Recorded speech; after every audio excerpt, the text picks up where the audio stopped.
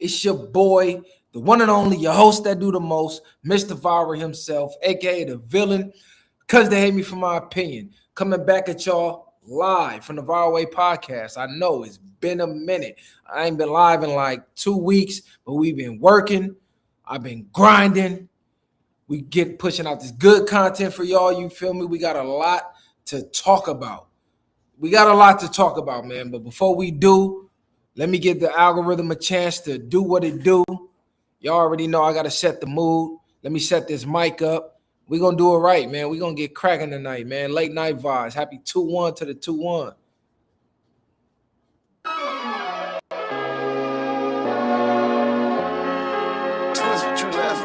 Whoa, look, it's time to go viral. I'm homicidal, I'm killing all my rivals. I'm the man, shit, I put that on the Bible. I Spotify my target, cause you know I got the title.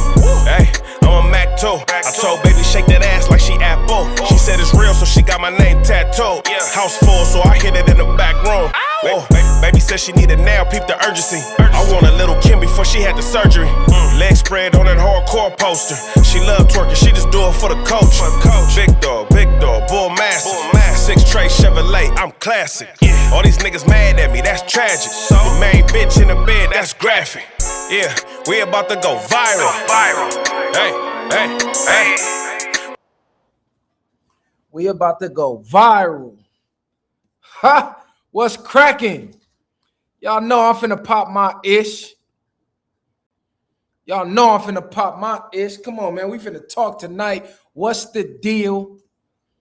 Ray Schwanda Davis, good looking, gang. You said I need more content. I got you, man. I'm back. You feel me? We had to get the Snoop Dogg content knocked out. I was hyper focused on that. We completed it. The interview is done. And yeah, y'all finna get a whole lot more content, man.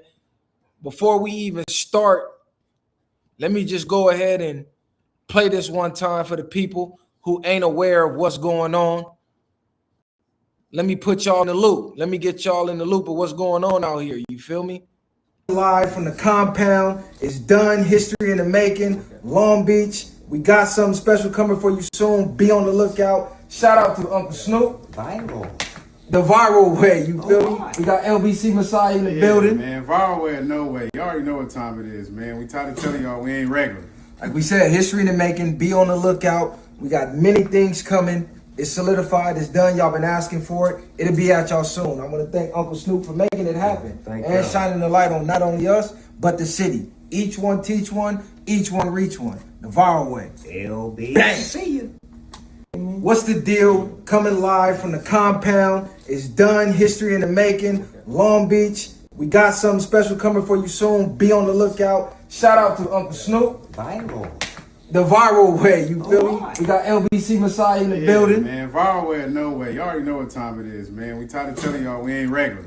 Like we said, history in the making. Be on the lookout. We got many things coming. It's solidified. It's done. Y'all been asking for it. It'll be at y'all soon. I want to thank Uncle Snoop for making it happen. And shining the light on not only us, but the city. Each one teach one. Each one reach one. The viral way. LB. Bang. See you.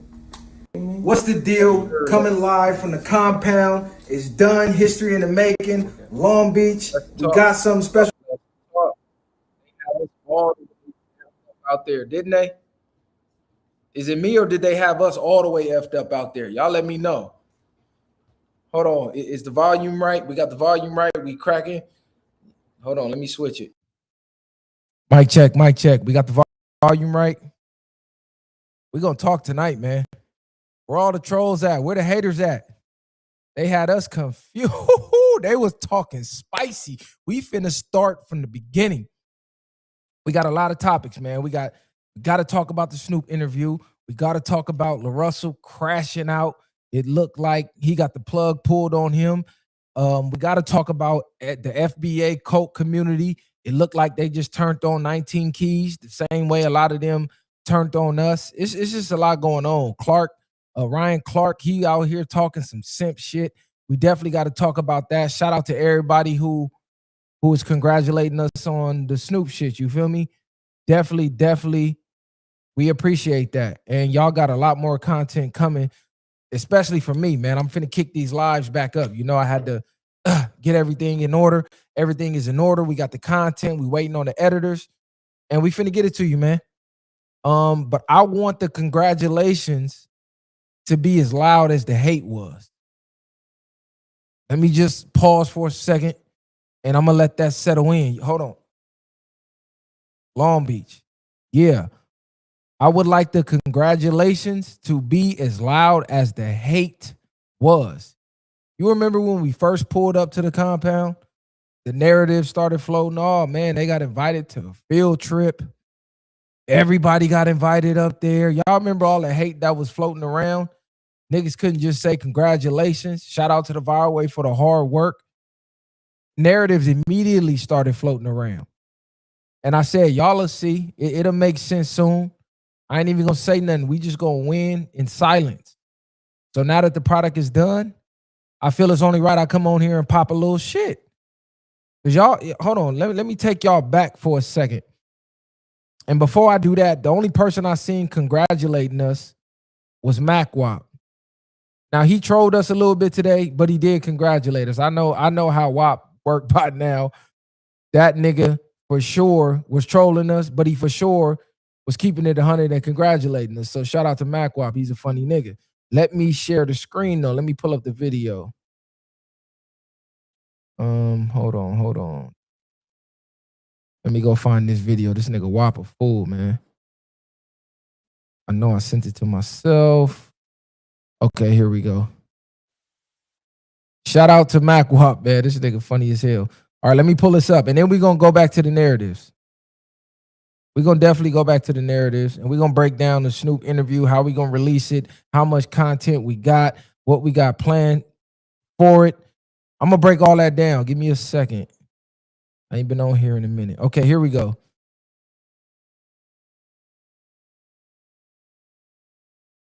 All right, let's get it. Our way here that I'm saying I got 10% Mexican, because you know how they get. Shout out my boys over there at Viral Way, man. They over there, they sit down with Snoop Dogg. You feel me? That's right. Shout out Long Beach, man. Shout out to Long Beach, bro. Y'all following in P Nice footsteps. I love to see that. Shout out, man. Shout out Long Beach on God in heaven.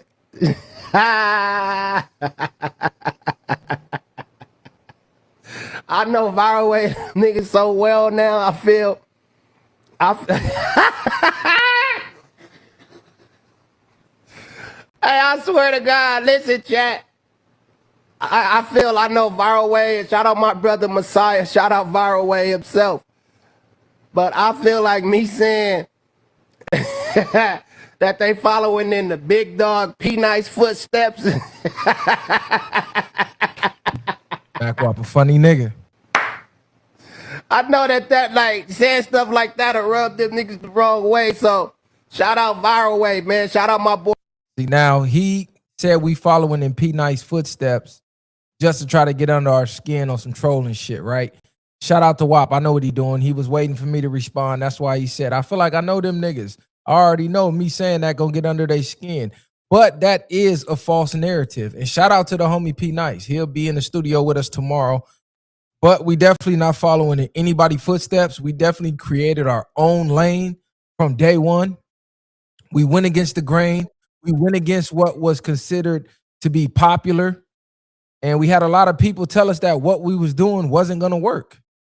We had a lot of people telling us what we were doing was boring. We had a lot of people telling us what we was doing wasn't going to work. But it looked like it worked. It looked like it paid off. And let's start with following in P Nice footsteps, right? Because you know I'm the narrative killer. That narrative shit don't work over here at the Viral Way.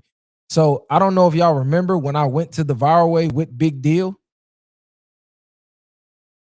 Let me pull the screen up because I kept the files. Y'all remember this episode, right? I went over to the Apollo, the infamous Stone Cold Steve Austin fist on teeth intro, right? Me and Keem had the viralist moment, or I should say I had the viralist moment. I pulled up the exact timestamp. Y'all remember it was another false narrative based off this episode. I got up and I went to the restroom, right? At the 4 hour mark, 4 hours, 8 minutes. No, bro. That tour shit made me look at the chat a completely different way. So watch me. I'm looking at my phone, right? It's like they just a I'm gonna name get up and I'm right gonna go now, to the but then restroom and if I'm gonna you fuck around explain and what go to happened Atlanta because or go to New York, then they become more than just the name. It's they like started now a it's false like, narrative oh, off of okay. this. I went to Vegas. So Nigga boom, from I the get chat up, pulled up. I go to the restroom, right? As you can clearly see, as I'm exiting the screen, I'm jumping on the phone. So let me rewind that just a little bit. I want y'all to pay attention. I jump on the phone as I'm That tour exiting the shit made me room. look at the chat a completely different way. Just 'cause- Now remember, they started a whole narrative based off of this moment right here. Keem did actually. So boom, you see, I jump on the phone. Now let me tell you, go look at the date this episode was released. Go look up the date that this episode was released. This was the date where I jumped on the call with Snoop Dogg. So that phone call right there that I got up in the middle of the podcast to take was actually Snoop Dogg. I wasn't going to say it back then, and I wasn't going to say it until the content was done. But the reason I was gone off the stream so long is because I was on the phone with Snoop Dogg. And we were talking about this interview that we just wrapped up the other day. So we've been planning this all the way back then. But Keem started a narrative that I went in the bathroom and I was on some powder. Or I went in there and I did some coke. Like, you know, just some dumb shit. Oh, Viral went in there and got his nose wet. A bunch of stupid ass narratives off of me on the phone setting up an interview with Snoop Dogg, the most famous person in the world, called me in the middle of the Apollo podcast. So of course I got the fuck up and I went in there and I discussed business. But you see how quickly the internet will run with a narrative, turn something positive into something negative. They had all type of narratives. Oh, Viral was in there, stomach fucked up, taking a shit. Viral was in there sniffing coke off a plate. All a bunch of dumb shit. Meanwhile, I'm setting up high power moves to elevate us to the next level. I'm setting up monumental, legendary moves, and then they turn that into a narrative. This is why the narrative shit don't work here. I just sit back and I laugh. See, sometimes you got to take the Machiavellian approach and just let people talk. They'll talk themselves into a corner they can't get out of. And this ain't me attacking Keem. This was just me keeping the files because I knew in the back of my head, once we wrap this up, I'm going to double back just to show y'all ain't no cap in my rap. But a lot of these jokes and shit y'all be listening to, if you was to know the backstory of the actual facts of the situation, the jokes wouldn't be funny. You wouldn't laugh. You wouldn't entertain it. Now, a lot of y'all entertain that bullshit. That narrative went on for about a week, but none of y'all knew I was on the phone with Snoop. See, Snoop went to the Olympics. Snoop was shooting a mini movie for his new album rollout, which we're in that, by the way. So when that dropped, you can go tune into that. You can see Mr. Viral himself with a feature in there. You can see LBC Messiah, he got his feature in there. And you can see Show, he got his sneak peek feature in there. You feel me? So it's a lot going on and a lot happened based off of the phone call that happened in the middle of this episode. But ain't that funny how narratives just go crazy with no facts? See, it's a difference. Either you putting out real or you just out here playing. And we can see who out here playing and who out here putting out real That's all I'm saying. But yeah, Viral way or no way. And now I'm not calling Snoop right now to prove nothing. The interview will be out as soon as we get it back from the editors. We got a lot of footage. We got a lot of footage.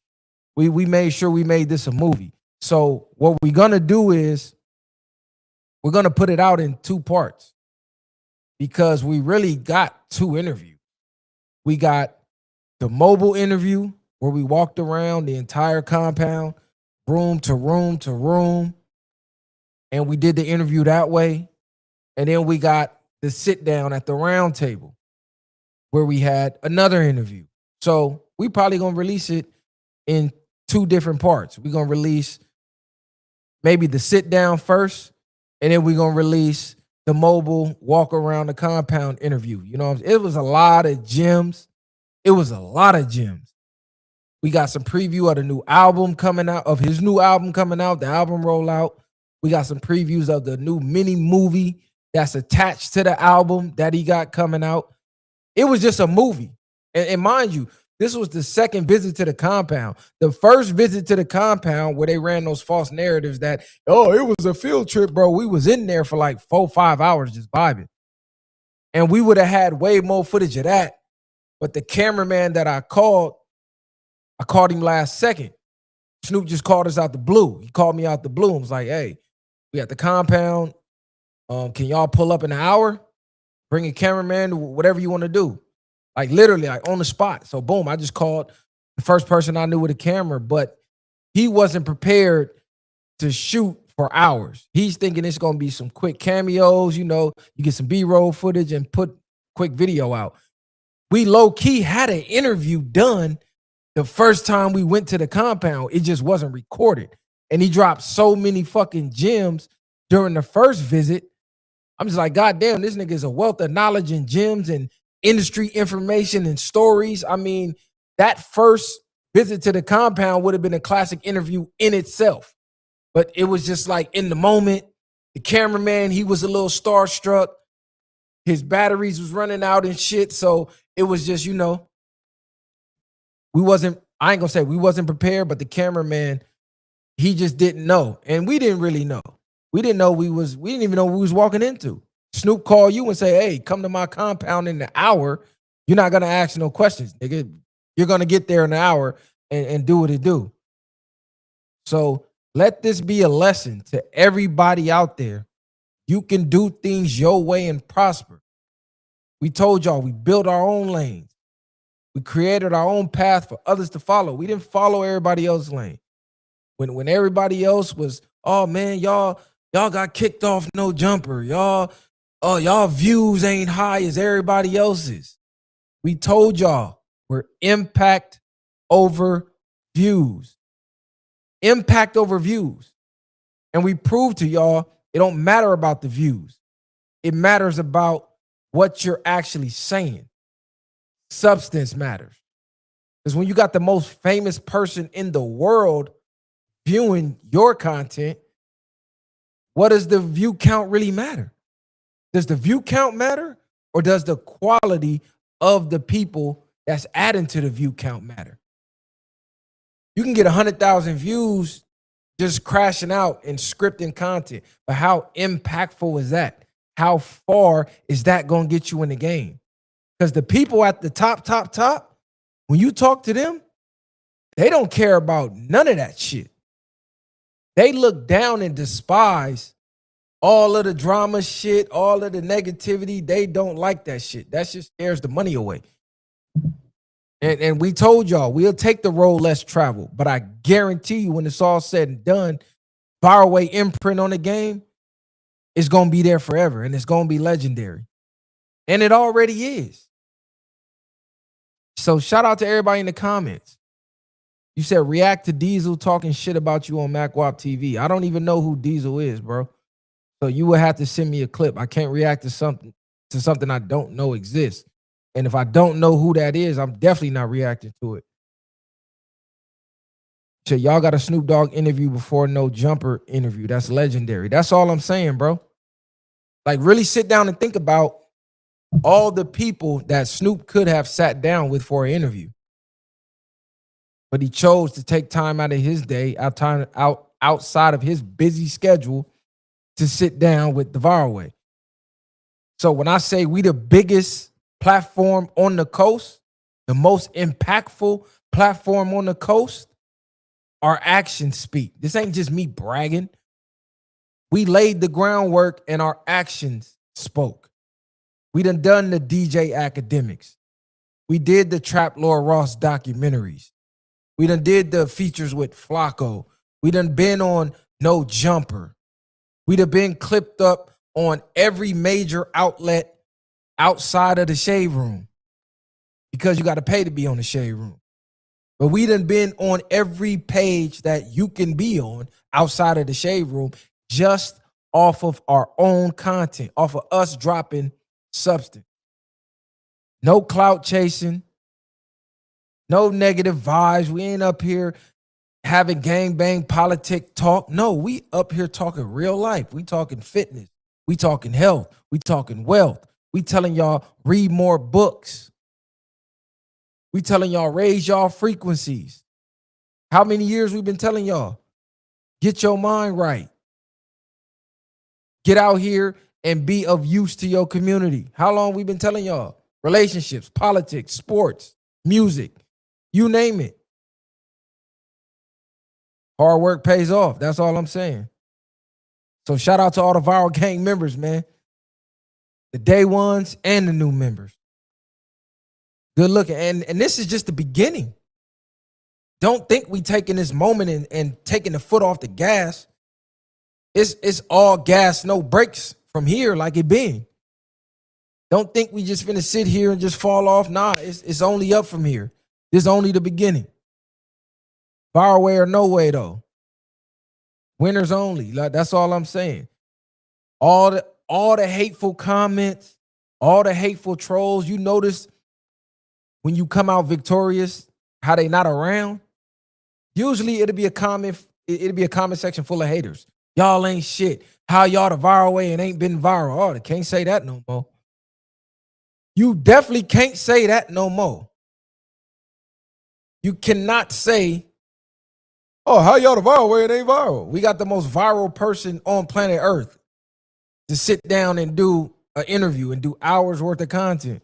So that shit is over with because no name that you can name in this industry is going to be bigger than Snoop Dogg's. It's going to have more recognition than Snoop Dogg's, more longevity than Snoop Dogg's, more worldwide notoriety than Snoop. It ain't one place on this planet where you going to find people that don't know Snoop. So it don't, like, them games is over. They can't play, they can't talk that talk no more. So now they got to find a new way to hate. They're going to have to go back to the drawing board and find a new way to hate. You can't use that line no more. So, like I said, once the footage get back from the editors, we'll give y'all an exact release date. I'm anticipating next week sometime. It's just as fast as the editors can get the editing done. Because the files are humongous. So I know it's going to take a while to get it all right, get it all perfect. It's going to be a fucking movie, I promise. So y'all just be patient and we'll get that to you. You feel me? Viral way or no way, but I told y'all. That's all I'm going to say. I might title this, I told y'all. Wise up. Happy 2-1 to the 2-1. The truth shall prevail. Didn't I tell y'all? The truth shall prevail. Even against all odds. You got to, like, let's just sit back and think how many obstacles we had to overcome just to get to this point alone.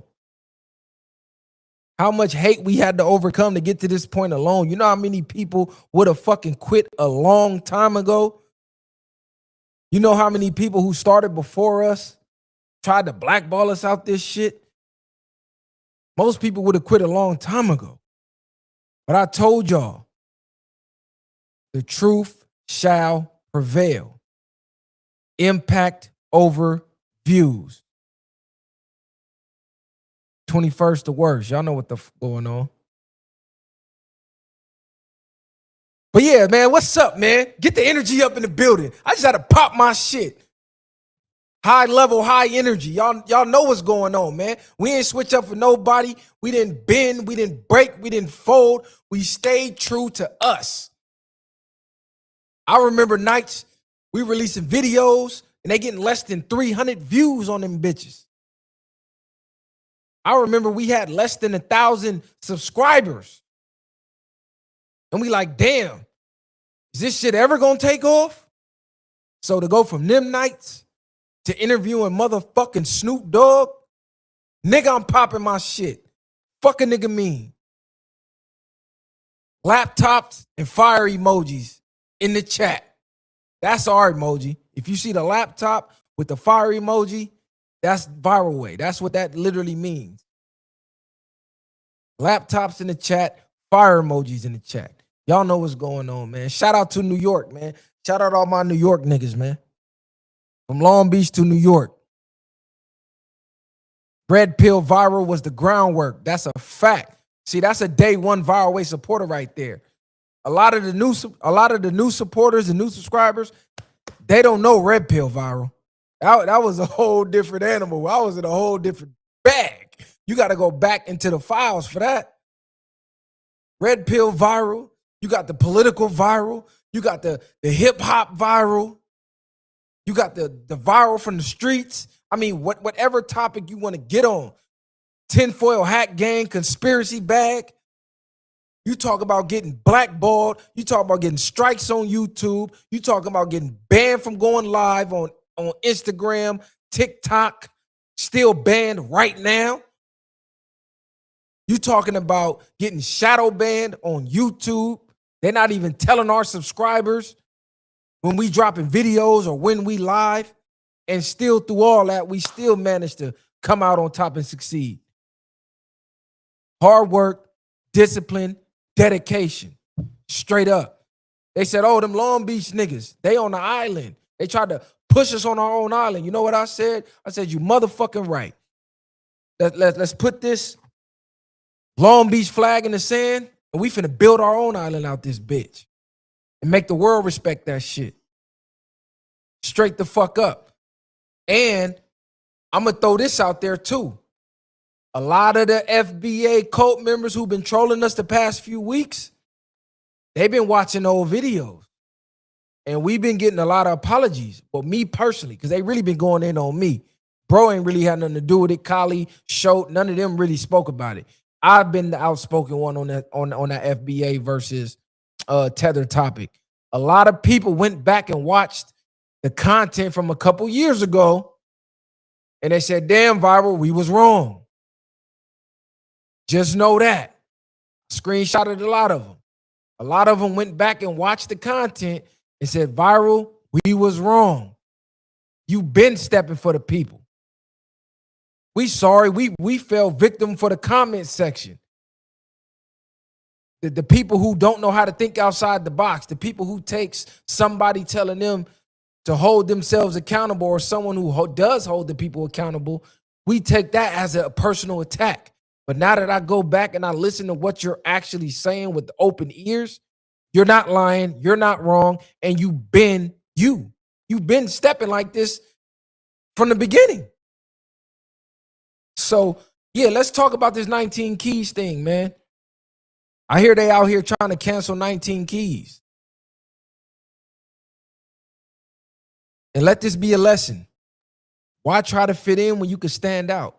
See, most people, they're going to get in this game and they're going to try to fit in with what everybody else is doing. Most people going to get in, they're going to see who winning, who's successful. Okay, I'm going to do that. Nah, we don't do that over here. We came in this bitch being ourselves and said we don't give a fuck who like it. We going to be ourselves and we going to leave our own mark. But yeah, let's get into this 19 keys thing, man, because it's crazy. How, look, love you today, hate you tomorrow. Just that fast, they turned on 19 keys.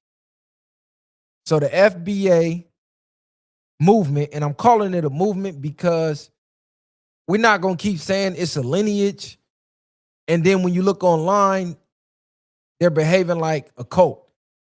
And not all FBA members either. So don't take this like I'm attacking, oh, I'm FBA and you attacking me. No, I'm talking about the ones who behave and operate like a cult. The ones who take criticism as hate and personal attacks.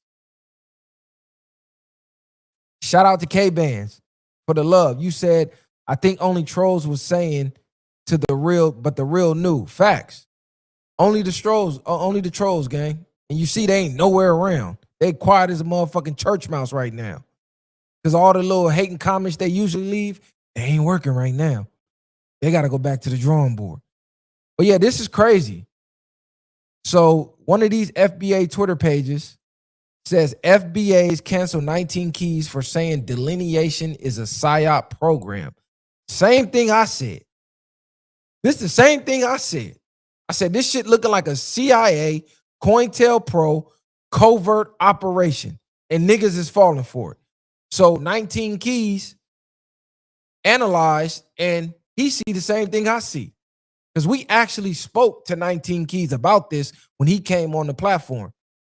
But yeah, let's see what 19 Keys had to say and what he's getting canceled for. I rock with some of the foundational Black American movement, but you gotta understand, and this is what you all are missing, because y'all act like y'all got a problem with Africans, and this is crazy. Because what you also gonna miss out is the opportunity to do business, right? It's a very simple, logical thing. All of the resources are in Africa. They're not in America. All the you can think about your ego can take you wherever you want to. Your ego is not the resource to build a nation. Your ego is not the resource that's going to change reality. No, you actually need resources and you need allies from all across. And in the midst of Africa going through its... Okay, so I'm gonna pause that there. Now, he made similar statements to what I made. Resources and allies. Resources builds wealth. You know what I'm saying? Hold on, y'all. Resources and allies. Now, if you notice, any major, I want to say infrastructure, built up on what? Resources and allies. You look at any powerhouse in the world, United States, Russia, China, what do they got? The Middle East, they got resources and they got allies. The only community that's disenfranchised and don't have neither is who? Is us. So he literally said nothing wrong, and he also shared the same sentiments that got me labeled as a tether. I said the same thing. I said, why the fuck would we not want to build a bridge to Africa when we got all the world's resources?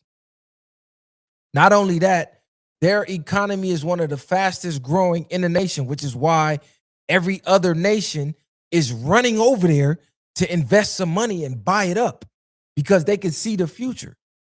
And it's a lot of fucking money and power to be made over there. But yet we're being tricked into saying, man, fuck that whole continent and fuck those people who look exactly like us. Never did I say align with the ones who hate us.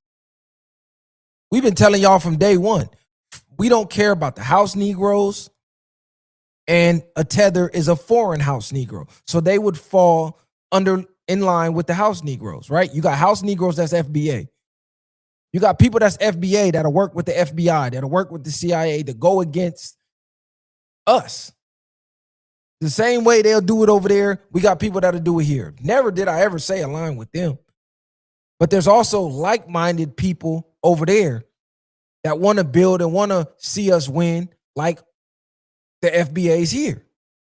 So to ignore that would be ignorance. To ignore that would be stupidity.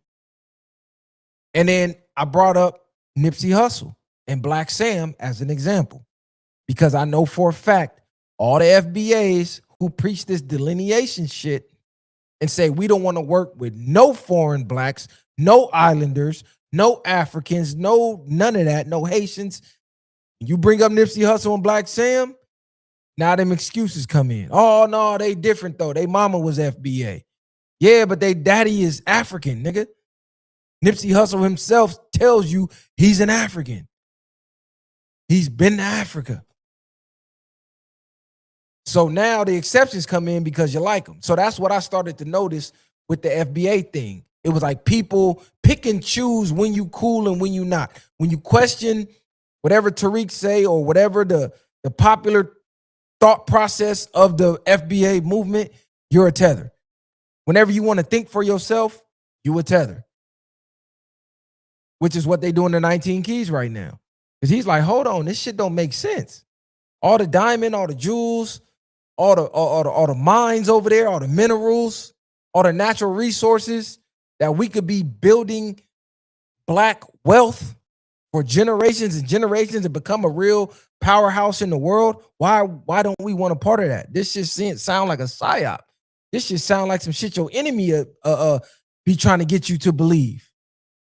So yeah, now they pulled up a clip of when he came on our show. Biggest revolution, we're the most disconnected from that storyline. So I believe it's a psyop, right? I believe that there's an aspect in identifiers, right, that is key, but then there's the aspect that the enemy is utilizing that against us. So Tariq Nasheed, come holla at us, because you the face of that movement, that whole tether and all that.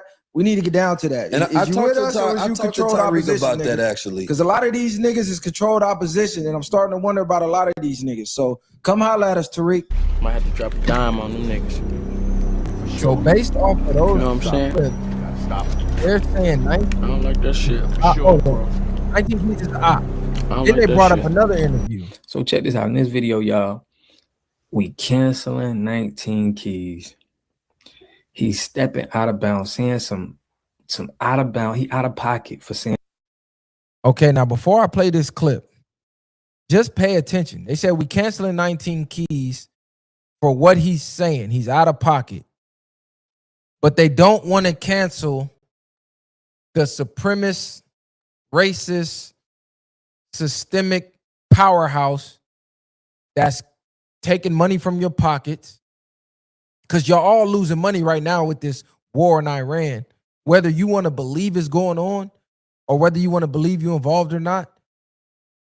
The ramifications of what's going on right now that's out of your control is affecting your pocketbook directly, your bank account directly.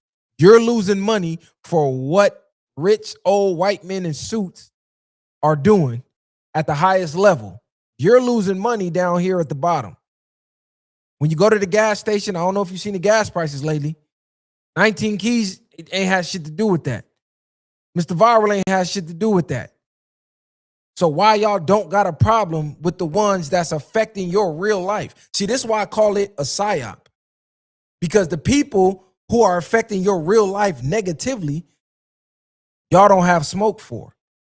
Niggas want to play clips of other black people critically thinking, not blindly following, critically thinking, and say, oh, we canceling them for being critical thinkers and thinking for themselves and not falling for the okie doke. See, y'all gotta watch the movements and the focus of the people y'all follow, and you'll realize who your real enemy is. Shout out to K-Bands. You said we've been trying to do that with them for 30 years now, though. And the same system that's fucking you over right now has been preventing that for 30 years with psyop after psyop after psyop. You ain't never noticed that? Same playbook, and niggas keep falling for it. And some stuff about FBA. All right. And it was on the Viral podcast. It's like now he's going on a tour of throwing shade at FBA, okay? And trying to call Tariq Nasheed a leader when nobody feels like Tariq Nasheed is a leader. Tariq Nasheed makes movies, okay? That's a lie. See, that's another lie they like to tell that I don't like. He says nobody thinks Tariq Nasheed is the leader. That's cap. Everything that they preaching comes from Tariq Nasheed. Everything that they preaching comes from Tariq Nasheed, bro. The whole delineation movement, Tariq Nasheed started that up on social media, making it popular. He didn't start up the word delineation. There were people in history long before Tariq Nasheed who talked about delineation, but he made it popularized to the point that this is the only thing they focus on. When you ask them what is the end game of this movement, they can't tell you. So Tariq is the leader. He coined the phrase FBA and he trademarked it for business purposes. If that don't tell you this is a fucking psyop, I don't know what will. Support what he do with starting the FBA, just like we support Unc and Mr. Tenderism. We're supporting our people at all-time highs right now. And I think a lot of brothers, they don't like that, in my opinion, okay? I showed y'all the clip of how he's sitting right next to the Viral Way, and they said that they think FBA is controlled opposition. Now, they look like they was from the streets. Now, And you see how they also always put words in your mouth? Not one time in that clip, not one time in that whole podcast with 19 Keys did anyone from the viral way or anyone who represents the viral way say we think FBA is controlled opposition.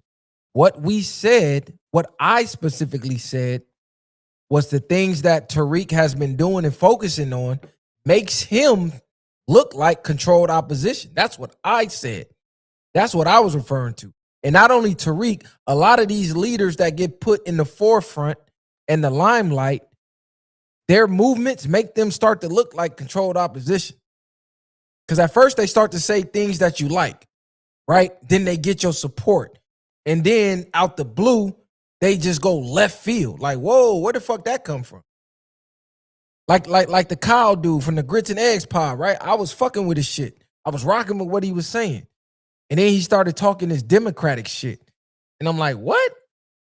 How you pro-black this and for the culture that? And then you start preaching Democratic talking points. And then we see you at these Democratic parties with the Democrats that we know for a fact has been fucking us over for over 100 years. So that's why I said, gotta watch these niggas that be in the limelight that start to look like controlled opposition. Because what I noticed with Tariq, and I go to his Twitter, only thing he ever talk about is fucking Africans and Jamaicans and Haitians. Never is he talking about going against the power structures. Never, fuck going against the power structure. Never do I really see him talking about us building our own power structure. So yes, let's delineate from tethers. Cool. Which according to y'all, by your own admission, tethers automatically delineate from FBA. So if they already delineating from FBA, we don't need to delineate from them because they already did us the favor, right? So now let's move on to the progress for us and our community. That's what I'm focused on. But this is crazy because who the fuck is this nigga to say he canceling anybody? Like these niggas be talking like they got so much power. When I say these niggas, I mean just random people on the internet. He just came, made a video and said, we're canceling 19 Keys. Who the fuck is we? Are you the voice for FBA? I thought it was a lineage and not a movement. Because you speaking like it's a movement. 19 Keys talked like he was from the streets at one point in time. There is never a time where it's okay to group somebody in with the police without no structured evidence. That's a violation. Okay? Why would they do that online? Why wouldn't you try to research, get some information to where you can show something factual to where you feel like you can call somebody the police? That's why you canceled at my point. You can't, that's not acceptable. All right. And go to your neighborhoods. Y'all from out there in California. Go to them neighborhoods out there. One of the all viral podcasts, you know, he's a gangbanger or ex-gangbanger. Ask your hood and ask your gang if that's acceptable. 19 Keys look like he's straddling the fence. He got some agent talk to him. And listen, I used to rock heavy with, I ain't gonna say rock heavy. I just support my people when I see. This don't sound like supporting your people, bro. See, people who support their people can sit down and have a conversation and learn how to agree to disagree or try to get an understanding from where he's coming from. So instead, as easy as he's telling us, hey, go do research, go get paperwork, go talk to Tariq, go do this to get understanding on his behalf, on your behalf, they don't want to do none of that. They just want to cancel you and call you a tether. They don't want to do take none of the advice that they give you. Oh, don't jump to conclusions. Go talk to them first. Get some understanding. But then when it comes to you and your opinions, oh no, you cancel, you a tether. It's like, come on, bro. The shit is crazy. Shout out to K-Bands again for the donation and the love. You said a tether can be from any race. MGK is a tether. Come on, bro. We're not even finna play those games. Nobody refers to any other race other than blacks from around the world as tethers, bro. You don't see nobody referring to no other race as tethers. Like, let's be for real. Him on liberation. I'm always going to support you. Okay, now let me get to this clip because it's crazy. He is not the head of it. It's their head, which would be Tariq Nasheed. Of the diaspora wars. You can't make this up. This is lame talking point. center head, which would be Tariq Nasheed. Now, he says that he is not the head of it. It's a lineage, right? And we are not a group, but he definitely acts like, the leader of the group, if you will. Very police shit right there. How the fuck is that police, bro? How is that police? Make that make sense. He says Tariq says he's not the leader of FBA, but he acts like it. Where in the world is that considered police? Like, these niggas just be putting false claims on people. That shit is crazy. He does act like he's the fucking leader, bro. When you go Google who created FBA, who owns FBA, Tariq Nasheed's name is gonna pop up. So where the fuck is that police? Like, they just say stupid shit. You're gonna go out and say, when a man says he's not the leader of a group, all right?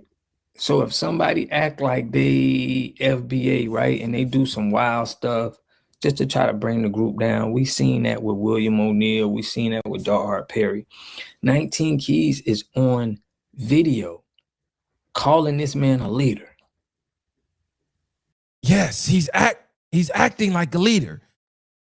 So he gets called a leader. Fuck are you? There's nothing federal about that. Like, you acting like FBA is a criminal organization group. And he's calling Tariq the godfather of the criminal organization group that's going to get hit with a federal RICO. If this is a lineage, what the fuck are you even talking about, bro? See, this is stupid ass talking points that I be talking about. Excuse me. If FBA is a lineage and he labels him the leader, where the fuck does that fall into police talk? At one point, Malcolm X was a leader of the black community. Martin Luther King was a leader of the black community. Rosa Parks was deemed a leader. Like, do we got to go back in history? The Panthers were considered leaders. So now you telling us we can't take black people from the community and call them leaders anymore? That's police talk? He owns the trademark for FBA. What the fuck is this guy talking about? Like, these niggas they don't even make sense when they talk, bro. And I'm not going to spend too long on this. I just wanted y'all to see the stupidity, bro, because it's ridiculous at this point. I don't know how anybody be listening to these dudes. Imagine if you in the streets and y'all trying to do something and you like, oh yeah, you on video saying that this guy's the leader of it. So right now, he's conflating FBA and comparing them to a street organization. So on one hand, they'll say FBA's lineage, but now he's talking about FBA like it's a gang and we got to keep the leader hidden. Like, come on, bro. What the fuck? Like, make it make sense, bro. What are you even talking about? You on a podcast. Stupid shit. Right, which is a separation. So it's very demeaning, right? They talk about delineation, right? They talk about Africans. So it's very demeaning, right? They talk about delineation, right, which is a separation and saying that, look, we are Black Americans. The way we treat and talk about Africans. Bro, do you see how Kenya and Nigeria and all of these countries are why aren't y'all sticking to what Africa is doing?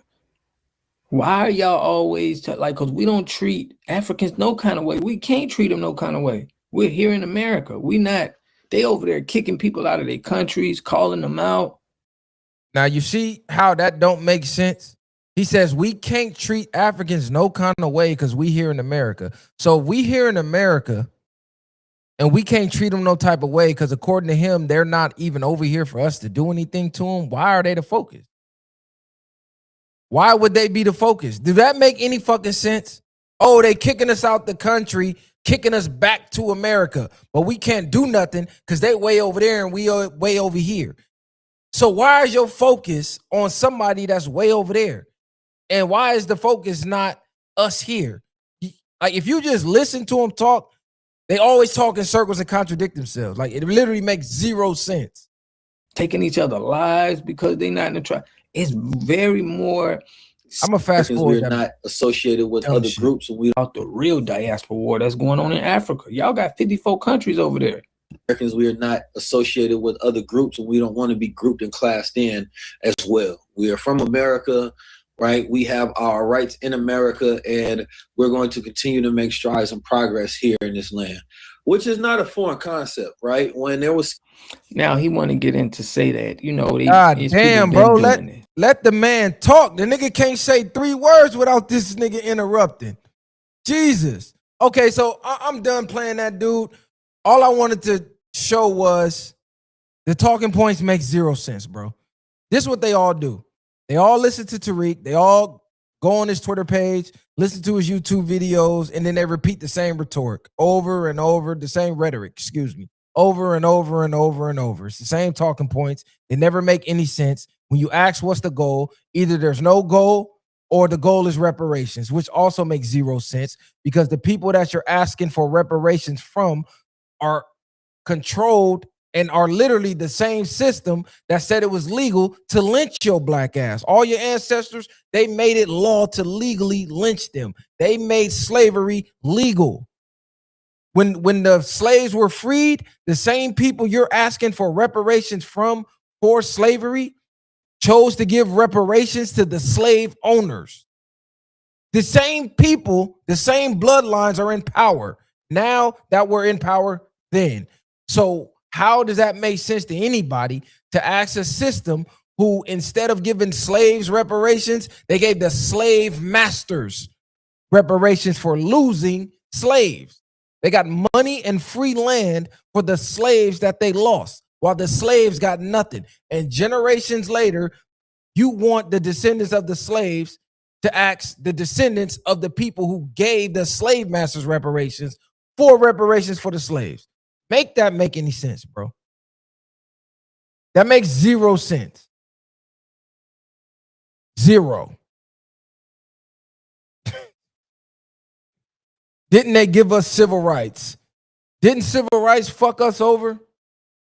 Last I checked, the black dollar stays in the black community for what, a couple hours now? And it used to stay in our community for what, a couple days, like a week when we had black businesses. Now we gave up all our businesses to be included in everybody else shit. Like, come on, bro, make it make sense. Y'all just say stupid shit. I'm not asking nobody for nothing. I'm gonna get out here in the world and I'm gonna make my way.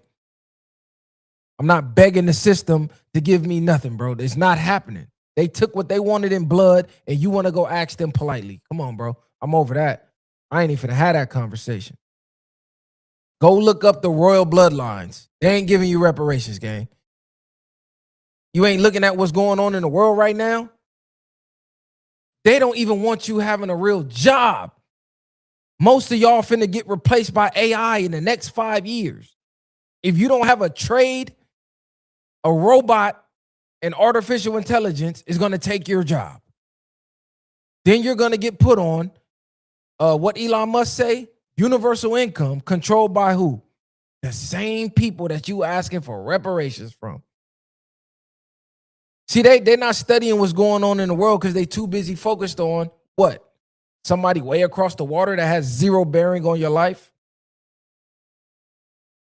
Y'all not paying attention to what the fuck is going on. This is why I can't get with these conversations, because I'm actually watching what's going on in the world. I actually care about what's going on in the world and what's affecting us right now. You know what? I'm going to read off some stats for y'all. I'm going to read off some stats because a lot of people, they don't understand what's going on with Iran is hitting their pockets right now. So while you focus on the tether that has 0 political power, has 0 influence over your bank account, all while ignoring what's going on right now.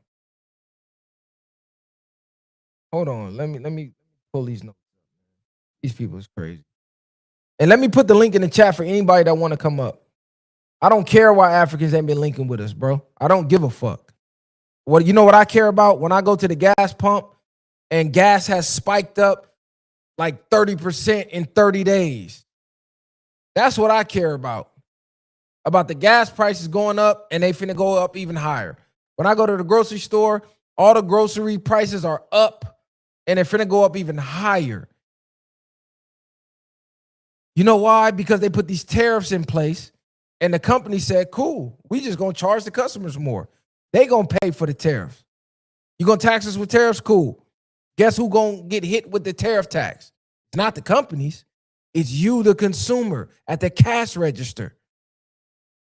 That's money coming out of your pockets. You're getting taxed. The Africans ain't doing that. They're not taxing you. You don't even got to buy from an immigrant if you don't want to. Y'all crazy as hell, man. Y'all is really ridiculous, man. Go look at how much the Iran war costs a day. And that's how much money is coming out of your pocket. I'm going to drop the link. My boy Reckless is in here.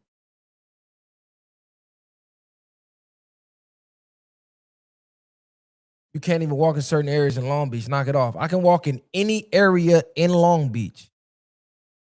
Any area. So I don't even know what the fuck you talking about. I can walk in any area in Long Beach. You name it an area I can't walk in, and I'll bet you $1,000 I will go live walking in that area. Reckless, what's happening?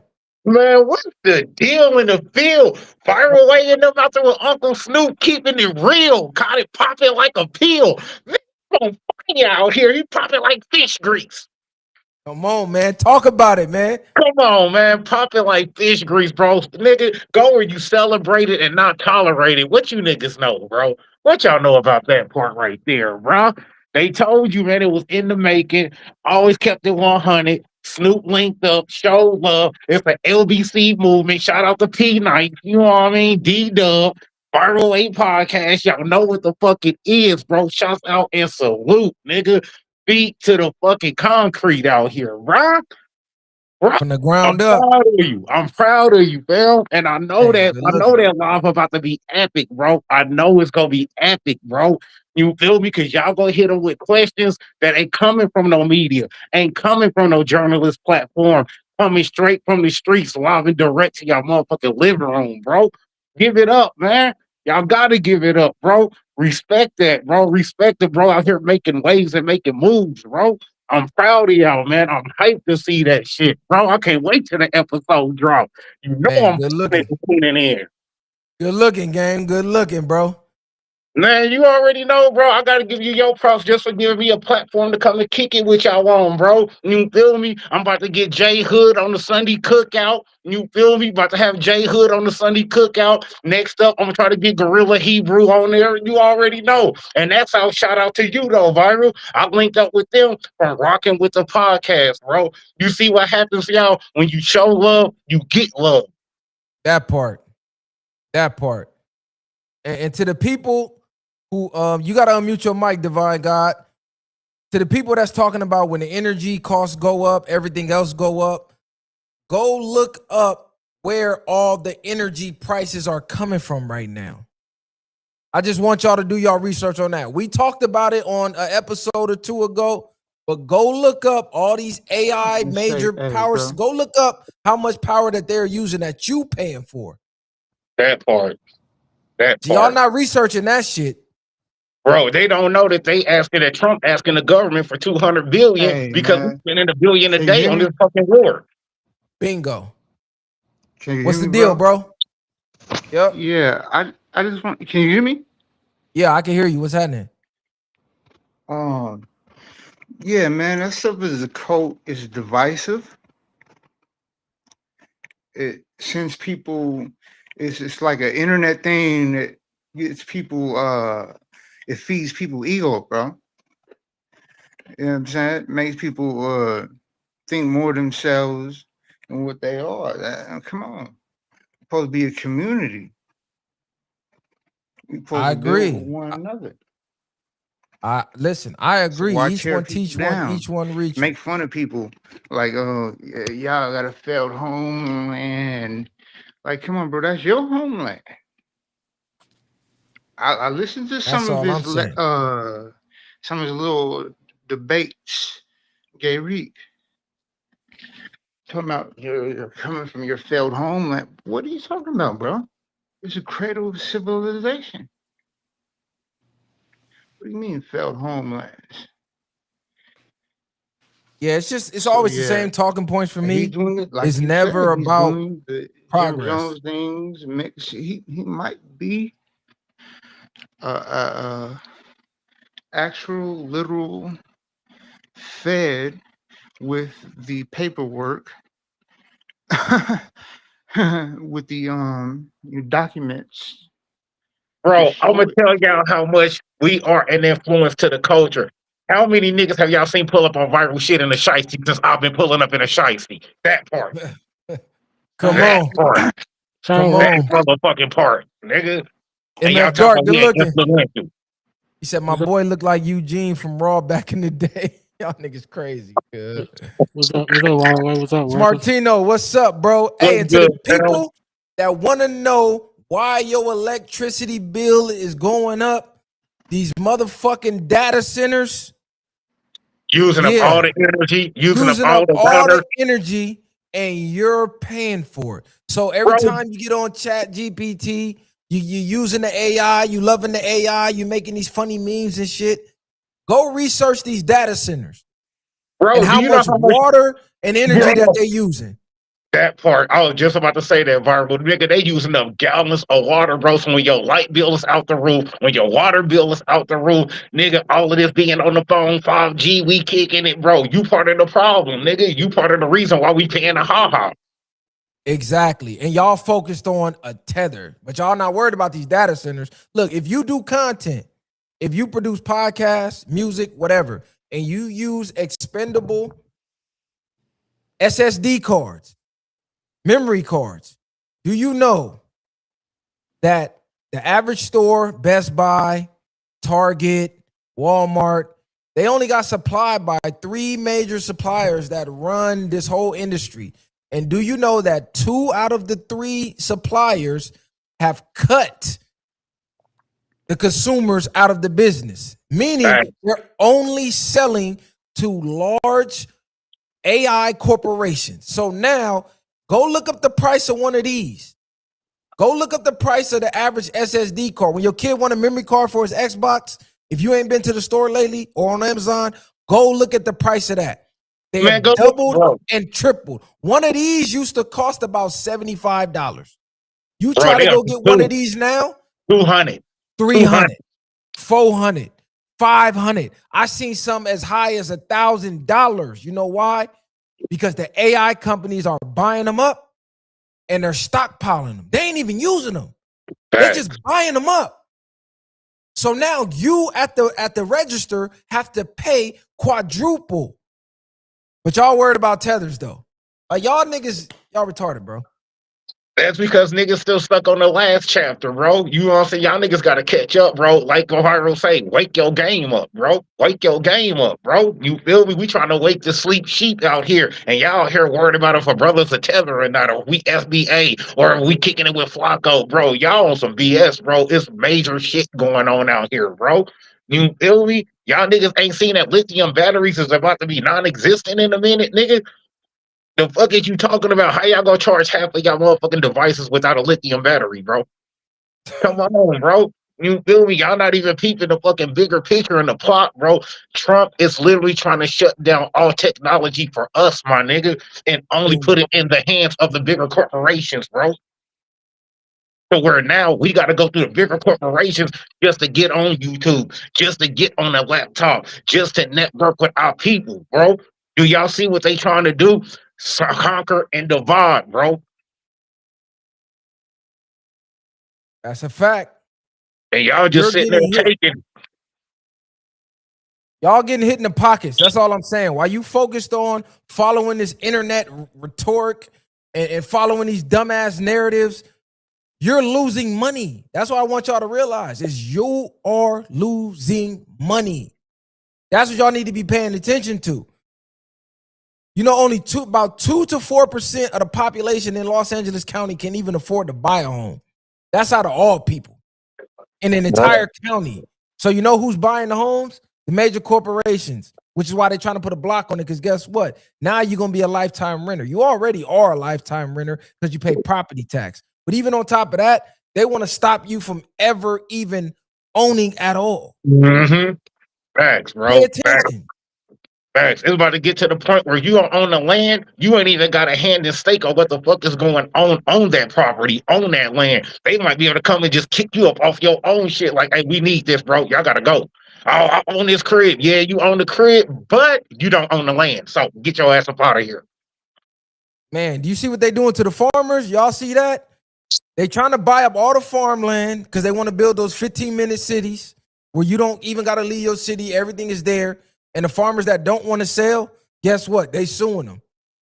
Because they know they can't afford to go to court for that amount of time. And eventually, they're going to either run out of money and have to sell it, or they're going to lose in court. Either way, they're going to get the land forcefully. But y'all not paying attention to that shit. And to keep it 100, bro, as far as that ain't nothing but the high-tech projects. The little cities ain't nothing but the high-tech projects, bro. That's the futuristic projects, bro. That's all it is. Trying to keep you enclosed and captured in that same-ass area. Yeah, we could count how many niggas is over here using the wattage, what they spending on. Come on, bro. They tracking niggas, bro. They're doing it to be able to track every movement we make financially, mentally, nigga, where you going, nigga? Where you going on vacay? Why you think we gotta have a real ID just to get on a fucking plane now? I ain't no terrorist. I'm from this country. But yet, nigga, me being born in this country, my regular ID ain't good enough to hop a flight. I ain't no felon. But now I gotta have a digital ID so y'all could track the ticket, track the flight, what number flight he on, where he going to, where's his departure, when his pickup date. Come on, bro. It ain't nothing but cybersecurity to the max, bro. Bro, you are paying higher taxes, higher national debt, and they just said they don't even know how high inflation finna get, but they know it's going up. It's gonna get worse, then it's gonna get better. And you know what their reply was? Well, it's some people doing worse than y'all. So at least be happy you ain't just doing as bad as somebody in the third world country. That was their answer. Right. Not knowing we about to be a fucking third world country in a minute, bro. You nigga, did y'all see what gas is in Cali right now? Down there $10 a gallon. I'm here, so I know. I just left the gas station. I'm here, so I know. Nigga, you have to drop $150 just to fill up your tank now, nigga. Bro, I see people in other states complaining about $3 gas. Nigga, I ain't seen $3 gas since before COVID. Bro, do you feel me? Even here, bro, they putting this shit up to $4 or $5 a motherfucking gallon, and that's hot for us. So just imagine what Cali going through. $10 a gallon, bro. Think about that, bro. Nigga, how many spots are you really going? How much traveling you really doing when you getting hit in the pocket $10 a gallon, bro?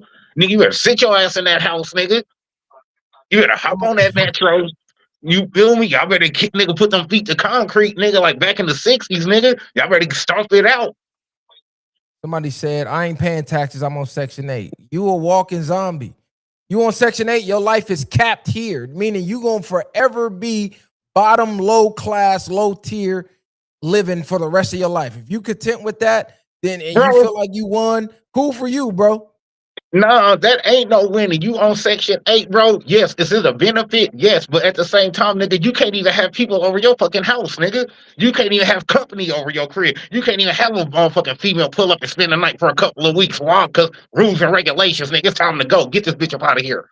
What you talking about? You ain't even got ownership of your own spot, my nigga. I could come in your house and I got more motherfucking rules and shit than you do in your own fucking house. I got more pull in your crib than you do. Talk to him, and they proudly bragging about that type of shit. You'll never be an owner of nothing. Like, that's crazy work. Shout out to West Coast Pressure. You said the new flagship phones, no more SD slots. Yeah, iPhone Ben got rid of them SD slots for sure. You know why? Because it's a lot cheaper to go buy a SD card that you could pop in your phone and have unlimited memory, terabytes on terabytes. Nope, you want more memory? Buy it from us. That's all that was about. Facts, bro. The same reason. The same reason why they took the motherfucking phones out the battery. I mean, took the battery out the back of the phones. Remember when we had the phones, we could slide the back piece off, take the battery out. You know why they stopped doing that? Because even when your phone is off, the fucking fans are still tapped in listening to your shit, bro. They still tapped in watching through your camera, nigga. Even with your phone turned off. What you mean? That's why they did that shit. So we can't disconnect us from the system. Disconnect yourself from the matrix, nigga. Man, talk to him. MF Dark, good looking. You said, do I think Jack Harlow is a culture vulture? Culture vulture. I don't listen to Jack Harlow, bro. So I don't even know if I can correctly answer that question because I don't pay attention to what he does or none of that. Man, come on, bro. Maybe Reckless can, but I don't listen to Jack Harlow. I don't pay attention to his moves. I don't pay attention to what he does in his personal life. I don't pay attention to Jack Harlow at all. Let me ask y'all this. Anytime they implant a motherfucking white boy into our culture, what is that? You can answer your own question right there. That'll answer your own question right there, bro. You feel me? Is he a part of our culture, a part of our history? You feel me? Is he rapping because, nigga, he really got talent? Or is he rapping because, hey, let me shift the direction over here so we can get some of that bread, get some of that revenue, get some of that light? Come on, bro. Y'all know that niggas are playing. Why you even go ask that, bro? Come on. That's like saying, is Vanilla Ice a part of the culture? What? That's crazy work. Hey, look, we finna, hold on. Who I got on here? KJ? KJ, what's happening? What's good with it? Man, y'all said a lot of crazy, goofy shit, man. Y'all niggas said, hold on, y'all said some shit, man. Y'all niggas just kept going on for like 30 minutes straight, man. I gotta get in on this, man. Come on, let's get in on it. Hey, all right, so niggas talk about data centers, first and foremost. Talk your shit. Who owns the data centers? What's one of the biggest owners of a data center? Talk your shit. Google? Talk your shit. So y'all niggas are using the same platform that you complaining about. Go ahead and talk your shit. First and foremost, that's what y'all niggas are doing. Secondly, y'all niggas are talking about what Trump is doing. Like y'all niggas just said so much crazy shit, man. Like the shit y'all said, I should have fucking been taking notes. Please take note. I'm gonna let you talk and then I'm gonna rebuttal because you came in here saying we saying crazy shit. Okay, because the data center shit. Let's start from first and foremost, and then that's what I was to say about the data centers. It's almost as if the getting rid of gas is a fucking scam. It's almost as if the Green New Deal was a fucking scam, and even AIs and everything else requires you to have fucking gas. Maybe that's a fucking scam. Who is pushing that shit? Democrats. You motherfuckers talk about, gas is $10 in California. California is a Democrat-ran fucking state. And you know why gas is $10? Do we all know why? Is that because the refineries are leaving? Because California, a Democrat-ran state, is taxing them the fuck out their money and they're all leaving and going to other places? And now there's only like maybe one refinery in California left that's actually refining the oil because the motherfucking Green New scam in California is putting extra taxes on everything? Maybe the fact that California has $5 in added taxes onto the gas price, just in gas taxes for environmental purposes, administration fees. Maybe that's the reason why gas is fucking $10 in California. Maybe that's a propaganda. Y'all niggas is blaming Trump. We don't even get our oil from fucking Iran. Stop, nigga, stop. We don't even get our fucking oil from Iran. We get our oil from Venezuela. We drill most of our shit. We are energy dependent. Sorry if y'all niggas didn't know that by fucking now. Hey, you all know right, you maybe that's propaganda, bro. Because hey, think about America's energy dependent. We got highest hey, you know gas prices, but we just raided in the oil Venezuela. field for like 15 years, right? Facts. I don't give a fuck. Everything you literally said, none of that was new, and we done been said this on the show, plenty of episodes. So then why are you ignoring the facts now? But P Game Viral, what he's saying, nigga, that's really propaganda because, bro, we just raided Venezuela. They got raw fucking oil, nigga, that we can and guess what? We just struck a mineral deal and the oil extraction deal with them.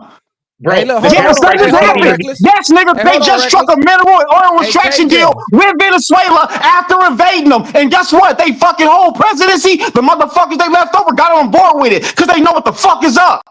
Hey, did y'all niggas know that? Now I want you to look up what they. Y'all niggas talk about chips. Hold on, y'all niggas talk about chips. Y'all talk about the AI. No. I want you to go look up what they're doing with the oil that we got from Venezuela that they said was coming to us. Go look that up. I know what they're doing with it. Where's it going? Is it coming to us? No, It's they're going selling to it. Canada. It's going to Canada. Where's it going though? They're selling it at a much higher price. They're making profit off of Are they free selling oil. it? Where is it going? Who you tell me? Who are they selling it to? Canada. Okay. Canada, nigga. Canada is the ones that's So getting it. okay, so they're selling it to one of our allies. Okay, great. Canada is not an ally of ours, bro. But guess what? They rely on us for fucking oil. Bruh, if you go drop They pay knowledge the and at least price. have your facts right We to your don't need to knowledge. like you to buy our oil, nigga. We don't give a fuck who you is, nigga. You buying or what? You buying or what?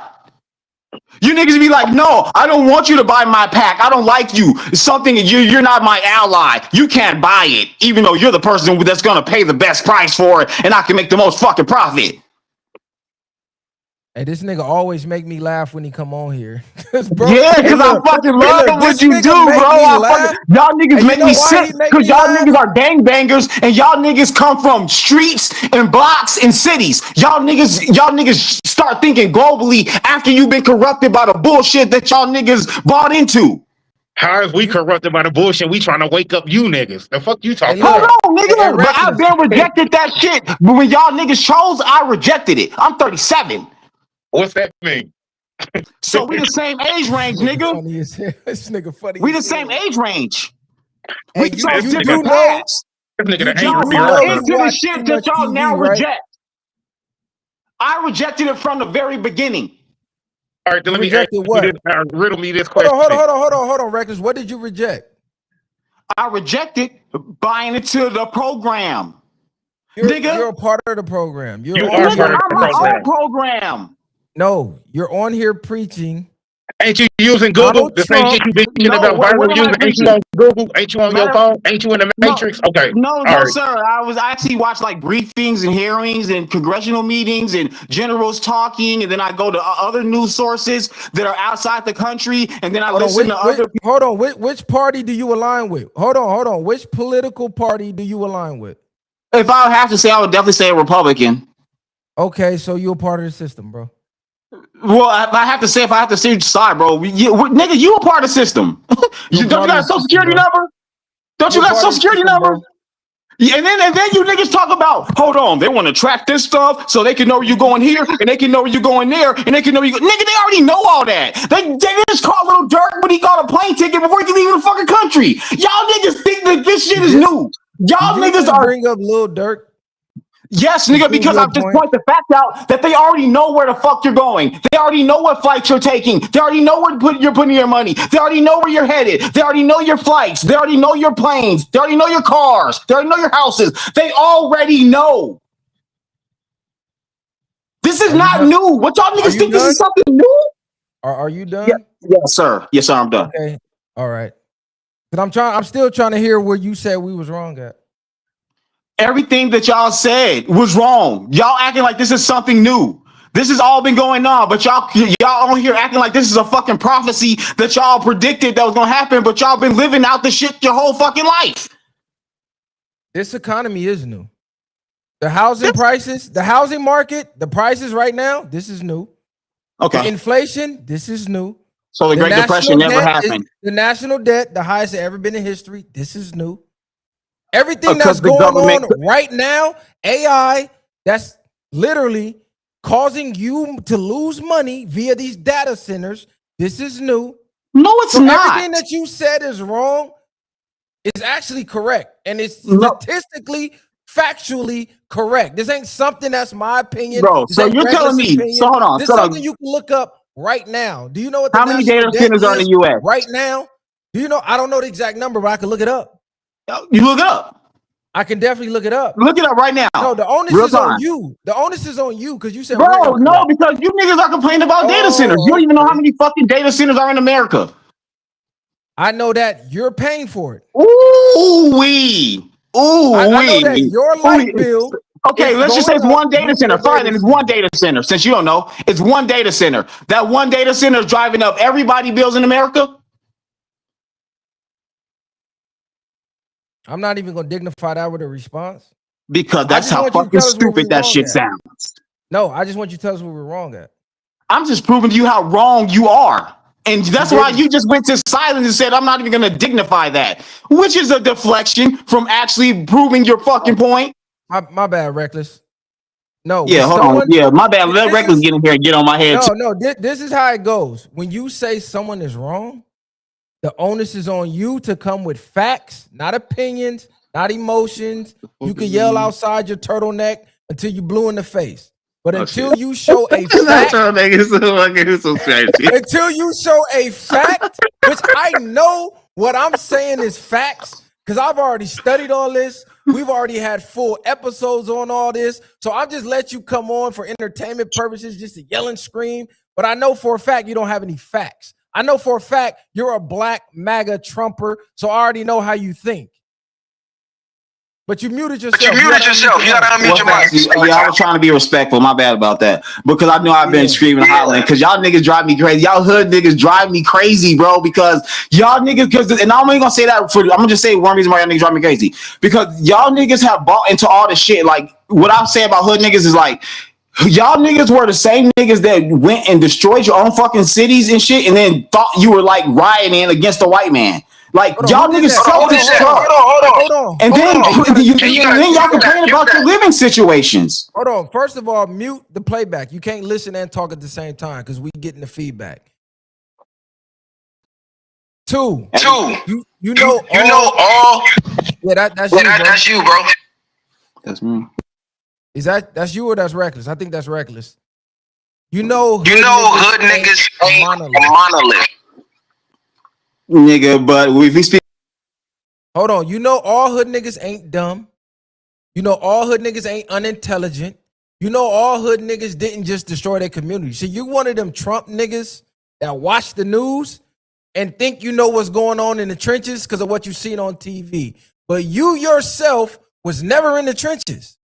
You yourself was never around niggas from the trenches. Because I guarantee you, if we lined our lives up side by side, and I don't even know you, but just because I know how you think, I guarantee you that I lapped you in life. And I'm a felon. And I've been to prison, which means you had a head start on me in life. And I guarantee you, I done already lapped you. What you want to bet? And I'm one of those hood niggas. I guarantee you I seen more of the world than you. I guarantee you I make more yearly than you. What you want to bet? Matter of fact, you're right. Listen, what state you in? Nevada. But check me out. You in Nevada? Yeah, but check me out. I'm not even gonna compete with you because I'm not really into that. Hold on. Where are you originally from? Chicago. Chicago? Yes. Okay, so what made you move to Nevada? Hey, who playback is that? You gotta turn the volume down on whatever you playing. I can hear myself talking. Hey, look, see, I know how these niggas think, bro. They think all hood niggas is just some dumb, ignorant niggas that don't know nothing about life. I could bring 5 of my homies in here right now that lap this nigga. And all these niggas been to prison. But I guarantee you, all of them went to prison, got out, and became more successful than this nigga. He just think we all just shot the neighborhoods up, went and fucking rioted and burned our neighborhoods down. No, that wasn't us, bro. Can you hear me? Yeah, but we still getting feedback. Bro, I promise, like, I don't have nothing playing in the background, bro. Like, I'm gonna cut off this. I got my TV on, but that shit is like on mute. Cause I don't hear from Reckless. Well, hold on. I'm gonna let Reckless talk and see if we get the feedback. Hey, Reckless. No, he still got YouTube open through his phone and shit. He got to close it out through the background of his phone. Oh, okay, yeah, you gotta close it from your phone or some shit like that. Hey, look, the same niggas who get on here and say, oh, you street niggas, you hood niggas, these be the niggas that worship Malcolm X like he was in Detroit Red first. Thank you, bro. You got a black man defending white billionaires that have zero interest in his well-being. These one of them niggas who be looking at the news and be like, man, you seen the Dow? You seen the stock market? Nancy Pelosi and them is making more money than ever. America's back, baby. Meanwhile, he's not making a fucking dollar. Man, he's still making minimum wage. This nigga ain't making a dollar. I just let niggas like this talk because he done been on here a lot of times. So you got to just let him talk and yell. He's not going to bring you no facts.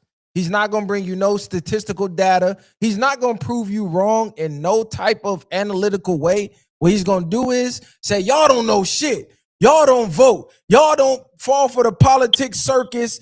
Y'all don't fall for the lies of these politicians. Y'all just some ignorant hood niggas, and that's his whole argument. When you ask him for facts, you know what he does? He tries to ask you, how many data centers is it? No, you told me we was wrong. So now the onus is on you to prove it. I'm not going to give you the information because if you watch the show, you know we already did a segment on data centers. Facts. And let's keep it 100. As soon as he said he aligned with a political party, you already took an L right there, my nigga. Hold that. Hold that, bro. Hold that. What is you talking about, bro?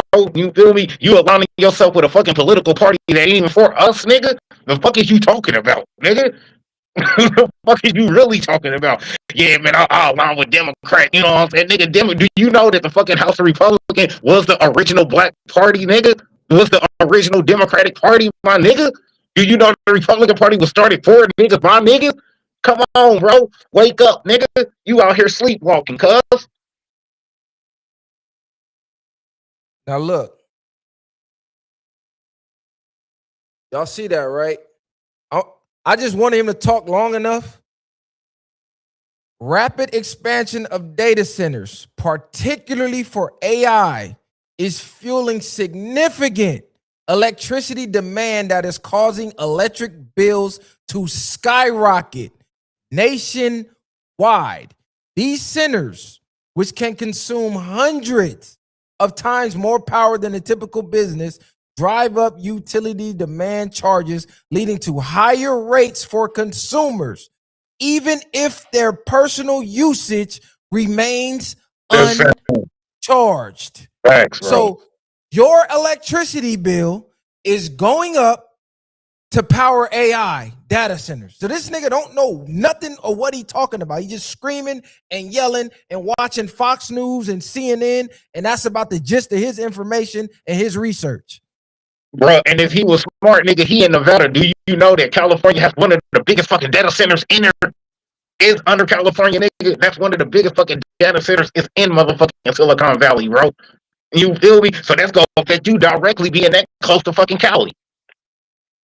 This nigga telling me about the oil industry. Like I didn't work in the oil industry for 14 years straight. Man, he acting I know like that shit like the back of my hand.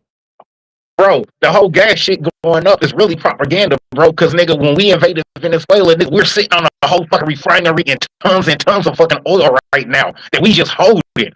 Nigga, they just up their shit for a reason to up this shit, nigga. That shit's propaganda. We didn't have to raise the gas prices, but, hey, we at war. We trying to get that dollar, you know what I mean? You know, it's $1 billion a day. We got to go to the House Senate and shit and ask them for a $200 billion fucking loan because we running out of fucking money for this war. How you think they gonna make that shit up? They got to up something, nigga. He's talking about oil prices. I was the one that came on here and told you fossil fuels in itself was a scam. Scarcity of oil on Earth is a scam to make money. Because, you know, there's no money in things that are unlimited, which oil basically is unlimited, bro. It'll never run out. The earth literally regenerates that shit like the blood in your system. It'll never run out. We'll never run out of oil, ever. But they have to tell you that we will so you can pay the high. See, he don't understand that. He still believes fossil fuels. They took millions of years to break down the fossils and created. He believed that shit because he didn't do no fucking research. One, he never worked in the oil field. Two, he don't know what the fuck he's talking about. He don't even understand how oil prices become the oil prices. He heard a news article on Fox that said, oh, some refineries are leaving California, but he don't even know why. It's like he don't even know why people don't like to do business as far as oil in California. He don't understand the rules and the regulations of the state of California versus somewhere like Texas or the Middle East. He can't tell you the difference or why. Thank you. Can he tell me the difference between crude oil and raw oil and which one is used for fucking gasoline and which one's not? Come on, bro. Man, I can tell you the difference. Stupid motherfucker, and you'll tell me you don't know the difference between California and motherfucking Texas. The main motherfucking difference is the fucking regulations that it takes to fucking drill the oil. That's the biggest difference between Texas and fucking California. How about that? Do you know what fracking is?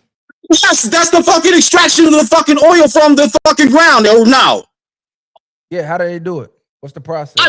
They drill, and then they get deep enough to get it from the ground. They bring it up, and then they send it to refineries, refine, and then they ship it to where it needs to go. Or that's just the overall little summary of it. I know you know more in depth with it, but I've never been in the oil field because I know you have the appeal to authority argument. I don't have appeal to authority argument. I got real life experience. That's why you're saying you never worked in the oil field, so you must not know how to, even though people that invest in oil never work in oil fields and they make billions of dollars every year. But I guess they don't know what they're talking about. But I'm invested in it. Like Phoenix Energy, I'm invested in that. So I'm invested in oil. So what are you talking about? I'm invested in energy. And you can invest in whatever you want on the internet. It's like being. But you just said that I'm not making any money from doing this. You said I just believe this shit out of thin air. You told me. Hey, look, it's like a nigga in jail. If y'all ever been to jail, know somebody in jail, they got all these magical stories of what all the street stories in the world. Thank you. In the real world, where you can't prove nothing in the cell, they done all this magical shit. Everybody was a kingpin. Man, I had all the bitches. Ain't getting no packages, no mail, no phone call, no visits. But on the street, he was a kingpin. So now he got stock in all these oil and energy companies. Man, I'm not saying I'm rich, bro. Bro, check me out, bro. Check me out. Y'all listening? Bro, I go to work every day. I gotta wake up in the morning and I gotta go to work at fucking 6 a.m. Bro, I make like $30 an hour. You feel me? I go to work every day. I get tons of overtime. I'm not like some rich billionaire nigga, but I saved up my fucking money and I invest in shit that motherfuckers pay the premium for now. So you telling me that me investing in energy was not a good investment because I work a 9 to 5?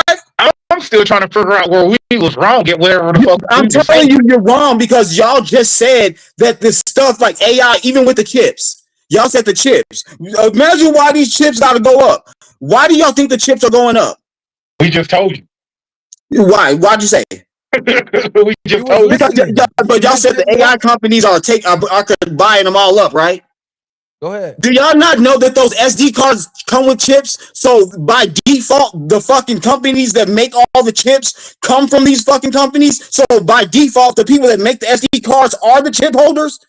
They've been on those. Those chips, the things been on those. Y'all just catching up. Y'all just catching up. Y'all late to the fucking party. Matter of fact, that they was stockpiling them goofy niggas. Okay, matter of fact, did y'all invest in NVIDIA? Did you take the vaccine? Let me ask you that. Did you take the vaccine? Yes, he took the vaccine. No, I promise I never took a vaccine, bro. Trump told him to do it. Of course he did. Trump never said take a vaccine. That was Joe Biden. That nigga told you couldn't go out your house. That nigga matter of fact, Gavin Newsom told you to put a fucking mask on and then eat your food and then put the mask back on. That nigga stop. Nigga, that was not true. Hey, y'all and you outside with a mask on, even though it don't block fucking COVID, nigga, from coming in or out with those. Hey, hold on. We ain't gonna talk. Hey, we're not gonna talk that on here because no, but he in the house with a mask on. He looked like the type of nigga to be driving with a mask on. Nigga, shut up. Hey, bro, you look like the type of nigga that breaking. Hold on. Let me ask this nigga. Hey, what you do for a living? What you do for a living? I lumber. Do what? Lumber. Lumber? Yeah. Like what you do though? Like lumber. Lumber, nigga. Just all I'm in the lumber business. What do you do, nigga? Do you sell lumber? Do you collect? Like what do you do? This nigga said I move lumber. I work at a warehouse, nigga. Lumber, moving lumber, shipping yard, all that type of shit. Shipping yard, lumber, moving it, hauling it, trucks, trailers, all that. Yeah, that type shit. Okay, so you a forklift driver. That's a truck billionaire invested driver, into an oil company and an energy company. Yep, got tons of money saved up, nigga. Living in a nice place, got a nice credit, got cars, no children, nigga. Traveled before, probably not as many places you've been, but I've been out the fucking country. So, nigga, and what I'm saying is the thing that you're talking about, nigga. You niggas, you jail like, but you're talking about jail niggas. What I'm not talking about, I never said jail niggas. I said gang members. I never street. You niggas got to think of difference. A street nigga and a gang member are two different things. Yo. A street nigga and a gang member are two different things. I said gang members specifically, and I said gang members specifically, and I said gang members specifically because y'all niggas, because a lot of gang members fall for the streets, blocks, cities, and states kind of shit. And then y'all niggas come out and try to tell us about global shit that y'all niggas ain't even been studying on. You telling me what you just told me about data centers, and you talk about data centers. You talk about data centers, but you don't even know how many data centers are in America. Hold on, bro. But you've been studying from your forklift. You gonna tell me you drive lumber around from a forklift, and you telling me about data centers? Yes. Hey, you can be whatever you want to be on the internet, kids. That's all. No, bro. I told you I have a 9 to 5. Y'all niggas crazy. Y'all really be crazy on this internet, bro. Like you do you hear yourself right now? Yes, I hear myself. So yes, I hear myself. I have a 9 to 5. Were you here when I literally read off verbatim how data centers are causing electricity bills to go up? Yes, they're causing a lot of energy. Data costs a lot of energy. That's a well-known fact. Wrong, nigga. You telling me that data centers are making your energy bills at home go high? Do you not? That's bullshit. Do you not see people saying I'm cutting back on my lights, I'm cutting back on laundry, I'm cutting back on television, my power, my AC, but yet my bill is higher? You know why that is? Oil. For instance, how do you get electricity? Seriously, I just need to know, how do you get electricity? Do electrical plants not run on oil? Reading is fundamental. God damn. The whole world runs on oil, bro. It's plain and simple. Data centers need oil to produce energy so they can run. That's why the prices are high on energy, because oil prices are high. Hey, this nigga been breathing in too much of that motherfucking radiation forklift exhaust. He under them data cell towers. That's that 5G. That 5G fucking his brain up. That shit fucking frying his brain, bro. My nigga is deep fried. Hey, bro, let me tell you, nigga, this is what he look like. He look like the type of nigga that break in bitches' house to eat their ass and yell at them. I'm gonna break in your house to eat your ass and yell at you while I'm doing it. That's that nigga. Hey, I just bring him up when I need a good laugh, bro. This nigga comedy, bro. Pure comedy, he gonna blow a gasket right now. Man, yeah, nigga gonna have a heart attack on wall at the tender age of 30. I'm still waiting for him to tell me some statistical facts. Data. Right. Where are we wrong? I still want to know where we wrong. Don't tell me nothing about what Trump said. Tell me data, statistics, cite your sources on where you're getting your information, and I can pull it up right now. My nigga just did a motherfucking right off the forklift fork, nigga, and jumped on the live and start going crazy in this bitch. Did a whole unemployment long of it. Hey, this nigga said, I'm invested in the oil companies. I'm invested with the billionaires. I said, what you do for a living? This nigga said lumber. You do lumber for a living, gang? Like what? Yeah, he do lumber just like this. Okay. Like I know this is funny. I know this is funny because like niggas don't think long term. Niggas like think like today, like tomorrow type shit. Like niggas don't think about like investing in shit, leaving shit to people. Niggas don't think about accumulating things in mass. I'm not gonna say viral don't do that because I've seen your shit. You have like a whole social media thing or whatever. Only thing I really fuck with viral. You know what I mean? And I really love what you do. I really do, my nigga. I'm not like a fucking hater, my nigga. I promise, my nigga. I don't be the. You'll never hear me trashing you or nothing. I just have a different political view as you. You know what I'm saying? Like that's the thing I don't. Because I see you in intelligence, nigga, and you know how to maneuver. You know what I'm saying? Like you actually think before you talk. You know what I'm saying? You probably think before you make moves. You plan ahead type shit. Like I respect your shit. You know what I mean? I really do fuck with it. I just don't think like because like even like the shit you say like they're two parts of the same thing or whatever. It's just like it's two different sides to it. Like even dude talk about the Republican Party was built by black people. So then why did black people turn on the Republican Party and start voting for Democrats? Do your research, nigga. Hey, So you the do party know. switched. I got you. Hey, look, you do know two things can be true at once, right? Yeah. We did actually start the Republican Party. That's number one. Thank you. Number two, it is We not built in the that shit. benefit of us anymore. That's what Why I'm not? saying. Because we turned That's our what back I'm on saying. it. No, it's two sides of the same coin. They both. But I'm work saying, when did it stop becoming beneficial for us? You do realize our government is controlled by outside forces, right? Like you smart enough to know that, right? Yeah, but I just want to know, when did the Republican Party, like when exactly did it stop becoming beneficial for us? Was it before or after the Civil Rights Act? We've had shows on this. I'm not gonna go back on that. I'm gonna let people research that. But I will say, so for you to say you are smart enough to know foreign, whatever you want to call them, entities run our government, control. I'm not our even gonna say that, honestly. No, I don't agree with that actually. So how don't you? Okay, so with all the evidence that you've seen, literally just over the past year, just attach. Fuck the conspiracy theories. Just attach to what you've seen in the Epstein files that were officially released, the parts that weren't redacted. How do you read that? How do you read that factual documentation and still believe in the political system? How? You seem like an educated brother. That's the thing that I've never really believed in politics. Like that's the thing. Like you just said that you align with a politic party. You just said that you align with a politic party.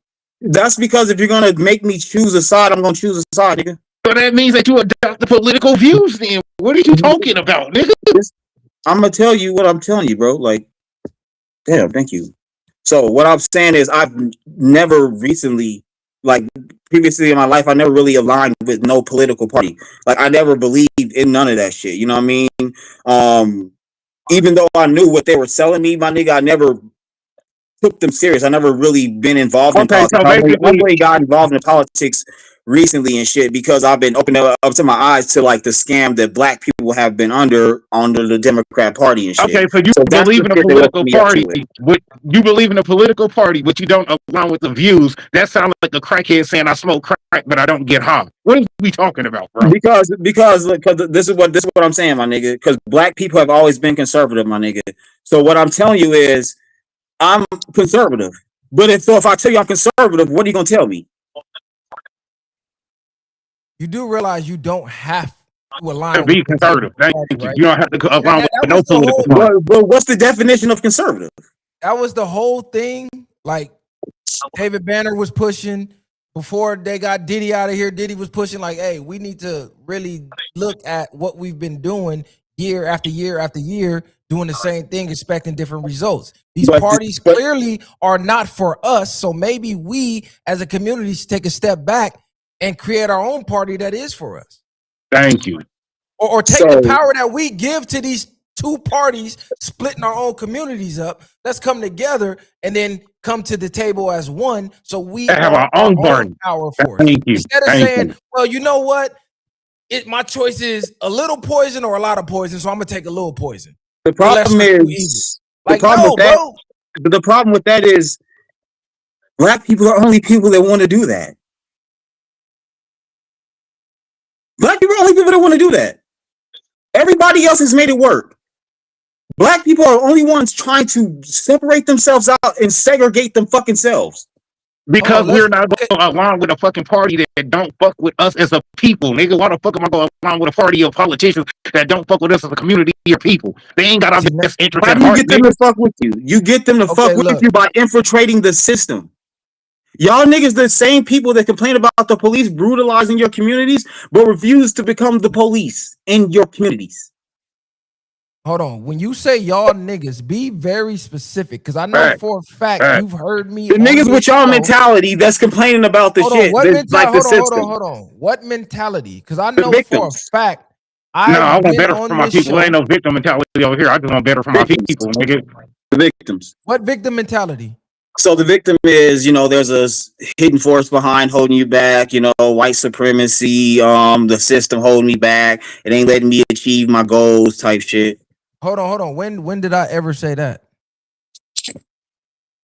The system. Y'all niggas just said the system is Quote me on what episode, what timestamp, just what now. clip that you no, I said there's foreign entities that control our government, that tell our government what to do. That's not victim mindset. That is an actual fact. When Charlie Kirk found that out and found out he was a public of that system and he revealed that information, that's when they got him out of here.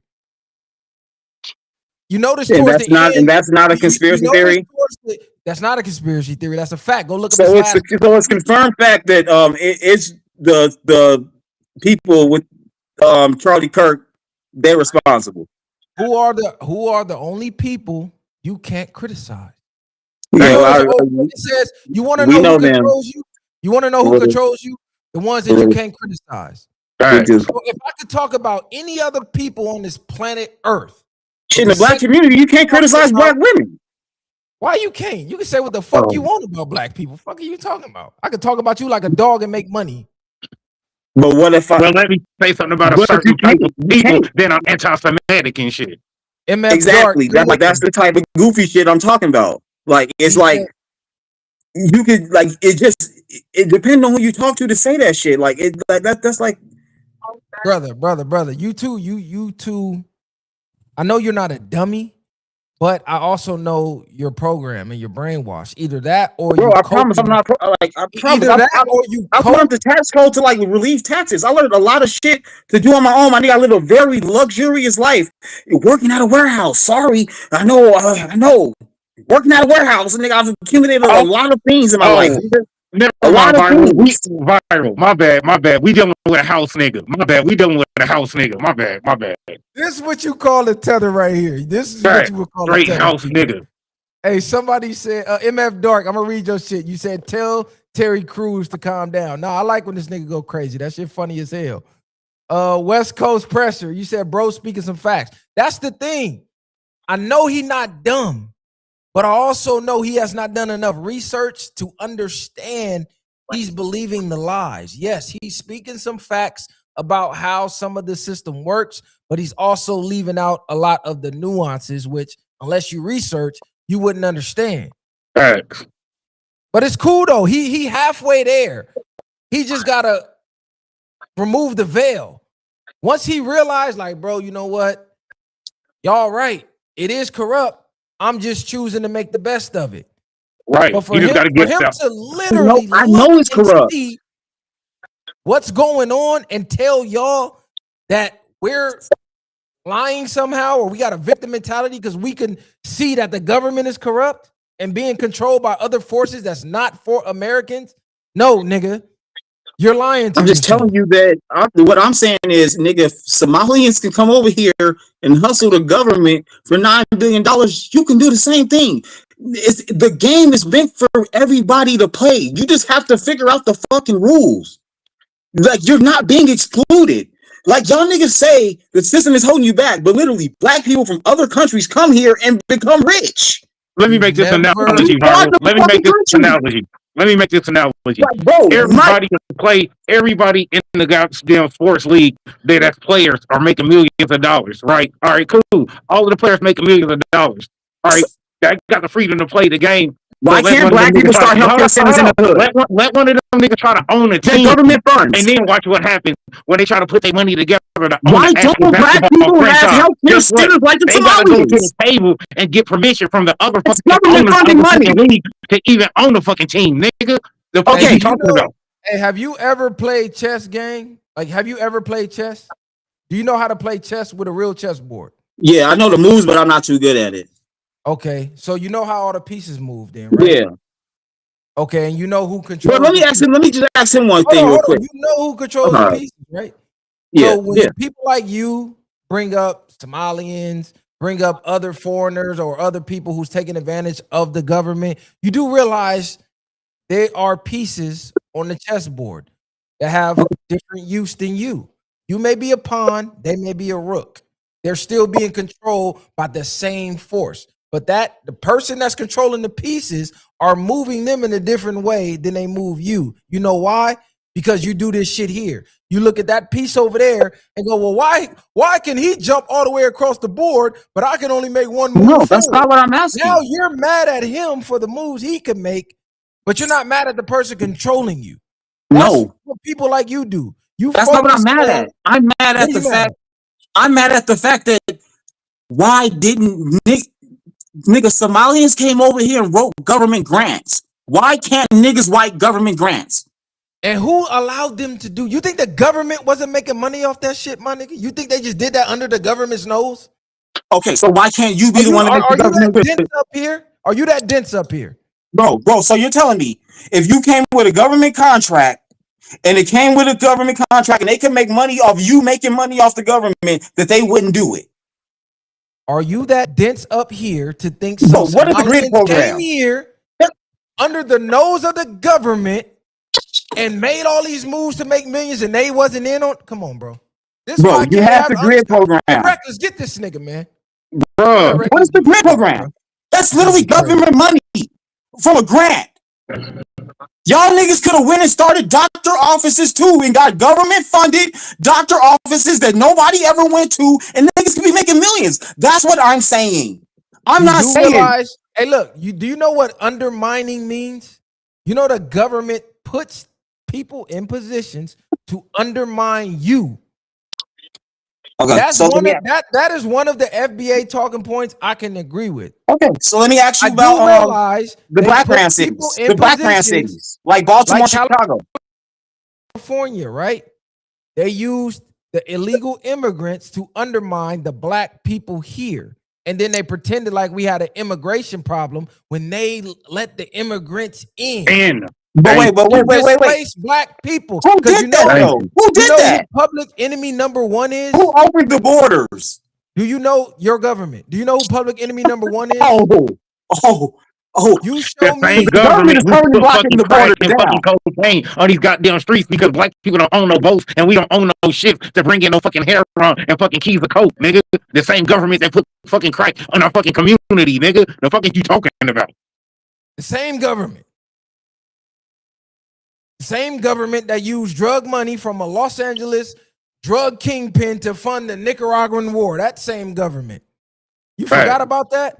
Like these niggas think that these fucking people come here, do all this shit under the nose of the government, and the government don't got a part in this. This is why you can't have the conversation with these niggas. Your camera froze, gang. I'll pull you back up when you fix your shit. Man, that's why you can't have conversations with house niggas, bro. You can't have a conversation with a house nigga, bro. The government does not fear no other race on this planet. You know who they fear? The original man. They fear us. You know why? Because they know something about your history. They know something about you as a people that you don't even know about yourself. That's why we are looked at as the greatest threat on planet Earth. They don't care about no other group assimilating. They don't care about no other group succeeding. You know why? Because every other group are not looked at as a threat. They're looked at as subservient. The only group of people on planet Earth to ever buck the system is us. Everybody else move when we move. There's no COINTELPRO for anybody else. There's no wiretaps of the government or the president saying that this group of people is the number one threat to the nation. It's only one group of people they ever talk about like that. Ask yourself why. Man, the same reason why they said if you see any black person trying to form allegiance or an alliance and they got too much power, get him up out of here. That's been since the 50s, my guy. Yeah, shout out to K-Bands. You said that's what FBA is really for, viral, coming to the light. I'm with you on that. I'm just not with you on just focusing on people that are pawns. I'd rather focus on the actual power structure itself. The one that's moving the pieces and not the pieces on the board. There's no other group that they literally erase their native language and their native history and hides their native history from them. Every other group of people can keep their language, they can keep their history and all of that. You know, it's only one group they don't want to know that, and that's for a reason. Right. Niggas like this don't understand that though. So hold on. So Mexico was always speaking Spanish? Go. What's the root of Mexico? Where do Mexicans was come Mexico from? not colonized? Where do Mexicans come from? Let's do that research. Do they come from Europe? No. Where do they come from?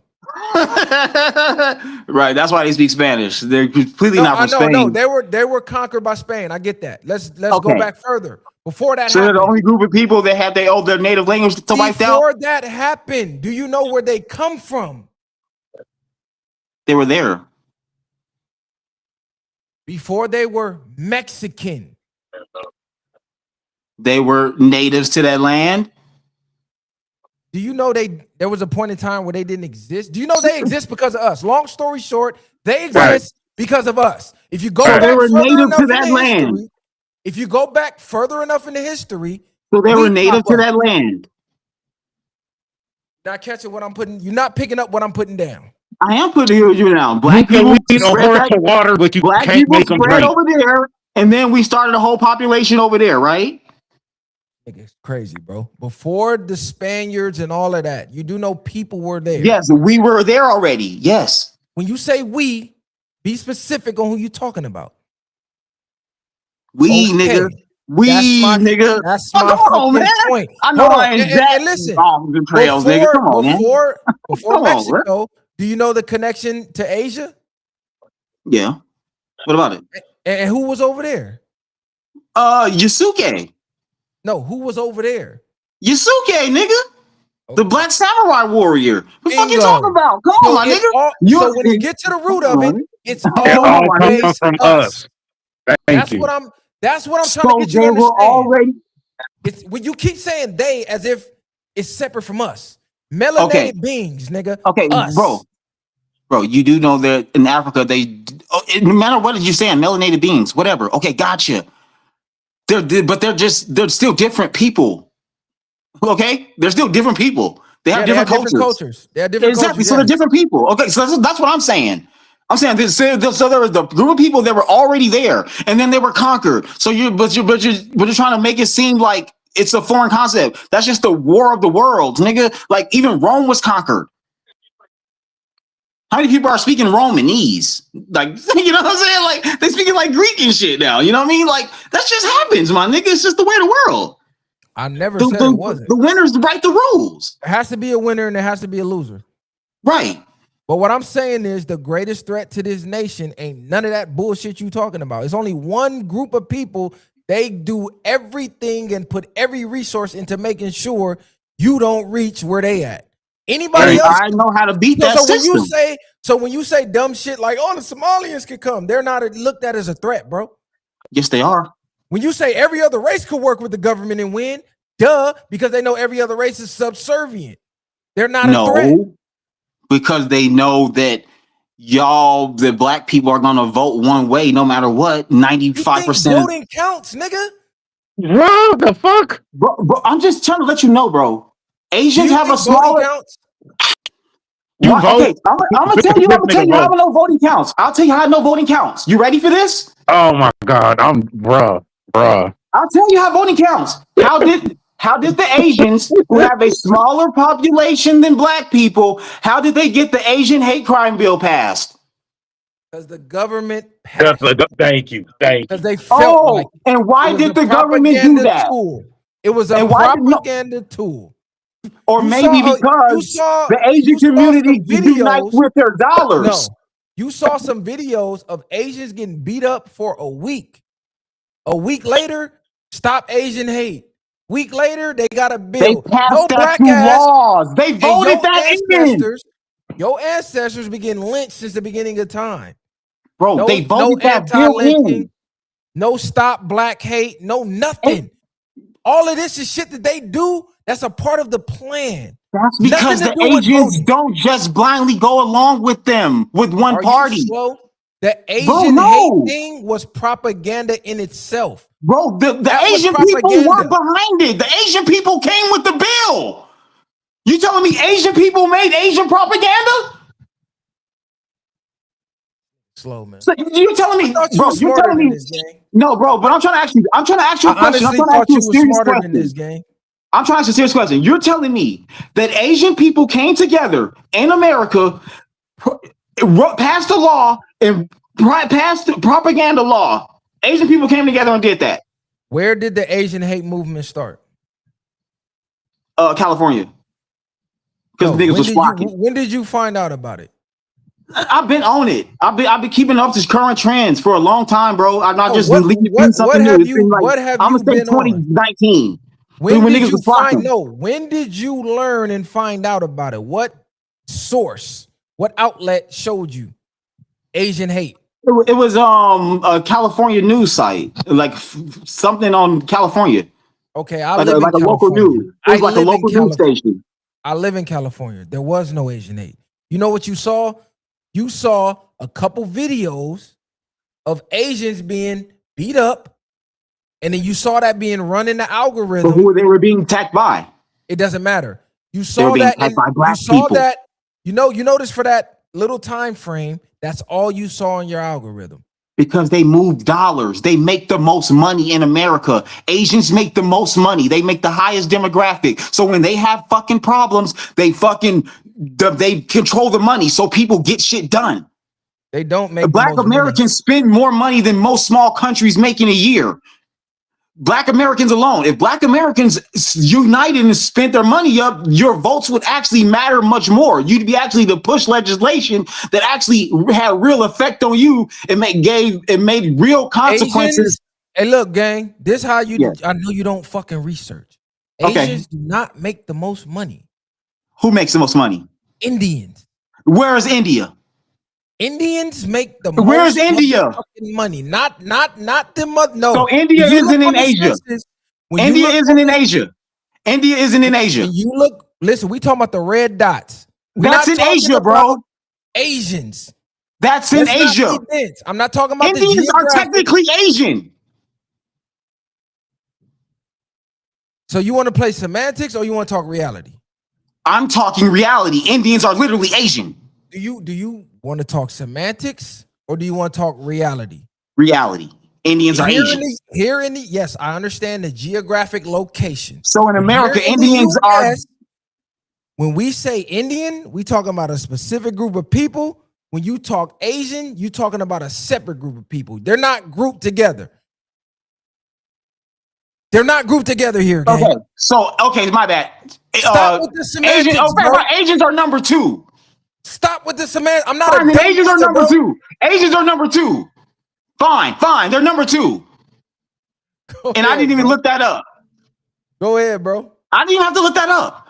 So I'm telling you right now that the Asians, whether you want to talk the red dot or the kung fu ones, they're all from Asia.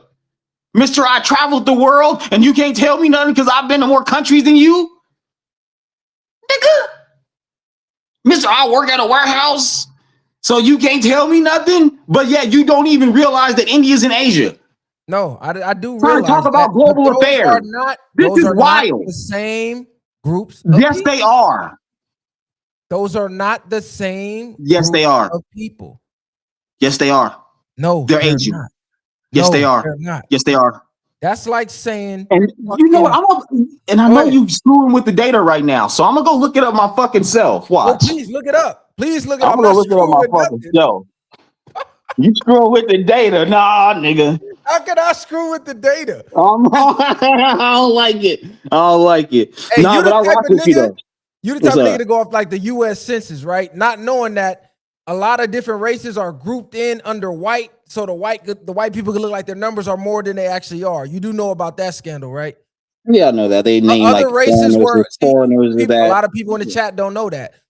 Other races were allowed to check white.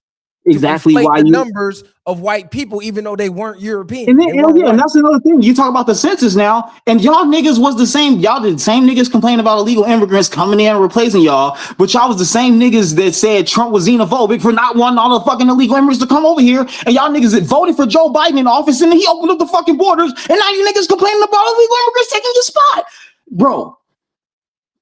I'm telling you, niggas has been getting hustled by the Democrat Party for the longest. I'm telling you, I'm just pointing out to the facts. Niggas talk about the same party or the same thing, but how the fuck would niggas know when they don't ever vote for Republicans at all? If you niggas, for one recycling, if I would shut the fuck up, I promise I would shut the fuck up. If black people as a whole voted for Republicans just one time, as a whole, 95% like they do for Democrats, just one time. Every black person, 95% of y'all go vote for Republicans one time and see how that shit works out for y'all. You feel me? Before y'all keep saying the shit don't work for y'all, because y'all niggas been vote Democrat 95% of the time since the 60s. So you don't even know what the fuck to do. Republican president right now. Exactly. And y'all niggas hating the them. economy, the economy is as bad as it's ever been. The unemployment rate, you're crazy as fuck. The unemployment rate, the national debt is high as it's ever been.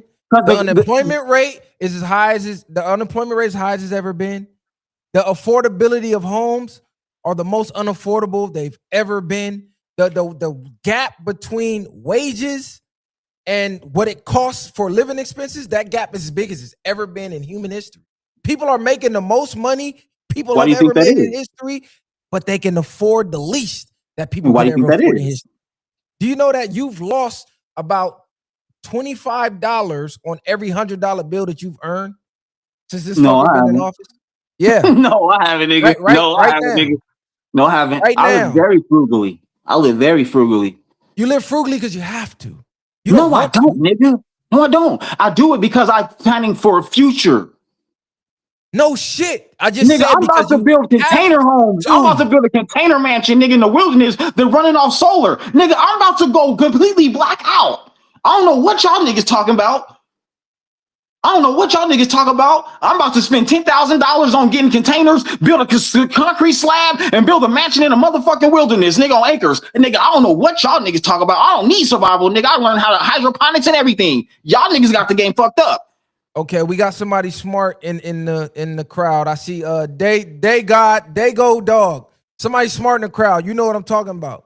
He tried to pull that, it's in Asia. You didn't know. Come on, stop playing, bro. Two different cultures. What does that have to do with anything? What does that stupid shit have to do? It was that little trick you just tried to pull. Oh, you didn't know India was in Asia. I said Asians. I said Asians, bro. In Asia, India's in Asia. That's just geographical facts. I'm not like you're screwing anything or trying to play any mind games. You looked it up on the fucking map. Asia's gonna be in India. India's in Asia. Hey, Reckless, I'm still waiting too. I ain't heard how we was wrong yet. This nigga funny as hell. Yeah, but like I said, I told y'all niggas I felt y'all were wrong from an opinion standpoint. It's not necessarily y'all niggas are wrong. You feel me? Like, who the fuck am I tell you that you're wrong? Who the fuck am I tell you that you're wrong? Hour for this nigga to say, in my opinion, y'all were wrong. Not statistically, fact-wise. I'm fucking viral. I fuck with that's you. All I'm saying, but that's all I'm saying too. Like I'm not telling you that you fucking wrong and shit. Cause like just like these fucking Epstein files and shit. Like I ain't even read them motherfuckers to be honest. Cause it's just too much conspiracy theory for me to be going down a rabbit hole. I got shit I'm trying to accomplish in life. You feel me? So like I can't tell y'all niggas that y'all wrong, but I definitely feel you're wrong. And you feel me? If from the patterns that I see, I guess it's all your vision. You feel me? What you see. One thing facts don't care about your feelings. Exactly. So you got a nigga who won't even read the Epstein files saying I feel you wrong. I'm not saying you wrong about the Epstein files. These files were released by your government. A lot of them was heavily redacted, but your government released these files. These are factual files. So what conspiracies are you talking about when these files were released by the government that you vote in on? My nigga, like a lot of that shit is unsubstantiated from what I'm hearing. The records that I'm hearing, I don't. Where am I gonna find the files at? Actually, a matter of fact, I'm gonna read these files. Where am I gonna find these files at? Tell me where I'm gonna find the files. Do you know why you won't? Where can I find the files? Do you know why you won't read them? Because I don't want to challenge my worldview. One is gonna challenge your worldview, and then you're gonna sit and look in the mirror and go, "Damn, everything that I based my life around was a lie." This is actually why most people ignore facts. Because to acknowledge facts, you have to look in the mirror and admit your own life may be a lie. Everything you molded yourself, the way you talk about street niggas, do you notice that when they reach a certain age, they realize, hey, the way I was living as a young nigga, everything I was taught, I realize now at this age, this maturity, I got new information. That was a lie. Why can't people like you do the same?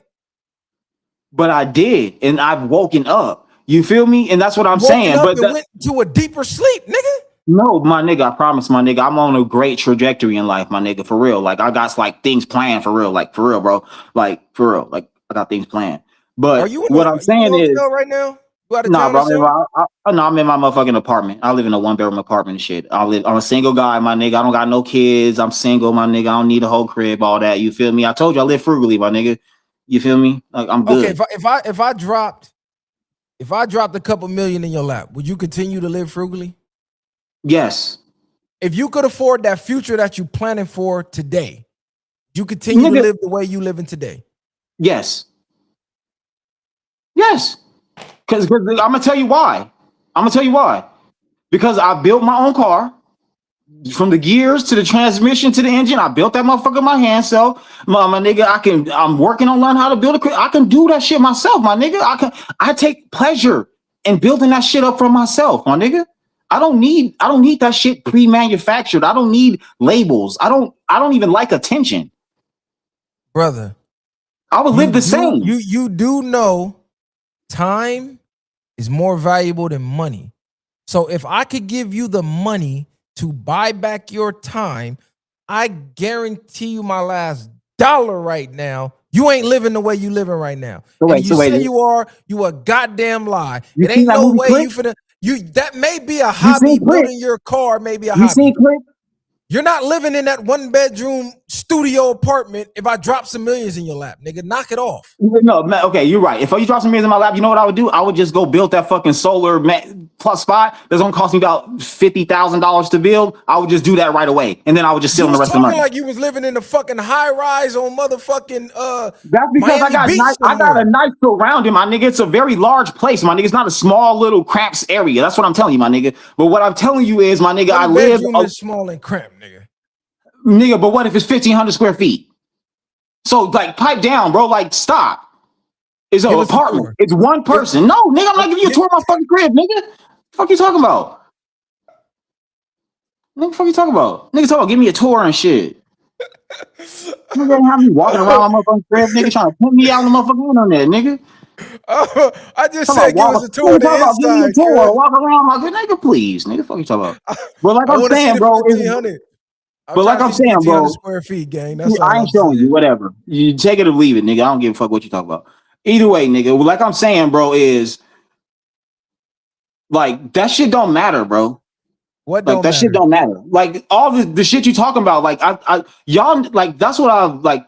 America has a consumer culture where niggas thrive on having things. I don't really thrive on having things. I think about putting my people in a better position. Okay. That's what I'm thinking. Accumulating things don't matter to me. Cool. So why are the people that you voted in the office allowing poison to be placed into our food and our water? What are you talking about? They know that it's in there. So we talking about like what?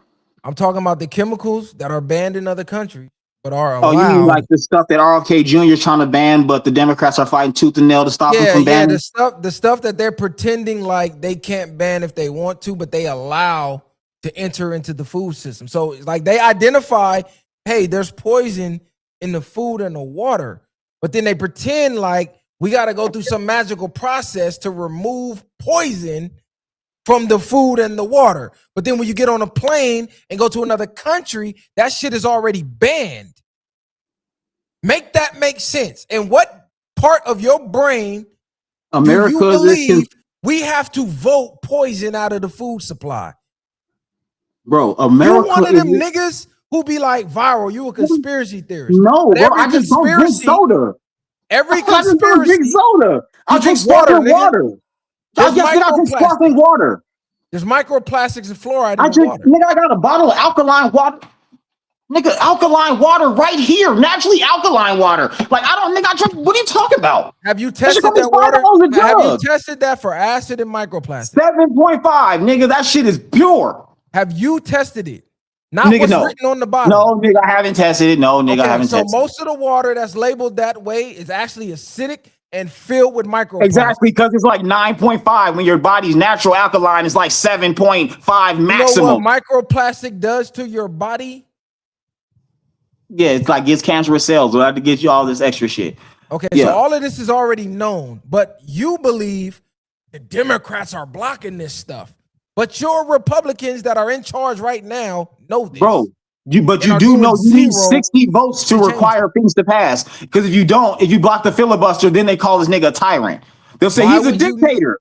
And this is the system that you believe in. We have to vote poison out of our food supply. I'm not saying we gotta vote it out. I'm just saying that the nigga that's trying to get rid of it, you have people suing him, literally taking him to court, telling you that you can't take it out the food, and then a judge has to say, no, you can't do that.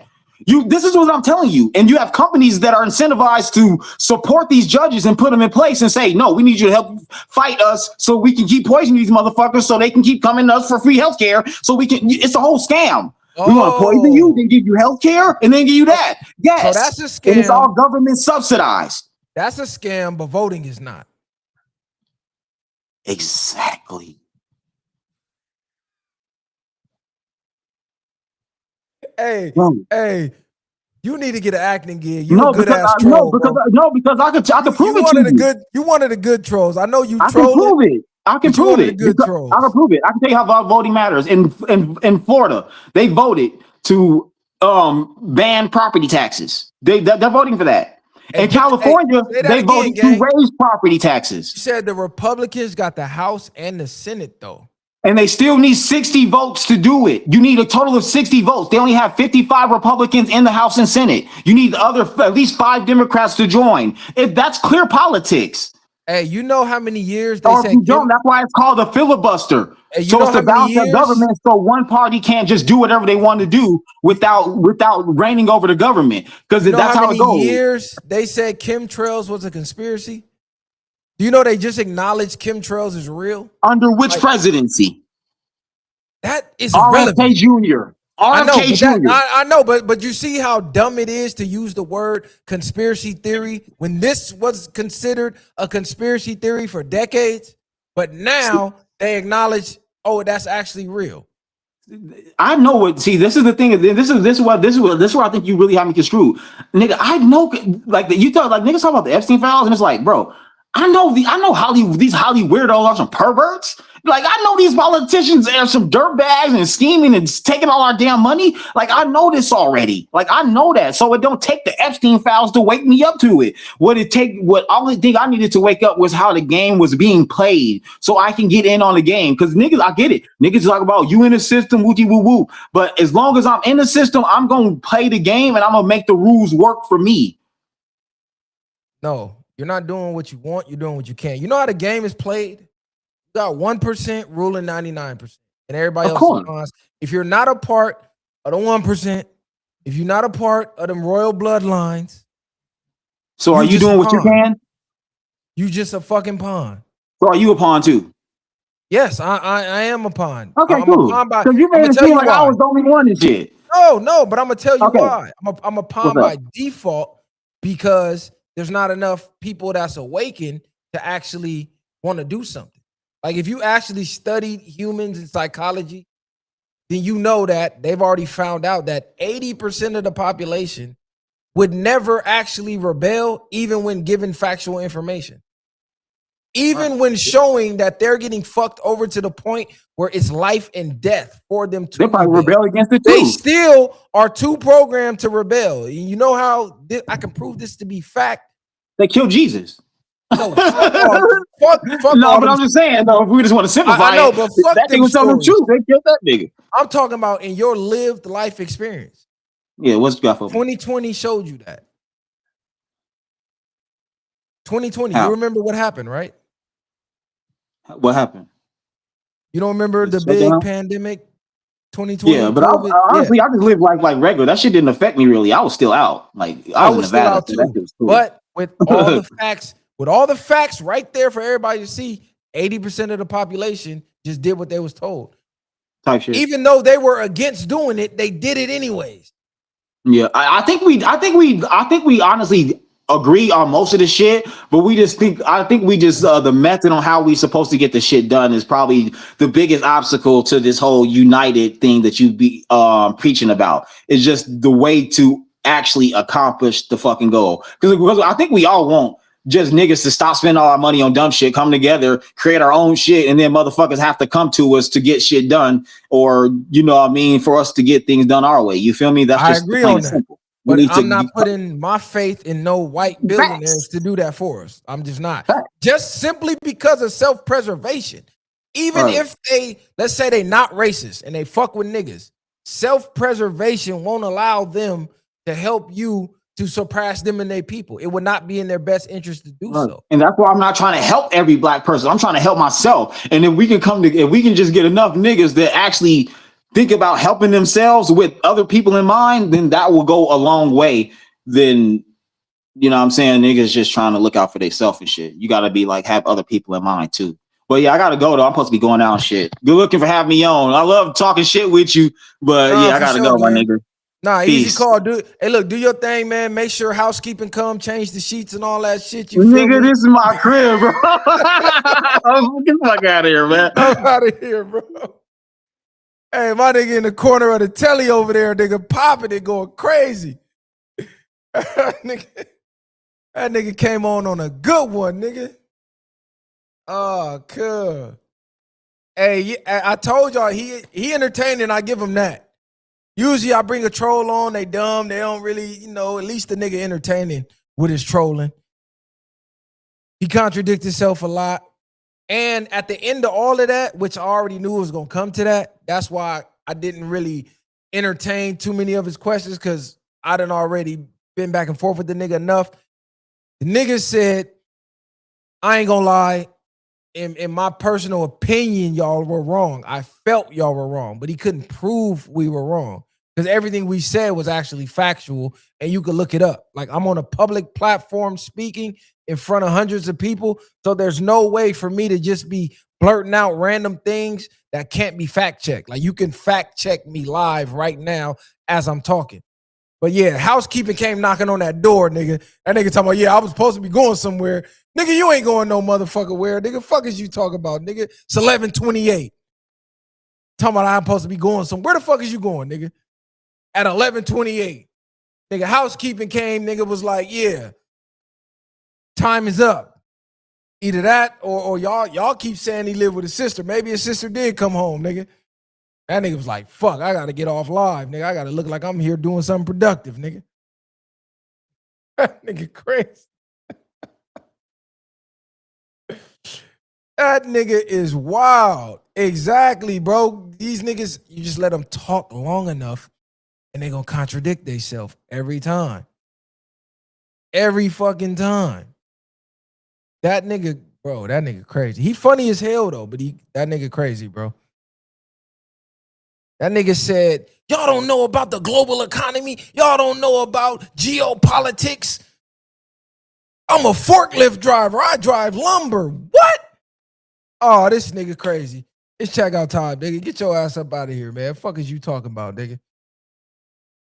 How in the fuck a forklift driver gonna come and tell me I don't know shit about geopolitics? Come on, gang. I fuck with bro too, but for that nigga to act like as intelligent as he is, when somebody asks you, okay, what you do for a living, and your answer is lumber, I can't believe shit else you saying, bro. I can't believe nothing else you saying, gang. If somebody asks you, a 37-year-old man, what do you do for a living? Like, you know, you sound like you got your life together. You got these investments. You doing this, you doing that. You well-spoken, well-read. You study politics. You do this, you that. What you do for a living, bro? Lumber. What the fuck, nigga? What does that mean, nigga? Do you chop lumber? Do you sell lumber? Do you collect lumber? Do you work at a lumber yard? Like, do you own a lumber business? That nigga said lumber. Like, one word, lumber. What the fuck does that mean? It's like he had to think about that shit, like lumber. Nigga crazy.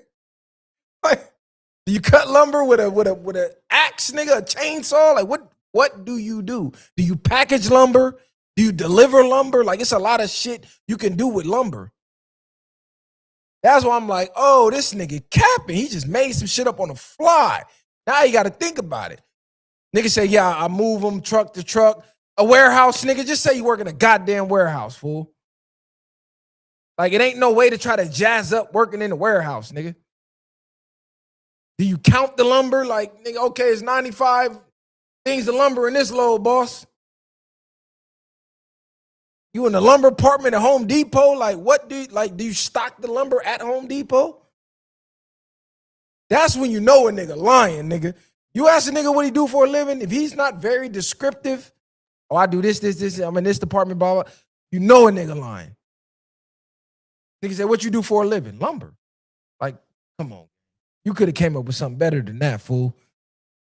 I just think he was embarrassed to say a warehouse.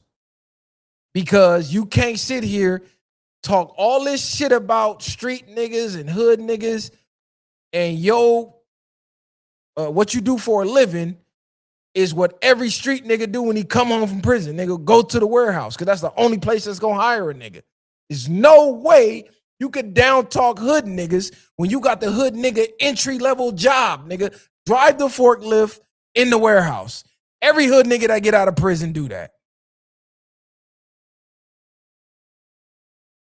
I'm a YouTuber. I'm not a YouTuber, gang. I'm on YouTube. I have a platform on YouTube, but I am not a YouTuber. I do a lot more than YouTube, bro. Nigga run the lumber Instagram account. This nigga tweeting from the lumber account. Hey, I ain't never heard a nigga say I do lumber for a living. What? That was crazy.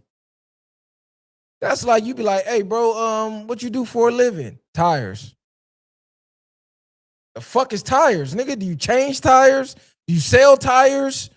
Do you manufacture tires? Do you have a tire shop? Like, one word. Lumber. That's funny. I'm putting that shit on a t-shirt, nigga, selling that. That nigga crazy. That was crazy. That nigga say, yeah, I got stocks in the oil business with the millionaires and the billionaires. But I drive forklifts in my spare time. Oh, man, these niggas funny. Hey, look, I can stop uploading videos today. I can stop uploading videos today. My lifestyle won't change, bro. Fuck it. Like, that's the difference between me and these most of these YouTube niggas. That's why I could get on here and I could go against the grain. I could talk about topics that's not as popular in our communities and don't get the views that the messy shit do. You know why? Because I don't depend on YouTube for a living. I had a living before I came to YouTube. That's the difference. And he never said where we was wrong at. He said where he felt we was wrong at. He came in here, he was wrong about the data centers. He came in here, he was wrong about the oil industry. We went and got all that oil from Venezuela, and then we gave it to the people that really control the government. He didn't look into that. He was wrong about the conspiracy theories. There's not one conspiracy theory that has not been proven true yet. If anybody's keeping count, the conspiracy theorists, us, tinfoil hat gang, we shooting 100 for 100 from the motherfucking half court line. There ain't one conspiracy that ain't came true, nigga. See, once a man gets to talking about his feelings, he lost. We don't care how you feel. We want the facts, nigga. Fuck how you feel. But yeah, nigga said I'm a YouTuber. Well, let me show you what being a YouTuber would get you, bro. Hold on. So I'm finna grab this charger. Biggest podcast in I'm gonna Long plug Beach, this and shout charger in. Let you start a YouTube channel today, and let's see how far you get. Since I'm just a YouTuber uploading and editing YouTube, let's see how far you get, gang. This how far it got me so far. What's the deal? Coming live from the compound. It's done. History in the making. Long Beach. We got something special coming for you soon. Be on the lookout. Shout out to Uncle Snoop. Viral. The viral way, you feel me? We got LBC Messiah in the building. Man, viral way or no way. Y'all already know what time it is, man. We tired of telling y'all we ain't regular. Like we said, history in the making. Be on the lookout. We got many things coming. It's solidified. It's done. Y'all been asking for it. It'll be at y'all soon. I want to thank Uncle Snoop for making it happen and shining the light on not only us, but the city. Each one teach one. Each one reach one. The viral way. LB. Bang. See you. What's the deal? Coming live from the compound. It's done. History in the making. Long Beach. We got something special coming for you soon. Be on the lookout. Shout out to Uncle Snoop. Viral. The viral way, you feel me? We got LBC Messiah in the building. Man, viral way or no way. Y'all already know what time it is, man. We tired of telling y'all we ain't regular. Like we said, history in the making. Be on the lookout. We got many things coming. It's solidified. It's done. Y'all been Damn, lumber cut threw me all off my topics. I ain't even get to the topics, cuz. Hey, you low-key had to pause after lumber, because like, what you mean you do lumber for a living? That was low-key a pause that I missed. You do lumber for a living? Like, bro, what? Come on, gang. That was crazy. Shout out to lumber, cuz. And we're old boy that said you just a YouTuber. You go start your YouTube channel and let's see how far you get, gang. Let's see how far you get with your passion project. Extracurricular lumber, facts. Nigga tried to make it sound fancy. He said, yeah, I moved lumber from Hey, the nigga tried to make the shit sound. I said, come on, cuz, forklift driver, gang. Oh yeah, warehouse. Duh, nigga. Try to make it sound like you was doing some extraordinary shit. And I'm not even shitting on forklift drivers. I'm not shitting on nobody that work in a warehouse. Because I once worked in a warehouse, or what you could call a warehouse, nigga. I done worked in the back of Walmart stocking, nigga. When I was, nigga, 18, I worked at Robinson's May. Like, I had bullshit jobs, bro. I had bullshit jobs when I was a young nigga. So I'm not knocking nobody when I was fresh out of prison and had to get in where I could fit in with temp agencies and all that. Like, I done came from the bottom to the top, bro. I done done it all. So I'm not downplaying nothing, but it was the way he was talking as if he was doing some magical, extraordinary shit. Come to find out, you're doing the entry-level hood nigga job. Nobody else will hire me. Fuck it. Let me go to this temp agency. Let me get this forklift license. I know it's a warehouse that needs some boxes and some lumber moved. The nigga told me I'm living luxurious in Nevada and he in a one bedroom. Like, that's not luxurious, gang. And I ain't even shitting on him. But it's like, come on, bro. Your lifestyle has to match how you talking. You can't pop it. And then when the facts come out, it's like, come on, bro. Come on. Stop it. Overnights at Walmart was the best. Facts, nigga. I was there overnight for sure. Overnight was it. I ain't gonna lie. Nigga was taking all type of shit. Hey, OZ 229.89. You just gonna find any way to hate, huh? That's cool. I'm gonna give you a reason. Keep hating. We just gonna keep winning. Now, let me get into these topics, cuz I'd have been on this bitch 2 hours. I ain't even got to get in the damn topics yet. Let's talk about LaRussell. Shout out to everybody for the donations too. You said he's a lumber importer exporter. MF Dark. A lumber importer exporter is fucking diabolical. That shit is crazy. I think the question low key caught him off guard because Cub was like, lumber. Shout out K-Bands. You said FBA helped pass that Asian hate bill. Yeah, that was crazy. That was all propaganda. That's all I was trying to get him to understand. Never in his lifetime did the words stop Asian hate ever enter his brain until the algorithm told him to. That's what I was trying to get him to understand. Like, bro, you are a pawn. You are being finessed. If you look at who controls the algorithm, that's who made you pay attention to the Asian hate, which was just regular everyday occurrences. I can do that with any race, bro. You can put a black person getting attacked by another race in the algorithm all day, every day for the next week to make it look like, oh shit, they out here just randomly attacking black people. That's what they did with the Asian shit. They made it look like that's what was going on. But when you walked outside your door, that wasn't what was going on. Those were isolated incidents that they used as propaganda to push a political agenda. But see, when you believe in these political parties, you don't question nothing. You just believe what the fuck they saying. You fall for the shit. That nigga was too much sawdust from the lumber in his motherfucking brain. But yeah, let's talk about this this LaRussell shit, because even lumber cuz was heaven sent. According to LaRussell, even the lumberman was heaven sent. So LaRussell done lost his motherfucking mind. LaRussell done lost his mind. First, he said Lil Wayne was overrated. He don't talk about shit. He don't got no substance. Like out the blue, right? Boom. Strike one. Strike two. He signed to Rock Nation, which a lot of people didn't like because he was Mr. Independent, Mr.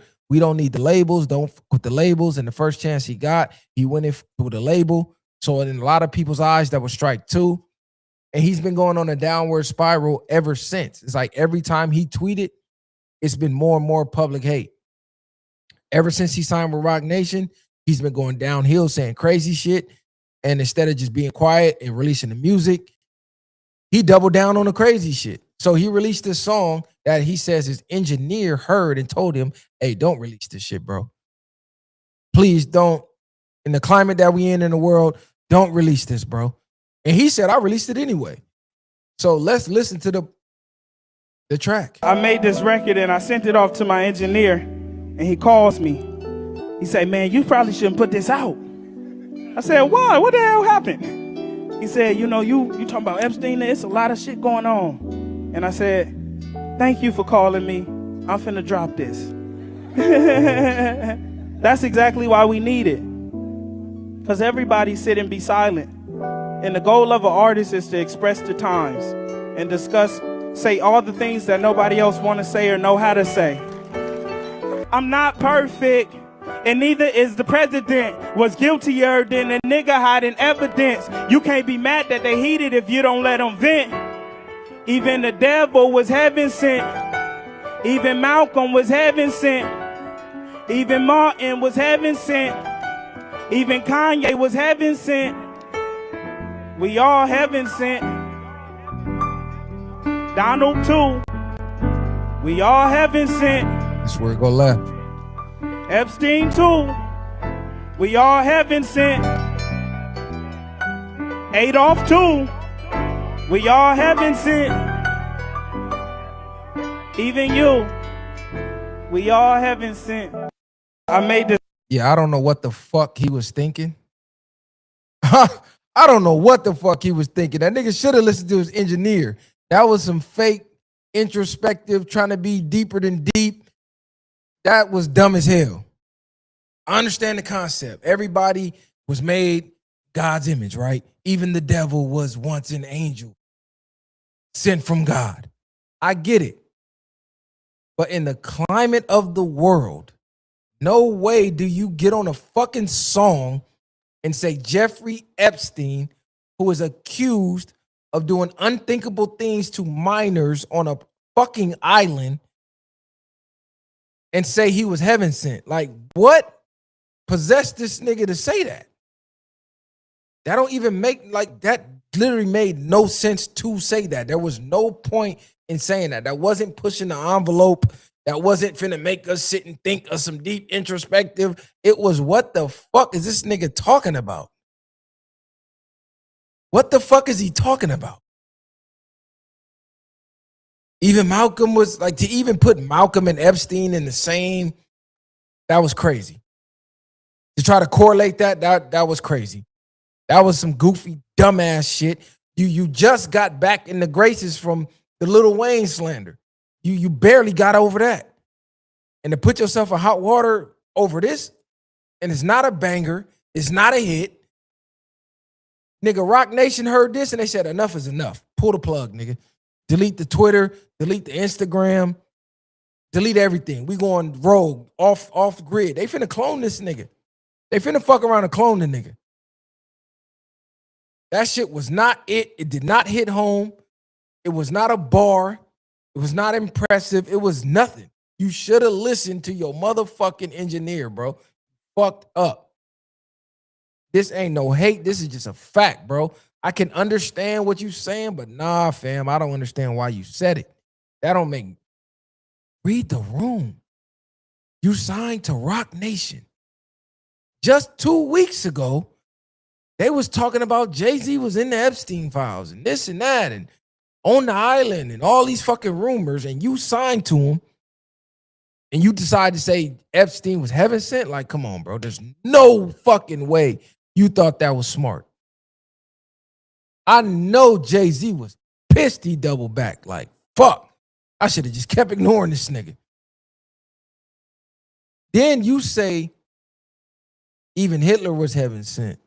That's what got the plug pulled right there. I don't even think it was Epstein. I think it's when he said Adolf was heaven sent. Oh, that's over with, bro. They pulled the plug on that. He thought that song was bringing world peace or something. I don't know what the fuck he was thinking. Even Epstein was heaven sent. Come on, gang. That wasn't it. That wasn't it at all. I knew something was off with the nigga when Cud would never get his hair lined up. I don't know no niggas besides Kevin Durant that like to get in front of cameras and their hair just any and every fucking way. It's like that shit just, it's not hip hop culture to me. Like, you from the Bay, nigga. I know Bay niggas, they hustlers, nigga. We from the town, nigga. They like to get fresh. Niggas ain't walking around just with no edge up, no line up. Like, I knew something was off from there. I knew it. See, the Jews ain't playing that shit, bro. You're not getting on the song talking about Adolf was heaven sent on these fucking airwaves that they controlling, nigga. You out of here, nigga. Pull the plug. That shit a wrap. I'm telling you, he gonna come back acting way different. He might be on the motherfucking same meds that Kanye was on the last time we saw him, all zooted and drugged. Yeah, they might get him on them Kanye meds. He might be out of here, fool. I don't know no Bay Area niggas that just don't get lineups. Cause like every time I see LaRussell Cuz on never got his nothing. Like, I get the natural shit, just let it go crazy, but at least a nigga gonna keep a fresh line, nigga. That shit is out. So yeah, Russell might have got himself canceled because he might have ended his career before it started. I don't know if this is a humiliation ritual. I don't know if he getting paid to crash out. I don't fucking know. But that right there made no motherfucking sense at all. Zero. It's nothing that you can't convince me that he thought that was a fucking good idea. He should have listened to his engineer. That nigga ended his own career, bro. You went at Lil Wayne for no reason, and then now you just did that. Yeah, you ended your shit before it started. I ain't never seen a motherfucking career decline that fast. That was crazy. That shit was out of this world. And we got to talk about this, what's dude name? He just said the little stepdad shit. What the fuck is his name, man? Y'all know who I'm talking about. Ryan Clark. Ryan Clark just said something wild. I don't know why. First of all, he been saying wild shit for a while now. Let me pull this article up. He said the most masculine thing that Russell Wilson could have done was be a stepdad. Why he chose to say this, I don't know. I need to do my homework and see if Ryan Clark is a stepdad. But what the fuck is masculine about raising another man's child? I don't know. I don't understand. I'm gonna play the clip for y'all, right? He tried to make this sound cool and positive and mature, but nah, bro. Masculine, that's not the word to use, bro. Nothing masculine about it, first of all.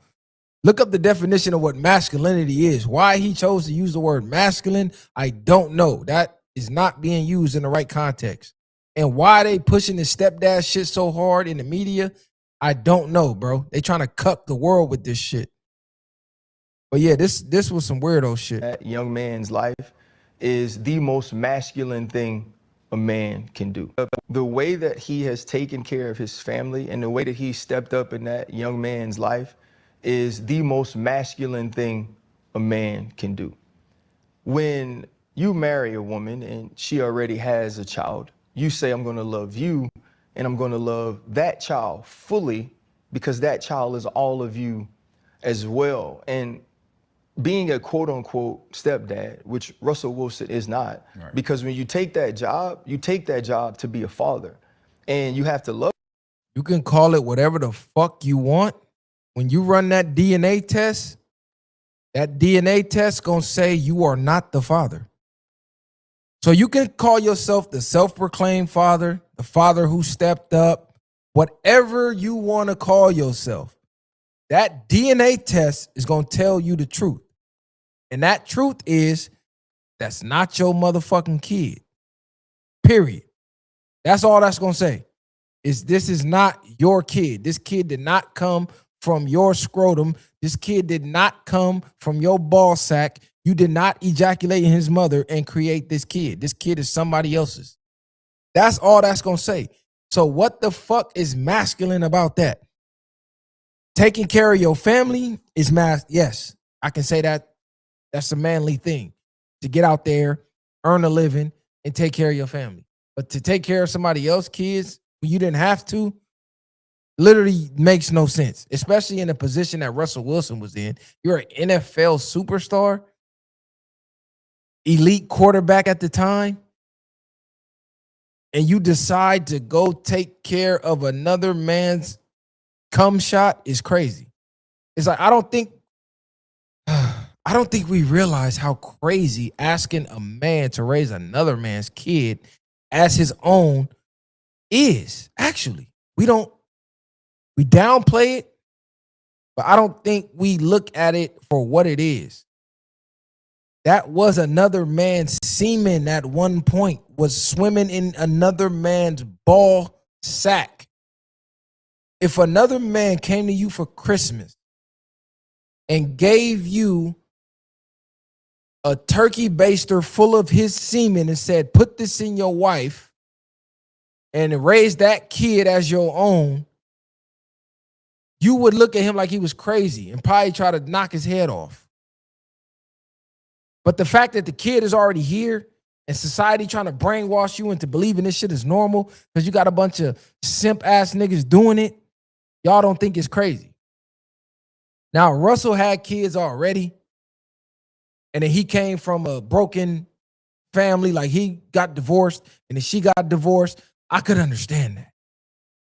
It's like y'all making the best out of two bad situations and making it better. I get that. That I'm totally with. Y'all go ahead and do that. That's the best thing you can do if you don't want to get back with your spouse. But for you to not have kids, nigga, that shit is crazy, bro. That literally, you can't tell me one plus for you in doing that. It's not noble. You can say it's noble, but what the fuck is noble about it? The noble thing is to go have your own kids and raise them.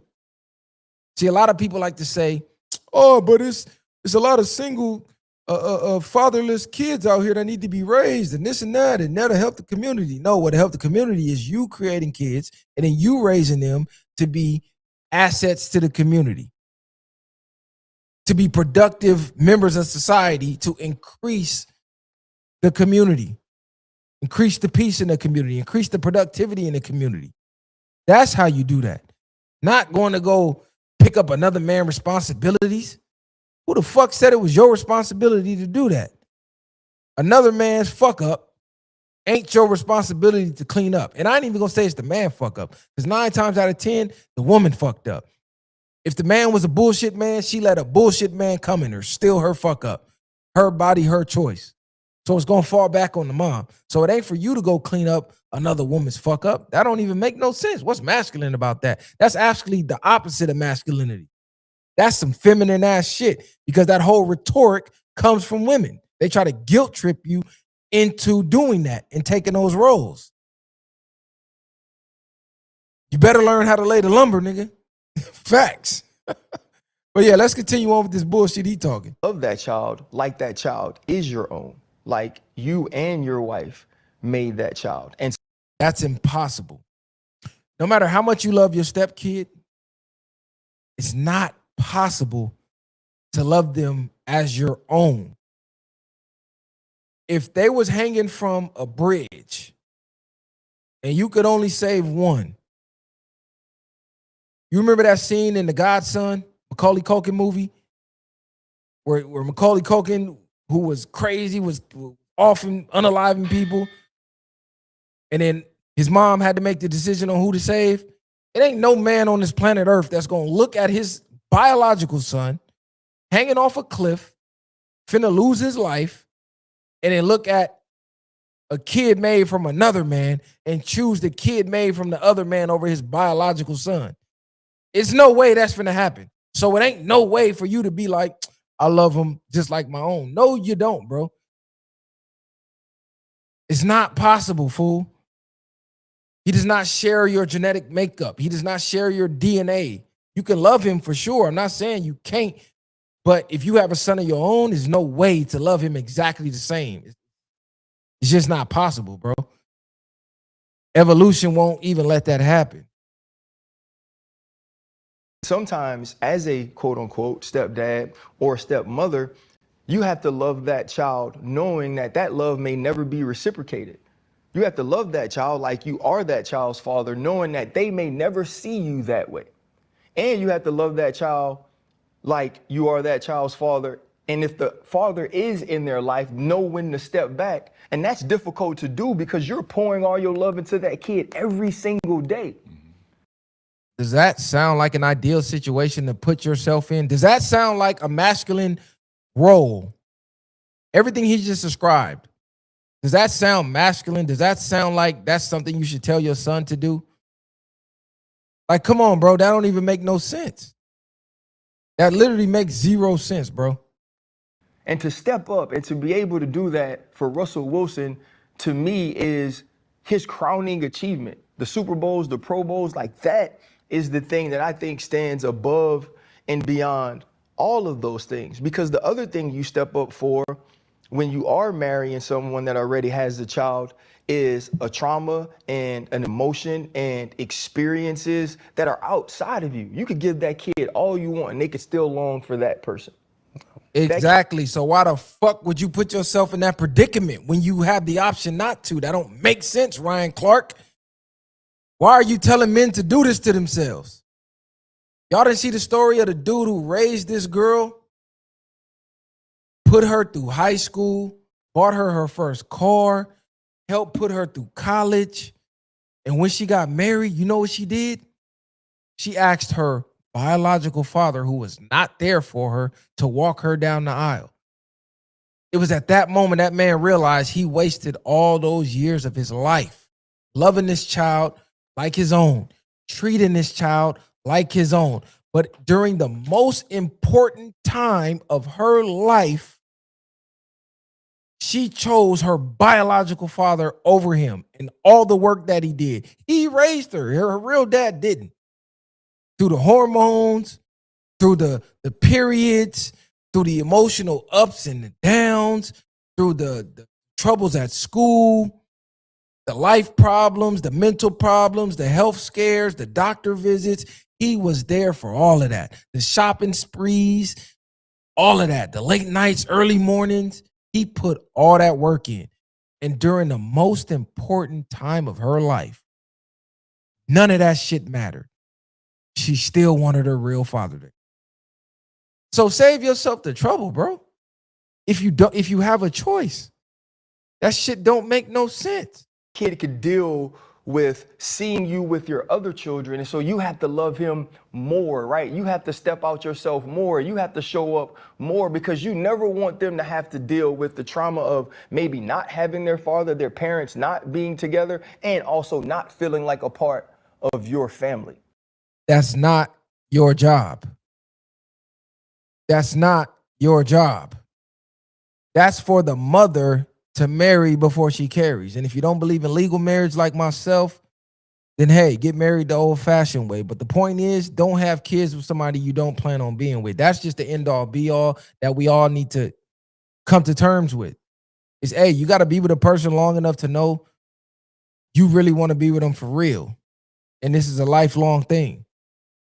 That's the problem. We just jumping into shit too fast, fucking up and expecting other people to fix our fuck ups. And then when people don't want to fix our fuck ups, we want to demonize them and say, oh, you're not masculine. You're not a real man. How am I not a real man? Because I don't want to clean up your life fuck ups.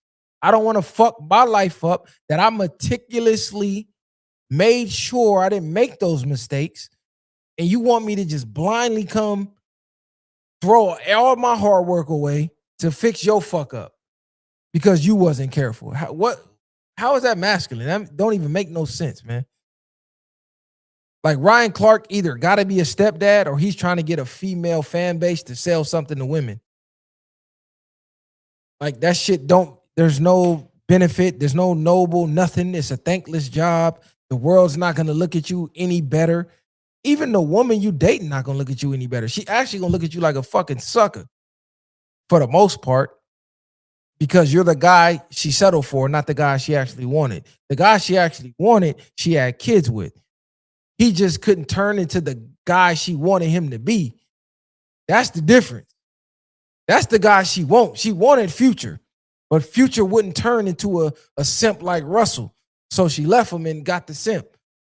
But if given the choice, she wouldn't have took Russell. She didn't take Russell. She took Future. It's just they get the guy that they want, and then they try to mold him into the guy they want him to be. And when that don't work, guess what? They settle for you. And they act like you was this real man. No, they know you was simp, bro. They know. They need simps. Just think of a world without simps. A world without simps means women have to live with the accountability of their bad actions because it's only a simp that'll bail a woman out of every fuck up she do. You can have a woman have 4 kids by 8 baby daddies. It's going to be a simp somewhere to say, I'm going to take all these little bastards on. And then she don't got to deal with the consequences of her actions. It's like she got a get out of jail free card. But if that didn't exist and women would watch other women have to deal with those consequences, they would say, you know what? I'm going to be more careful than she was because ain't nobody coming to save me. So I'm going to make sure the decisions I make don't put me in her position. But when they see these simp ass Ryan Clark type niggas bailing them out, they go, I could do what the fuck I want. I could wild out. It don't matter if me and him don't stay together. He got good hair. I want my baby to have good hair. Then I'm going to get a simp to raise him. I know he going to leave, but so what? He got good genes. That's just what's going on, bro. And this right here, this is actually toxic to even promote this as a man, knowing if you got kids, bro, there's no way you're going to tell another man to do this. There's no way. Because it's like this man code. If you a real man, you want to see niggas doing good. You want to see niggas prospering. You don't want to see other guys just struggling for no reason in family court, because if you ever been through that, you don't want to see no other man have to go through that because you know what it's like. So nobody in their right mind is going to say, hey, marry this woman. Now you're legally binded to a child that's not yours. So when y'all get divorced, she going to put you on child support for a kid that's not even yours. And now you're financially responsible for a kid that's not even yours. I looked up the stats. Matter of fact, do I got to pull it up? I'm going to pull up the stats for y'all. Hold on 1 second. How much does it cost to raise a child in the U.S. today? So y'all can see how much they want you to invest in somebody else's kid. To raise a child in the U.S. today. Because you hear a lot of guys say, oh, well, I was in the child's life since they was 6 months. I was in the child's life since they was 1. Boom. Let's pull the stats up. See, I'm about stats and data. I ain't about feelings. We all can feel how we want, but facts don't give a fuck about your feelings. So how much does it cost to raise a child? Boom. Pull this up. The cost of raising a child in the U.S. today varies significantly based on income and location. Here are some key figures. The average cost to raise a child to 18 is estimated to be between $297,000 and $331,000. For a child under 5, the average annual cost is approximately $27,000. So if you was in that child's life since that child was 6 months, you telling me it's masculine to take $27,000, $743 out of your bank account and give it to a child that was birthed from another man who put this baby in your now wife. You found all this data out and you said, yeah, that's a good deal. You seen the cost of this. Okay, this kid ain't mine. This kid still has a father, but I'm going to step in, and for no reason other than I like his mother, I'm going to now take $27,743 of my dollars and give this to another man's child just to prove that I'm a masculine, real man. That don't make no sense at all. So you can go in your 401k right now, take out $300,000 or allocate $300,000 to another man's child, and that's masculine? Come on, man. Somebody make this make sense. Somebody got to make this make sense. And if that is the case, this, you know how I know this is bullshit when people say, oh, you a real man for being a stepdad? It's never about the kid. It's never about the kid. You know how I know it's not? Because we have plenty of orphans in this world that's begging to get adopted. So if it's masculine being a stepdad, why don't they ever advocate adoption? You notice that? You notice how the stepdad role is never advocated via adoption. It's only advocated marrying into the role, meaning you want the woman so bad, you're willing to settle for the child she has along with her as a package deal. It's never like, I want to raise another kid so they have a father in their life. Because you can go down to any fucking orphanage and just adopt a kid that don't have a mother or a father that's stuck in the system. So make that make sense. Hey, Yappa, you said, what if you raise the bastard to be successful and you get a return on the investment? That's a gamble that I don't think you should take, because what are the odds? What are the odds that kid's going to be Shaquille O'Neal? Because this is the example all y'all used. Oh, well, Shaq had a stepdad and made it to the NBA. How many fucking Shaqs in human history has there been? We ain't seen another Shaquille O'Neal yet.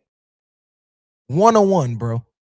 And the odds of you raising Shaquille O'Neal is 0 to none. You ain't raising Shaq, bro. Stop it. And let's be real. Most of these kids that you're going to be a stepdad to, the dad is still in the life. That's, y'all just act like niggas just be complete deadbeats. No, they break up and then the mother usually gets most of the custody, but the dad is still around. Future is still around. So the return on the investment ain't going to you, bro. Just think about you when you was a kid. Would you grow up and would you be the first thought be your stepdad? No, it's going to be your real dad. And why don't society push women to be stepmoms the way they push men to be stepdads? It's a lot of single dads, but you don't hear women telling other women, hey, the most feminine thing you could do is to become a stepmom. Women don't say that shit. So why do they say, oh, the most masculine thing you could do is be a stepdad? Why don't it go both ways then? Or why not just go adopt? I like that shit don't make no sense. This is how I know it's cap.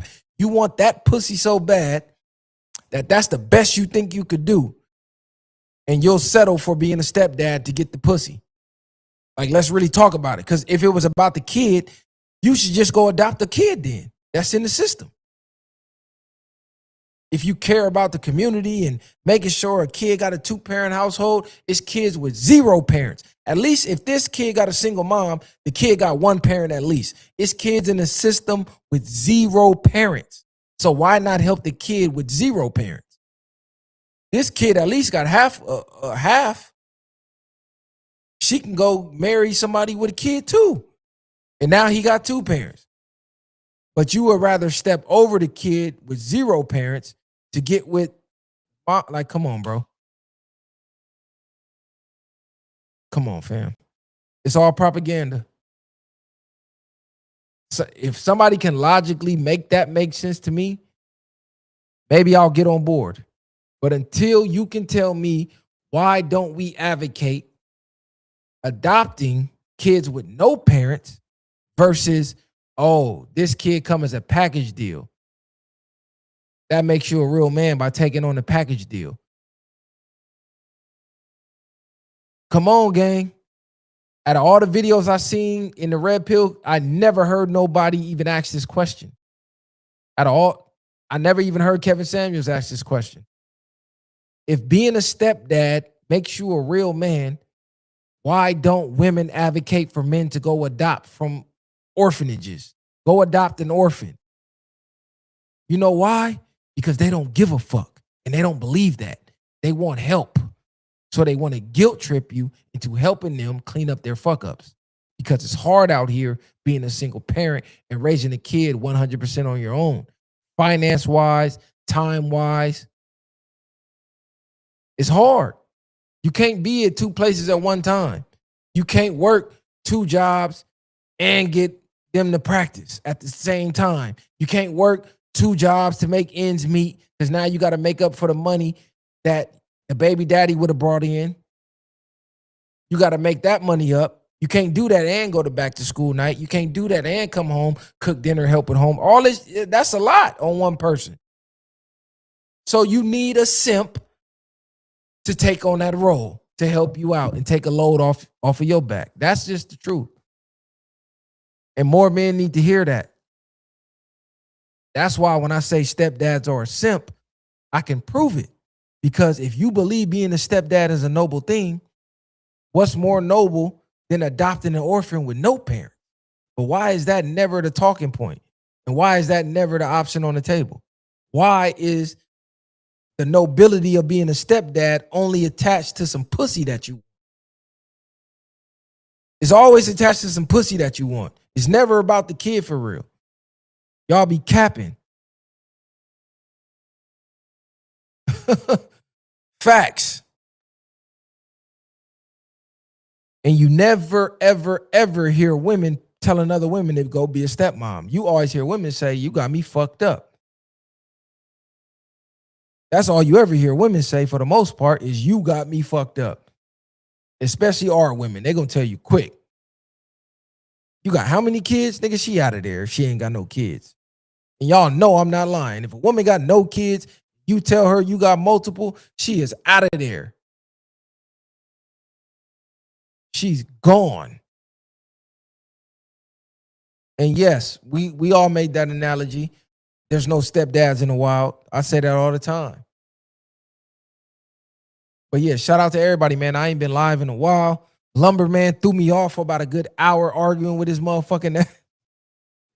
I was trying to hurry up and get into these topics, man. It's getting late in this bitch. The Snoop interview will be out. 2-part series. Go stream his new album when it drops. It's fire too. I ain't gonna lie to you. And I ain't saying that because I was in the studio. The album is actually fire. And I'm not capping. Go watch the mini movie. And there's a bunch of other projects we got coming out. So y'all just be on the lookout. Viral Way is working. While everybody else doing this, we working. And winning in silence. I got attached to, yeah, facts. Lions get the mother Cubs out of there ASAP. Fact, they're not playing no games. They're not playing no games.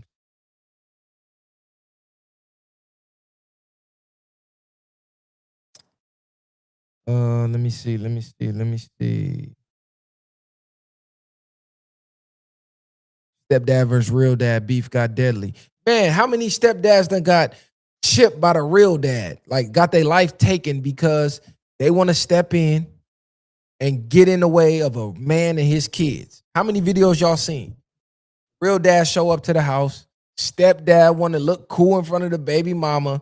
Try to tell the real dad what he can and can't do with his actual kid that he actually birthed. And the real dad done smoked his ass.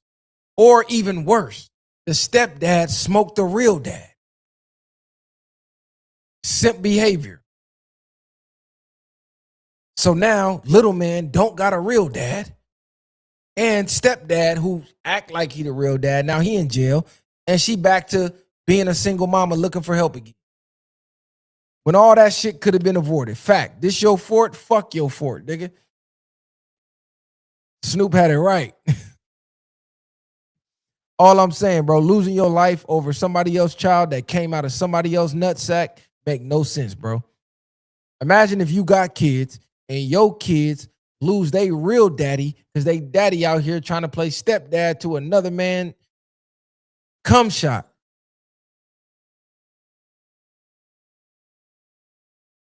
And I know what people go, oh, you dehumanizing kids to semen. Like, what the fuck are you talking about? How is that dehumanizing anything? That's what we all started as.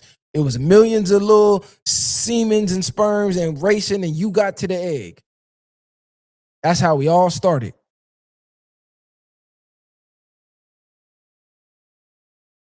That ain't even masculine, putting your life on the line for a kid that ain't yours when you got real kids of your own. That's crazy. That don't even make sense.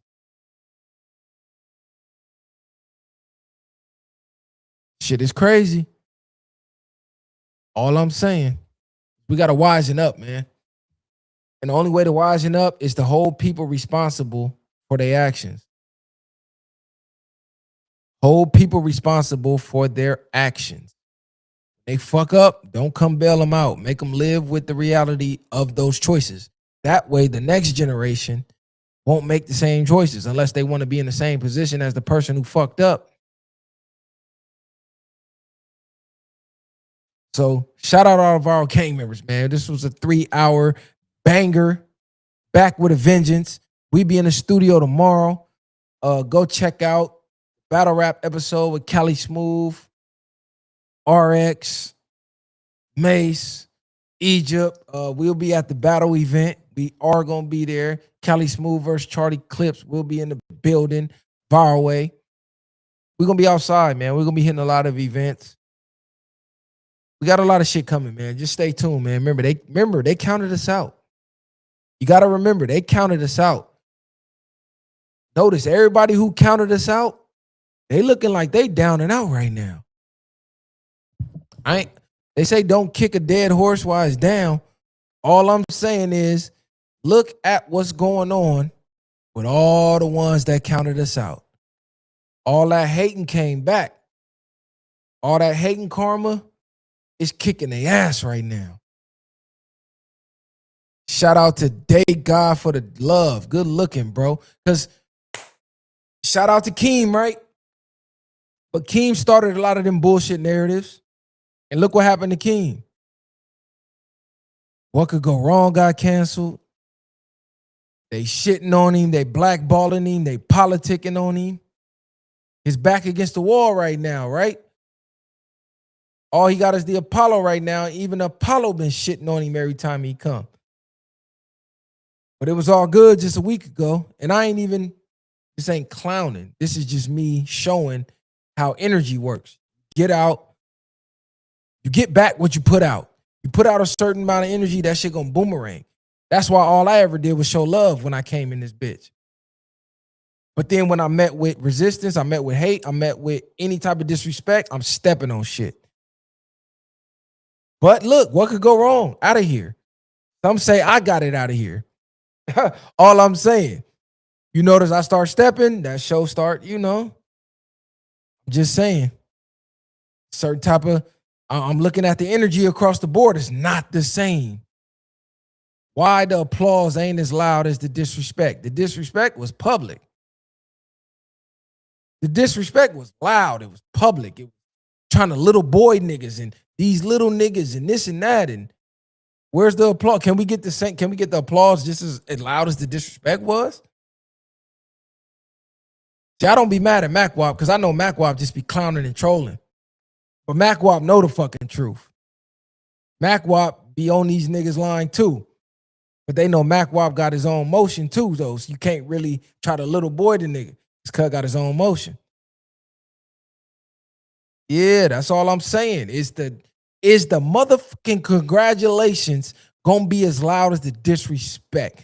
Imagine somebody getting invited to, even if you don't get an interview, you got invited to the compound with Snoop to chill, listen to his album, politic. That's history in itself. You started your podcast from ground zero with 0 supporters, 0 fans, 0 following, and you made it up to being invited to wherever Snoop is at, doing whatever he's doing. I don't give a fuck. Snoop just acknowledged your existence from the hard work that you put in. And then you got your counterparts trying to attempt to clown you for that. Oh, it was a field trip. You got invited to a field trip. A field trip they didn't get invited to, by the way. So now what's the new narrative going to be? Now I'm seeing people say, oh, the narratives are dead. People they tired of the narrative talk, the narrative pod, and that shit over with. They want to hear some real topics. They want to hear what's really going on. They want some substance. They want all the shit we've been saying for years. You notice how that energy just poof. A lot of people that try to shit on us, they crumbling right now. All I'm saying, you're starting to notice that pendulum is starting to. That's why they say be careful who you kick when they down, because that might be the ass you got to kiss on their way up. On their way up, you might be going down. And the same person you was kicking while they was down, you might need them to extend a hand to reach you up. That's why I greeted everybody with respect, and I treated everybody accordingly to how they acted. All I'm saying, though, I bet you they won't speak about that. They gonna act like they don't see it, right? Even these troll niggas, I've been going back to the troll comments. Said, oh, you spoke too soon, huh? Spoke way too motherfucking soon. I seen the comments. Oh, man, y'all just hung with Snoop, but he gave back on Figure intro song. He don't fuck with y'all like that. Come on, I seen all them comments, bro. And I'm just sitting in the back of my head laughing at them the whole fucking time. Because I know what was already in motion as they leaving these comments. That's why sometimes you got to let the troll themselves. You notice it ain't no motherfucking trolls in here today? Each one facts. Each one teach one. Each one reach one. You know what the going on. That's what we here to do. Even the trolls will fuck with you. My man Lumberman. I ain't got no hate for Lumberman. He just passionate about what he passionate about. We could agree to disagree, but he'll tell you, I fuck with you though, Viral. I may not agree with you politically, but I know you don't be on here lying, and I know you don't be on here capping, and I know you really want the best for our people. And I know you really step for our people.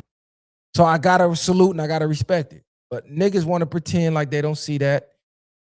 Some niggas gonna hate you for whatever you do. They hated Jesus. Nigga turned water into wine. They hated him for that. You know what I'm saying? If you believe the stories is true. That part, viral way or no way, man. The viralist, I told y'all. The villain, because they hate me for my opinion, but the truth shall prevail. And Keem is still welcome to come over here and had a conversation and pod and all that. I ain't gonna kick him while he down. Even though they probably would have did it to me. They probably would have did it to me. You remember the conversations. Let's pull up the dashboard. Oh, look at the views. You remember all that shit. That shit quiet as a church mouse now, ain't it? It got real quiet around this motherfucker. Only one I heard speaking was MacWop. Somebody said Jesus had a stepdad. That's crazy work. It's quiet as a church mouse around this bitch, ain't it? They been politicking on Keem, something vicious. I've been seeing it. What else going on out there in La La Land before I get up out of here? I had way more topics, but Lumberman took a lot of the time, so we'll get to the motherfuckers tomorrow, man. There's all type of shit going on.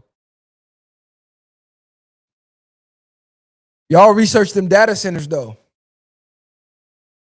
Keem having a disastrous 2026. Facts. It's ugly. It's man, this 2026 started ugly, bro. Yeah, they would have done me like that. They'd be kicking my backside in right now. Have my shows got canceled. This show got canceled. That show got canceled. This person ain't fucking with me. Yeah, I know it. Come on, man. I know, man. Nigga caught all the sneak disses and all that shit. Divine God. Facts. Peace and love. Happiness and success to everybody. Even if you wish me the opposite. See, I move with the energy I want to receive back from the universe. That nigga said lumberjack crip. I move with the energy I want to receive back from the universe. That's why we're receiving the energy we're receiving. Because even through the hate, we still showed love. Even through the hate, we still showed love. You gotta remember, niggas tried to blackball us at one point.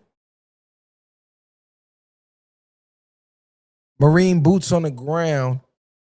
How you feel people saying it's a suicide mission? They saying it's a suicide mission, number one, because of technology now. Wars ain't really boots on the ground no more. You gonna fuck around and be boots on the ground and run right into a drone. Run right into a motherfucking robot. That is low key. That is low key suicide. Especially when the country is telling you, oh yeah, we can't wait till you touch down. We can't wait to greet y'all when y'all get boots on the ground. But then again, we got technology. You've seen what happened in Venezuela. Nobody got touched. Sent 20 motherfuckers over there to wipe out 300, sending them back in shoeboxes. So ain't no telling.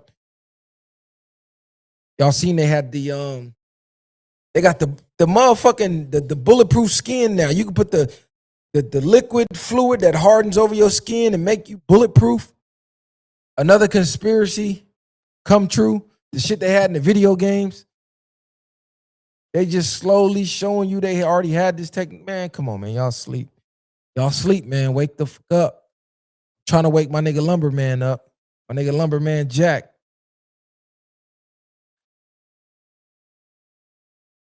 My nigga Lumberman Jack. Okay, we got a troll in here. Yeah, the technology is crazy.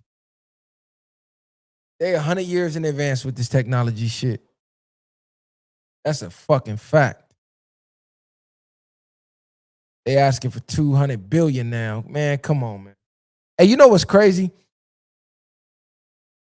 They be pretending, and you know what? I ain't even gonna say nothing. Yeah, the Stargate. I saw that. Yeah, I saw that. I saw that.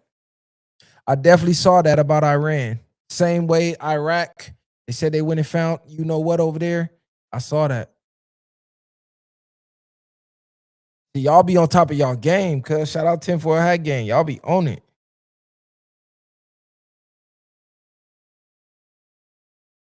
I know you here.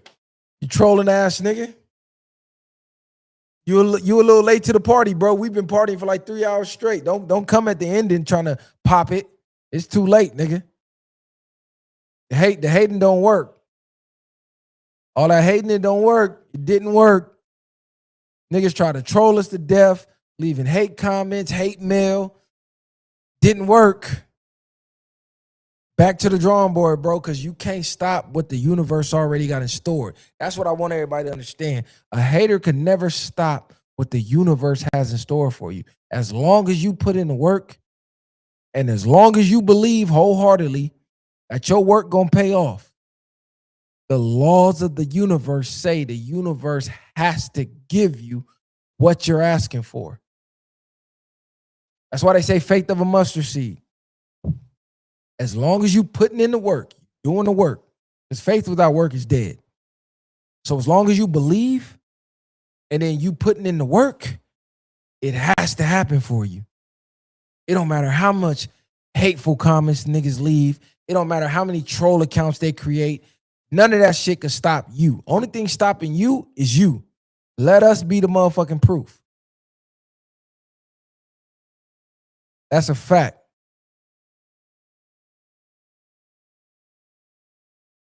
That's a fact. No one is hated more than he who speaks the truth. No one is hated more than he who speaks the truth. Stay real, stay raw, stay uncut, and stay you. Stay down. Like I always like to say, why try to fit in when you can stand out? Because the same thing that they wanted us to fit in with is now out of style. You know what's in style? We in style right now. But we was ahead of our time. We was talking this shit 2 years ago. We was talking this shit 3 years ago. But it wasn't in style then. It wasn't cool to be real back then. It wasn't cool to drop knowledge back then. It was called boring. Oh, nobody want to hear that Malcolm X shit. Now that's all they want to hear. You know why? Because life got real. Life got real for everybody real fast. Everybody, niggas ain't got time to be playing. Motherfucker go to the gas pump and it's $100+ to fill up your tank when 2 summers ago it might have costed you $40. Life got real. You go to the grocery store, your grocery bill doubled, but the amount of products that you got didn't double. It got real. All that joking and playing and shit. Yeah, niggas is like, hell no. We need to hear some serious shit right now. Life too real to be fucking playing all day. 2-3 years ago, though, it was too serious. It was Malcolm X. It was too preachy. Nobody want to hear that. You notice how the tides change? That's why you got to stay true to you. Y'all forgot? Oh, them Malcolm X niggas, they too serious. Yeah, life got real serious real fast. Niggas in real wars. Inflation, real. Housing marketed, real unaffordable. Groceries, real unaffordable. The gas, real unaffordable. Your 401k taking real hits. The stock market really plummeting. Niggas losing real money. Life is real. Who the fuck want to be playing right now? See? Stay true to you. Don't listen to the crowd. The crowd don't be knowing what the fuck they talking about. You got to be a truth seeker. Think about being a truth seeker. You see the truth before a lot of people do. See, that's the thing. When you're blessed with the glasses, you feel me? When you was born with the glasses and you could see the real, you could see through the fog, you got to lead the way. You got to lead the way for people to follow. You don't follow the people. Lead the way so they can follow. They may follow you late, but better late than never, though. Better late. See, you not actually on time if you're not early. They never told you that? If you on time, you late. That's the thing about being a trendsetter and ahead of the curve. If you're not ahead of your time, you late.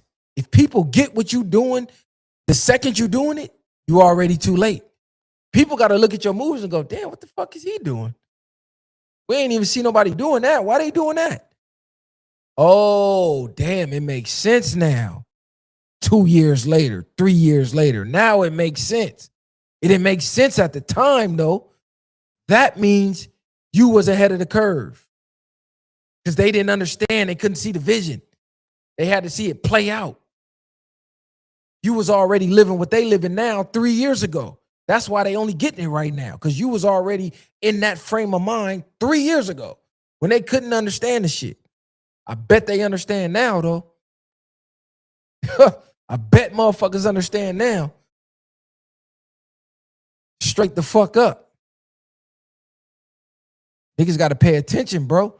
That's why I say the villain, because they hate me for my opinion. Because I know when you ahead of the curve and you a trendsetter, they hate you first. Go look at the first tweet I ever put on the Viral Way page. I already predicted this shit years ago. Let me see if I can pull it up. I said first. Hold on. Matter of fact, I'm gonna pull it up. Let me find it on the Twitter. Let me find it on the Twitter, boy. I'm telling you. Something like a psychic. I'm something like a motherfucking psychic. I'm trying to see what year that shit was, too. It's too hard to go. Can I search on Instagram? Let me see. Let me see if I can search on the gram. Because if I can search on the gram, I can find it. It's too hard to go back, though. It's like first they laugh. First they hate. Then they laugh. Then they ask you how you did it. That's the order. They see what you're doing, they hate. They laugh. Then they start to notice the progress and they're like, oh shit, all right. Then they start to slowly mimic you. You notice I say the invisible influence is because people will follow what you do, but don't want to give you the credit. People will follow your moves, but they don't want to give you the credit. That's why I always say, just know that I know. I see little virals out there. I can hear it all in their posts. You can hear it all in yeah. The influence is there. They may not tell you, but if you know, you know. Facts. Come on, man. I'm going to find that post. Let me see if I can search on the motherfucking gram. That shit had to be like 2022. It had to be like 2022. Damn, I should have screenshotted that shit. Now, this is what we've been needing. Information and substance. Facts. I've been telling niggas like that from day one. I never forget niggas telling grown men, y'all too serious. What? And niggas really ran with that. Niggas really ran with that. Blaze a trail. Oh, there it is right there. There it is right there. Hold on, I just found that shit.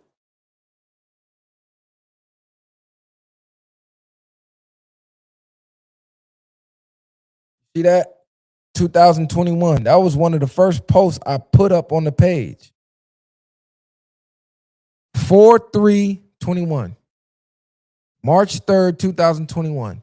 First they doubt you, then they laugh, then they follow and ask how you did it. Stay down for the come up. Follow your own trail, follow your own path and blaze a trail. The viral way. 2021. Coming to fruition, didn't it? First they doubt you. It was doubting like a motherfucker, wasn't they? Man, that shit ain't gonna work. You can't talk that positive shit on the West. That shit ain't gonna work. Niggas don't want to hear that shit. Niggas don't want to hear politics. That shit boring. Y'all too serious. First they doubt you. Then they laugh. Oh, look at the views. Oh, them niggas don't get no views. Then they follow the invisible influence. Niggas jacking our slang. Niggas stealing topics, talking points. Niggas starting to pod this. Yeah, we see it. Don't we know? Then they ask you how you did it. That's what's coming next. Hey, man, how you get that interview with Snoop? Hey, who plugged you with Snoop? Y'all see the comments? They asking now. Hey, is it true? We heard Wack say, hey, is it true? Stay down for the come up, man. Stay down for the fucking come up. First they doubt you, then they laugh, then they follow and ask you how you did it. In that fucking order. You know where we at in that process right now? Asking how you did it. They already laughed. They already doubted us. They already started copying. Now they asking how the fuck you did it. That's what the fuck going on. said, you don't have a legacy in the West. West Coast niggas are the children of the great migration from the South. You're not telling me nothing I don't know, bro. I know we migrated from the South. I already told you what my parents. I ain't gonna keep explaining it. Look out for the autobiography of Mr. Viral. I ain't gonna give it all away for free. If you catch it, you catch it. I done threw it out there plenty of times. But if you catch it, you catch it. But you can go stream the episode where I interview my pops if you want to know some of my history. All that other bullshit you talking, don't nobody give a fuck about that. Don't nobody give a fuck about what you talking about, bro. But you can go listen to episode 163. You can figure out some of my fucking family history if that's what you're looking for. I'll pull it up for you. Hey, good looking, man. I wish you success too, bro. Niggas gonna hate for whatever you do. They hated Jesus. I know I don't stand a chance. Autobiography of Mr. Viral coming soon, man. Life story. Just wait on it. But yeah, if you want to know a little of my background, you can go look. Episode 163, featuring Harvey Green. From street hitman to Vietnam War vet to fatherhood. So you can go run this episode up. Episode 163. I wish I could blow this picture up. Hold on, can I blow it up? Nah, it already went away. But yeah, go look that up, bro. You see that kid on the motorcycle? That's me. You see that? That's Pops. Do you see the transition? Now I'm grown. Now Pops got grays. See, from a boy to a man. But you can go look it up, though. So you can go run that up. Hour and 20 minutes. And you can find out. So you can quit asking me, where you from? Where your father from? Where you? Yeah, go watch the content, nigga. I can't tell you everything. Go watch the content. Talk about how Keem started the narrative. You was on a field trip. Facts. He started that narrative. That was hate. I told y'all, that was fucking hate. It started from the episode when I was on there with Big Deal, like I said earlier in the live. Remember, I got the phone call, went to the bathroom. They started the narrative and said, oh, Viral was gone for like 30 minutes. He was in there doing coke. He was in there with the bubble guts, the runs. He was doing this. He was doing that. But they didn't know I was in there on the phone with Snoop. And we was talking about what angle we wanted to take with the interview, how he wanted to do the content, how he wanted to vibe and build a rapport. They didn't know that was going on.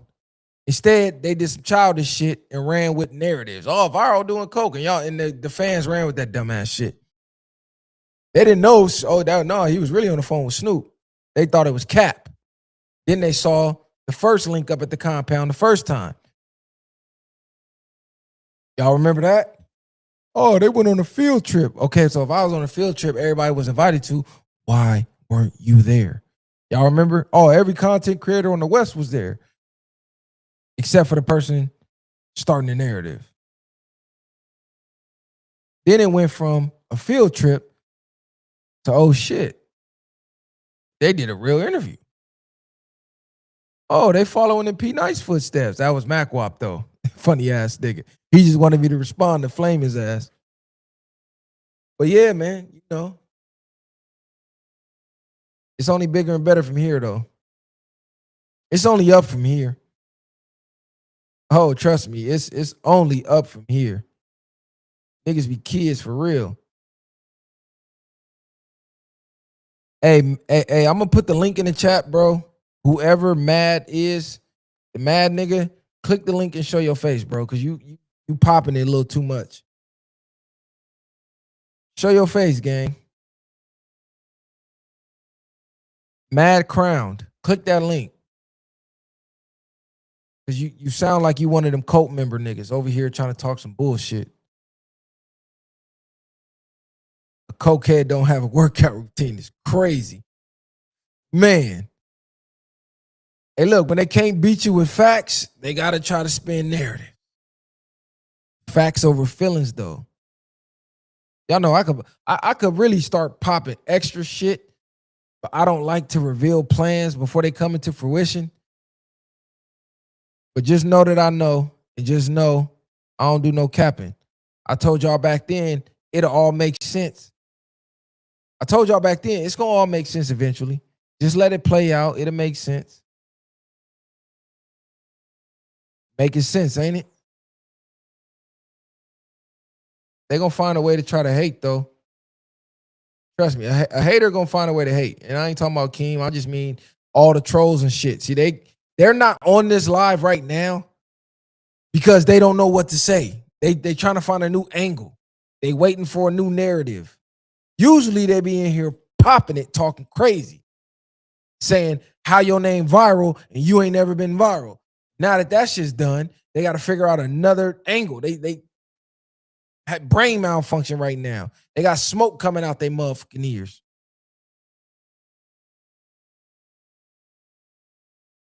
Hey, Mad Crown, I don't give a fuck if you jump on or not, bro. You don't control shit over here. I'm just going to ignore you if you're not going to jump on and show your face. Or if you want me to read your comment, send a super chat. But if you're going to troll, I'm not going to let you troll me for free, nigga. So either jump on or send a super chat, or you're just going to be typing to yourself, gang. You and your four corners, nigga. Hey, Reckless, that's all I'm saying, bro. I could just be popping it, cooking niggas, but you just got to succeed in silence and let the work speak. Let the action speak. Let the success speak.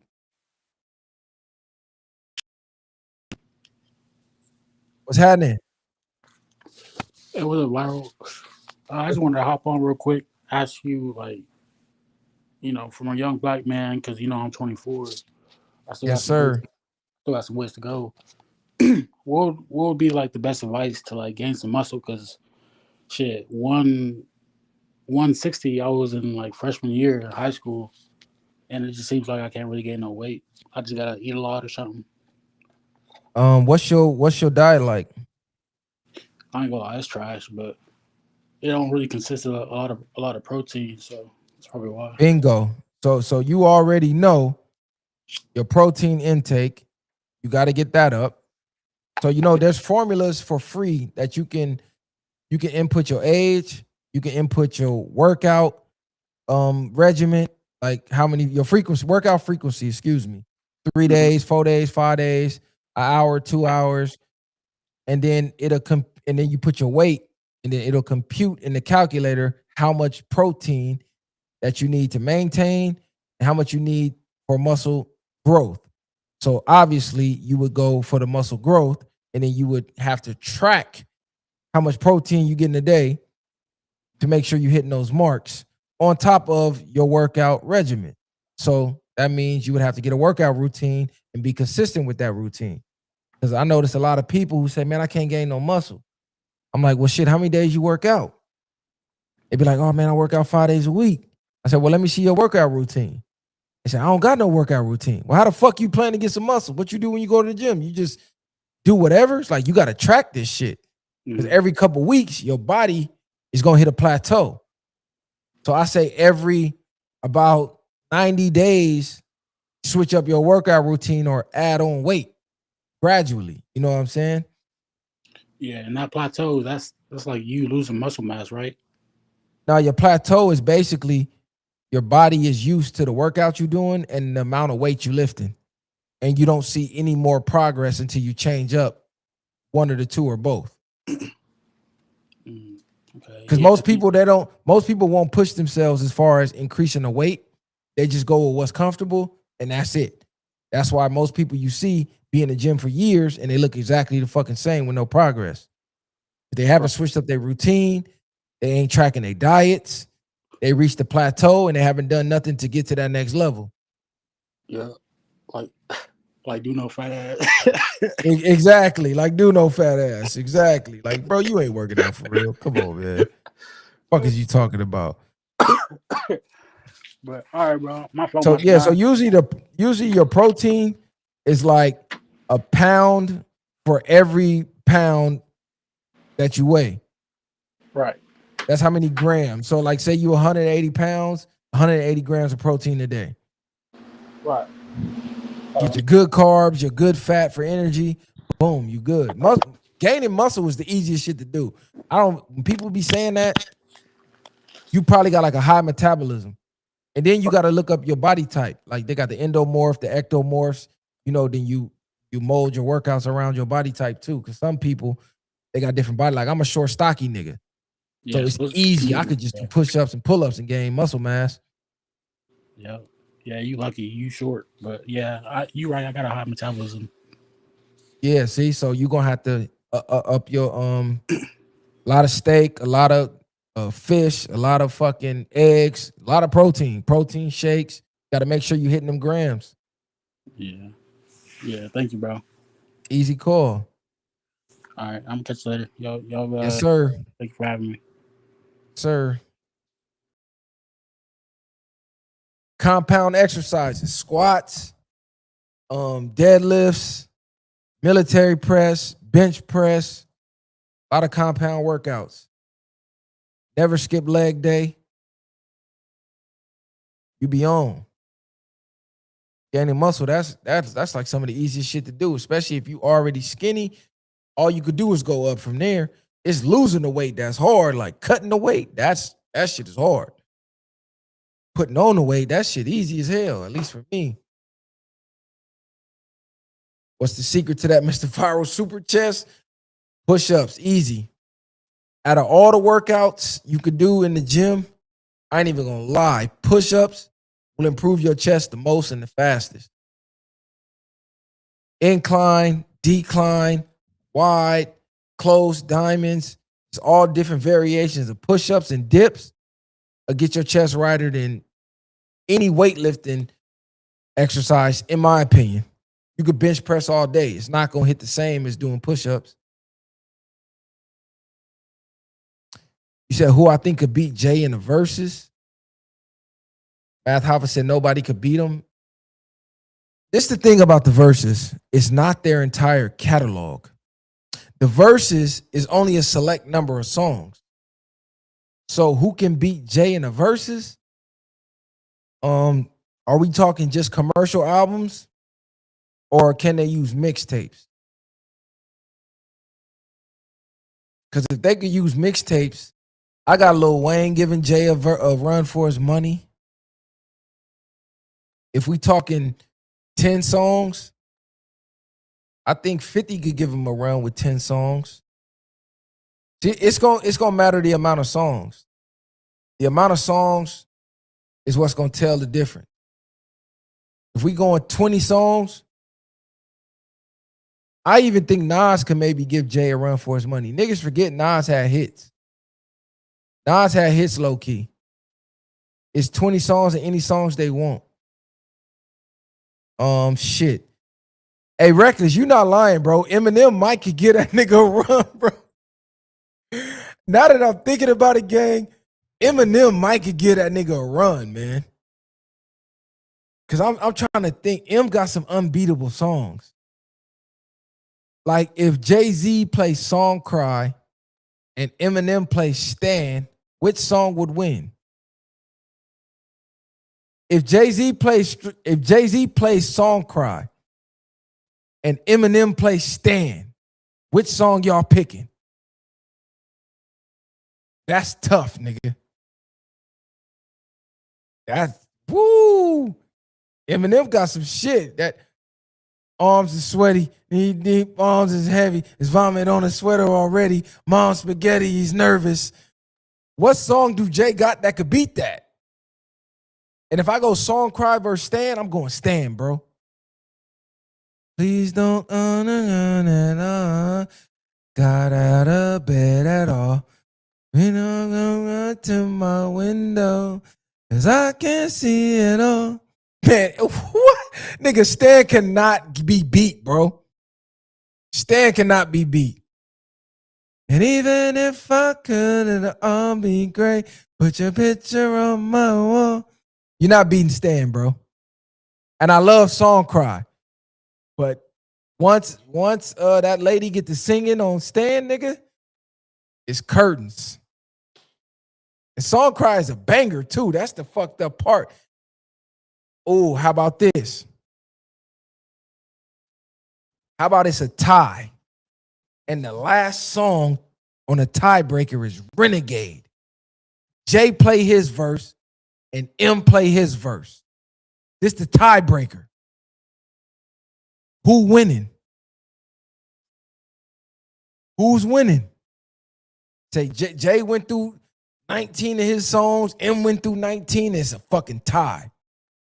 And then they got to play Renegade for the tiebreaker because that's the song they both own. Who wins? Eminem can't go to 10? Y'all niggas crazy. M can't go to 10? Come on, cuz. Y'all playing. M could go to 10, fool. I can't be your Superman. Can't be your suit. M got some shit. Y'all niggas is tripping. Bitch, Please Part 2. You say M1 based off Renegade to keep it a buck. Hey, you heard what Nas said. Eminem murdered you on your own shit. I think that's like a cultural, it's just known M just killed Jay on Renegade. Everybody say that. You say Jay winning half the list with Big Pimpin'? Hell no. You know what? I despise Big Pimpin'. For some reason, Apple Shuffle puts Big Pimpin' every time. So as soon as I hear the Big Pimpin' beat, it's like nails on a chalkboard. I can't even listen to it. I can't even listen to it. Let me see. Jay-Z got, what Jay-Z got? Jay-Z got Girls, Girls, Girls. Jay-Z got Song Cry. I give him Encore. I give him Dead Presidents. You Can't Knock the Hustle. Jay-Z got some shit. Okay, does Jay-Z play the intro? Y'all know what intro I'm talking about. PSA versus Marshall Mathers song. This verses will be closer than y'all think, bro.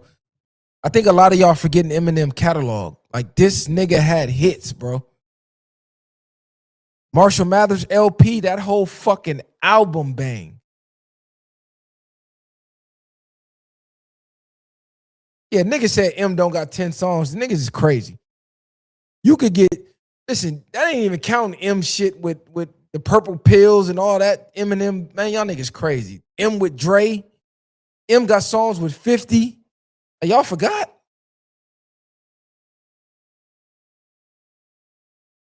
I'm doing songs I like. Okay, y'all give Feeling It. I give you Feeling It. Feeling It is hard. Damn, it was illegal for black men to own a dog. It was illegal for a black man to breathe in America. Versus is the best 20. You telling me Eminem don't got 20 hits? Come on, bro. It ain't no way you finna tell me M don't got 20 hits. Slim Shady LP is crazy. Hi, Eminem first single was a hit. American Gangster is hard, but I don't think most of the public really know that album for real. D12, like, come on, cuz. Let me look up Eminem hit records. That nigga had hits. Y'all niggas tripping. I am whatever you say I am. Like, come on, bro. M got 20 songs. Niggas in Paris, oh, y'all trying to get Jay smoked, nigga. This nigga said niggas in Paris. Are you trying to get Jay killed? I'm trying to make it competitive.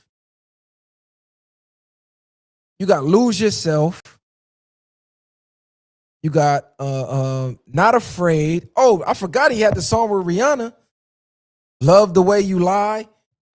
You got The Real Slim Shady. You got Without Me. You got Mockingbird. He had 2 songs with Rihanna. He had The Monster. He had We Made You. That's just the pop songs. That was all pop songs I'm naming. Then you got Stan. You got Till I Collapse. You got Cleaning Out My Closet. I'm cleaning out my closet. Y'all forgot about that shit, didn't y'all? Sing for the moment. Oh, come on. Sing for the moment. Y'all gonna tell me Sing for the Moment ain't a fucking anthem? You got When I'm Gone. You got the Toy Soldiers. You got Guilty Conscience with Dr. Dre. Once he bring Dr. Dre out, it's over with. You got Role Model. Like, bro, y'all niggas tripping. I'm not saying he gonna watch Jay. I'm just saying it's gonna be closer than you think. Okay, so imagine he do the verse, may not mean nothing to y'all, the remix. Y'all know M killed that. He do that verse, nigga. He bodied that Drake track for sure. Now let me look up Jay-Z hit songs. Because how many hit songs do Jay-Z got? Do Jay-Z got a lot of hit songs or songs that we like? Empire State of Mind. Umbrella, that's Rihanna. Run This Town, that could be beat. Niggas in Paris, that could be beat. Crazy in Love with Beyonce, come on, cuz. 03 Bonnie and Clyde, that could be beat. Big Pimpin'. Can I Get a featuring Ja Rule and Emil. Dirt Off Your Shoulders. H to the Izzo, that's like the first one I heard so far. Takeover for sure. You got Dead Presidents. Can I Live? Song Cry. 99 Problems. You got Moment of Clarity. You got Public Service Announcement. You got On to the Next one. Otis. I don't like Otis. No Church in a While. Family Feud. Run This Town. Man, this shit gonna be closer than you think, nigga. That's not gonna win the verses, nigga. I don't hate Jay, bro. I promise you, I fuck with Jay, my nigga. The Black Album, Blueprint 2, Unplugged, nigga. Reasonable Doubt. Holy Grail was trash. We not doing Holy Grail, bro. Come on. Holy Grail was garbage. I got Nas beating Jay too. Bro, I said the same shit. I got Nas beating Jay, bro. Like, shorty, say what's your price? Nas is like half man, half amazing. Listen, Nas has some shit, nigga. Then if you play Takeover, Ether smashing that. All I'm saying, once that song dropped with Quan, it's over with. Y'all niggas tripping. I think Nas will get Jay. Let's see what Nas got. If I Rule the World, that's automatic dub. Jay's not beating that, bro. If I Rule the World, it's over. That's automatic W. You got Hate Me Now. You Owe Me. Genuine come out there performing and shit. You got Street Dreams. You got Made You Look. Then you go throwback, NY State of Mind. World Is Yours. Whose world is this? The world is yours. It's mine, it's mine. It's like, come on, cuz. It Ain't Hard to Tell. Classic. Fuck is y'all talking about? One Mic?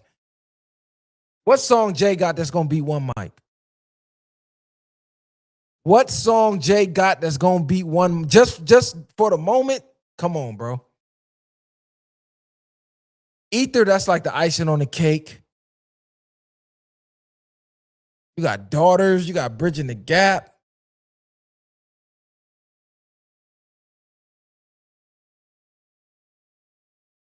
Yeah. Yeah, break it down.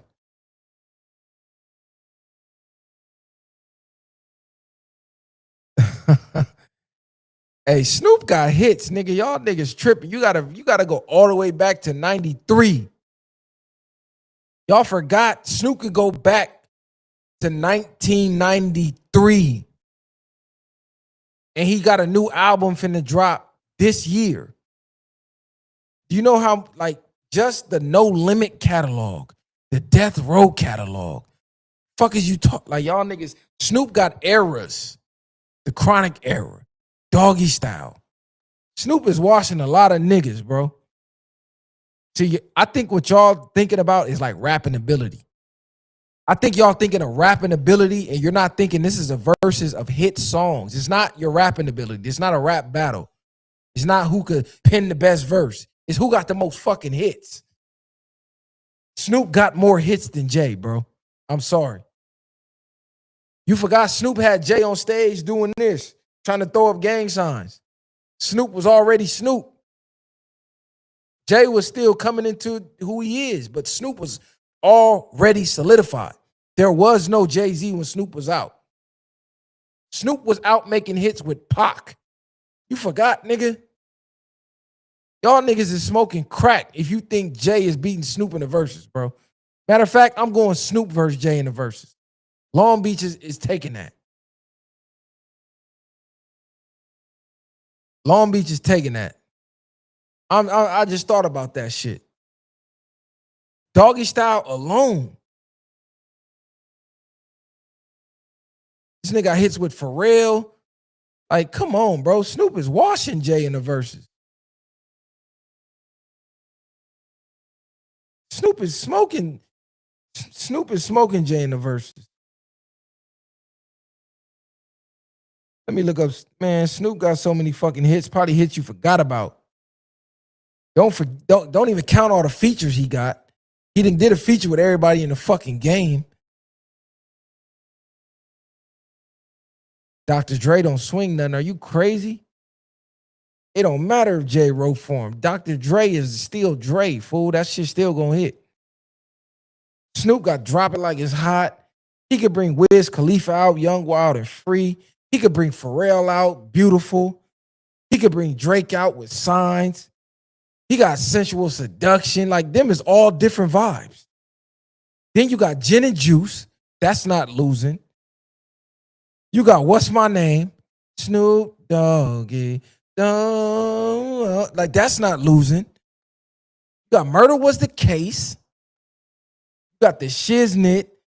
You got Doggy Dog World. You got Nothing But a G Thing.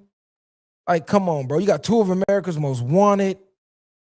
Next episode, you got Ain't No Fun. Like, the hits with Nate Dogg. What are we talking? Lay Low. He better lay low. Y'all niggas crazy. Peaches and Cream. He got the EMD shit. Sweat. I Want to Love You with Akon. Yeah, it's over with. It's over with. Snoop is beating Jay. That's my final. That's my pick. Snoop taking Jay out. Snoop got too many hits. Nothing But a G Thing. Facts. Lottie Dottie. We like the, yeah. That was when Jay-Z was, he was rapping like, y'all forgot, nigga. Snoop was Snoop standing on the VIP. Long Beach Crippin'. Setting trends when Jay-Z was on the beach with his Hawaiian silky on, rapping hella fast with Jazzo. Y'all forgot? This ain't no shot at Jay. I fuck with Jay. Jay one of the GOATs. But you cannot rewrite history. Jay was not a factor. Pac was alive, but Snoop was. Even Nas was a factor. Y'all didn't know who Jay-Z was when Biggie was alive. We knew who Nas was. Nas had hits, nigga. That's all I'm saying. If we're going to go historical, Nas was a factor. Snoop was a factor. Pac was a factor. Big was a factor. Jay wasn't a factor. Even Mobb Deep was on the scene. Murder Was the Case that they gave me. Who my top 4 artists? See, it's hard to name top 4 artists. You got to low-key go coast. See, with hip-hop, it's hard to say because There's some artists whose spot is solidified and can't be taken. Like Pac's spot is solidified and it can't be taken. Pac is the greatest all time, period. That's just number one. So on everybody's list, Pac should be number one. That's it. Can't remove that. He's etched in stone. He died at 25, fool. Like, you got to remember this. Pac died at 25, gang. So everything that he accomplished was at the age of 25. It took Jay-Z to the age of damn near 40 to be even mentioned with Pac. And I fuck with Hove. But Jay had to become a billionaire, Rockefeller, all kind of shit to even be mentioned with Pac. And Pac was 25, nigga. He didn't get to do half of that shit. Movies. Pac made Versace hot, like gold, nigga, Rolexes. That's Pac influence. Pac is number one, bro. Reckless, you smoking crack if you got Biggie number one. It ain't no fucking way in hell you got Biggie over Pac, bro. There's no, that shiesty too tight, gang. Take that shiesty off, bro. I got Pac one. See, it's tough because it's like Big, you gotta low-key put Big too. Because he put the whole fucking East Coast on. Big put the whole coast on, bro. Big did that shit in what, 2 albums? But he was undeniable though. So you got Pac, you got Big. Then you want to put Jay up there. And then it's like, if you put Jay, you got to put Nas. But then it's like, okay, now we disrespecting the West Coast. Because Snoop got to be up there somewhere. You can't have all these niggas and not have Snoop. You see what I'm saying? That's why I said you got to low-key go like by coasts. You got to do like the GOAT of the South, the Mount Rushmore of the South, the Mount Rushmore of the West Coast, the Mount Rushmore of the Midwest. Like, you got to go by coast, bro, because you're going to disrespect somebody with just a top 4 of all time. Somebody going to get disrespected. You got Wayne. Wayne got to be in the top something, nigga. This is Lil Wayne, bro. I know niggas like to say Scarface, I don't know. I don't know if Scarface got enough body of work. But then it's hard to say that because of Biggie Smalls. He don't got a large body of work, but his impact. Fuck, Ice Cube. How do you have a top anything without Cube, nigga? E40. Like, fuck, bro. Jadakiss. But then Jadakiss, you going off rapping ability, not body of work. Yeah, that's too hard, gang. A top 4 all time is probably all gonna be from the golden era. It might not be no new niggas in the top 4 all time. It's sad as, because who new deserves to be up there? Is it nostalgia or is it just facts? Pac, Big. Damn, and then it's like you want to put Nas for sure. Nas is goated. But then when you look at Nas' discography, it's a lot of misses in that motherfucker. Pac was dissing Jay because Jay was East Coast, but Jay wasn't a factor. We didn't know who Jay was. You didn't know who Jay was in 94. When Jay dropped Reasonable Doubt, the West Coast was not playing Reasonable Doubt, bro. We didn't start listening to Reasonable Doubt until 2000 something. NBA Youngboy is not the top of anything, bro. Like, you're smoking crystal meth. You on K2 and dust, angel dust, nigga. You on fucking angel dust. Hold on, which Joey? You talking about Joe Budden or you talking about, what's Joey you talking about, fool? Which Joey? Bad Influence? I think I heard bad. Yeah, I heard a Bad Influence for sure.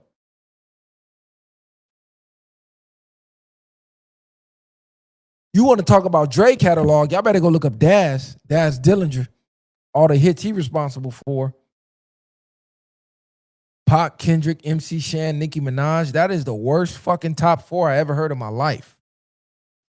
Oh my God. Oh my God. MC Shan, nigga. Oh my God. This nigga is wildin'. Hey, what year was you born, bro?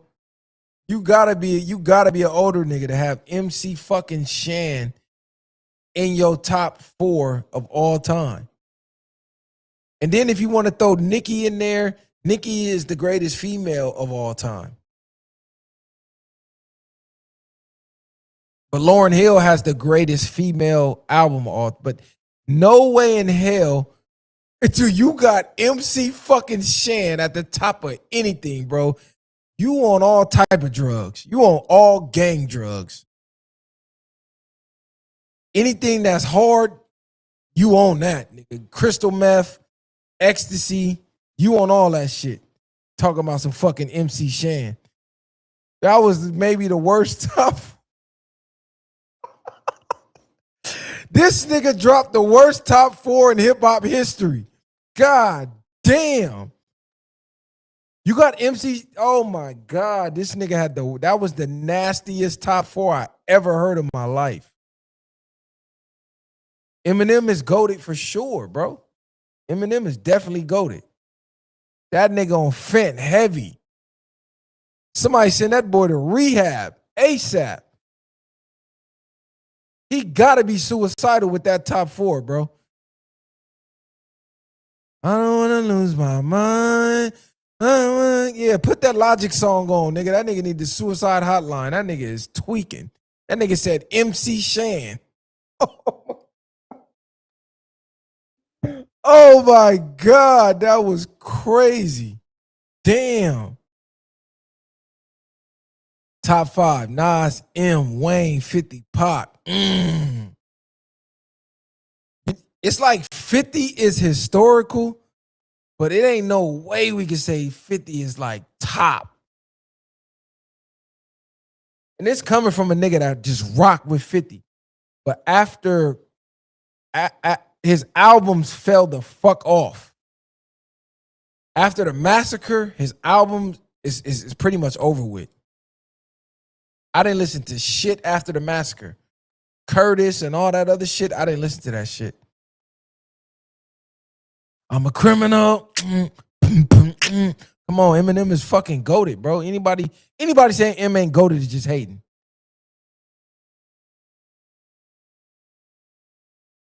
Anybody. 50 not top. He's not, bro. If you would have said top most influential, then yes, 50 is top 4 all time. Top 5 for sure, most influential all time. 50 might damn near, he's up there for sure on influence. But rap, I can't. Wayne is nigga. We gotta say shit. Number 1 from the South for all time. Gotta damn near be Lil Wayne. Who from the South can you put over Lil Wayne?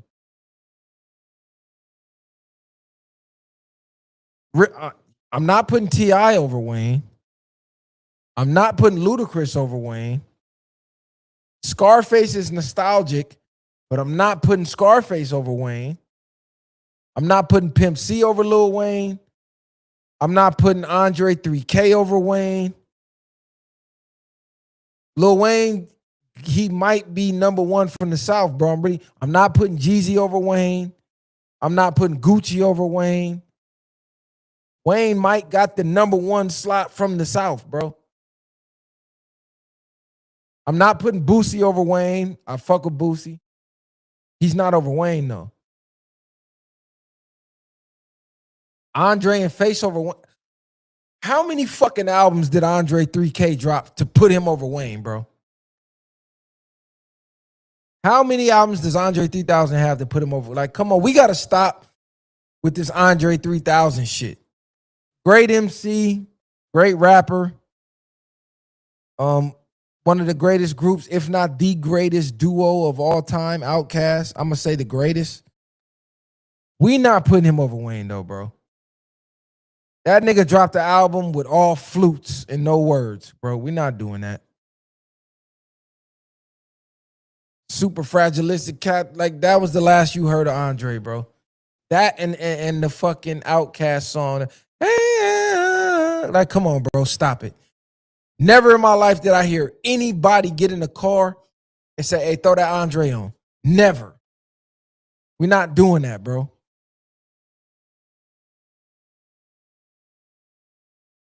We're not doing that. You ain't never got in your car and was like, let me turn this Andre 3000 on. Never. You have never. I don't even know you, and I know you never done that. And I know you played that flute album like, what kind of angel dust was this fool on? And I tried to meditate with it and all that, but it was just like, come on, gang. We want to hear you rap, bro. Niggas don't want to hear you play no goddamn flute.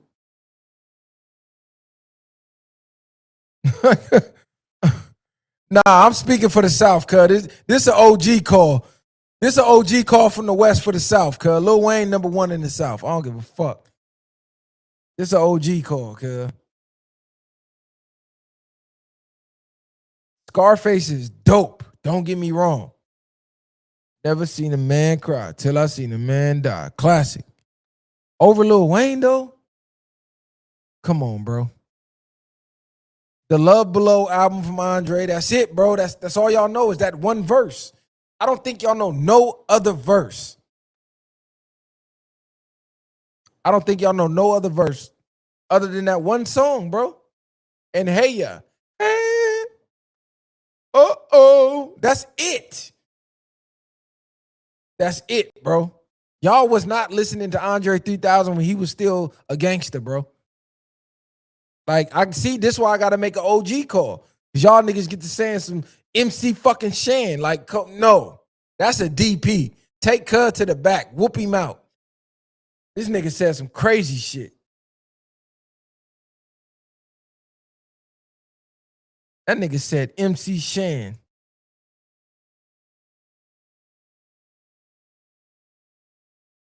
Let me see. What's Andre? He only got one album. Y'all know Hey Ya, and that's it. Y'all don't know nothing else, bro. An International Players Anthem. That's it. Y'all know the International Players Anthem verse. That's it. Y'all know Hey Ya, and that's it. Was y'all listening to Cub before he got with Erykah Badu and start dressing weird? When he was in the South in the woods with the Still Gangster? Y'all wasn't listening to Cub back then? I can't let MC Shan live. You made MC Shan catch these strays, fool. You put that nigga in the top 4 of all time. You put MC Shan over Jay-Z, over Nas, over Eminem. You put that nigga over nigga GOATs, certified fucking legends. You put him in that hot seat. Niggas who went diamond. You put MC fucking Shan. Like, come on, bro. You damn near make me want to play an MC Shan song. That shit crazy. This man. Y'all niggas. And shout out to MC Shan, cuz. What you want me to play? The bridge? You want me to play the fucking bridge? That's crazy. And I know he's a forefather. He paved the way. So I'm going to salute and pay my respects. MC Shan, KRS-One, Flavor Flav, all them niggas. The first wave of rap, the first generation. The bridge is over, the bridges, all that. When they was rhyming like this, and they used to kick the rhymes like this. All that. Salute. But we not doing that, bro. We not doing that. MC. Oh, good looking. Oh, cuz say MC Shan be KRS-One. We not putting no niggas in the top hip hop all time who got on a beat and used to rap like this. Used to call you a job turkey and rap like this. Bridge is over, we crap like this. We not doing that, gang. That's not going down. We gonna salute them niggas as the forefathers, but we are not doing that. All that doo-wop shit when niggas was pop locking and break dancing and graffiti and niggas used to rap like this. No, we not doing that, fool. I said the hibbity, hip hop, ha ha. And it don't stop. The bridge is over. We not doing that, bro. Top, nigga? You put that shit over Nas, nigga. Nas rap backwards. Nas rap from the perspective of a gun. Like, what? I saw a dead bird flying through a broken sky. I wish I could flap wings and fly away to where black kings in Ghana stay. We not doing that, bro. Hell no. Shout out MC Shan too. No disrespect, man. Niggas used to settle their beef with dance-offs. Go get a cardboard and battle. That was street beef. Like, come on, cuz we not doing that. Dresta and BG Knockout album was classic. You the man, exactly. Sure. Nas said MC Shan is his favorite and made him rap. That's cool. Everybody influenced by somebody. Everybody influenced by somebody. Like, I don't disrespect the legends, even if I don't like them, because you put in the work to pave the way to influence the next generation. So if it's no MC Shan, it's probably no Nas. So you gotta pay respect to MC Shan. That don't mean you the fucking best.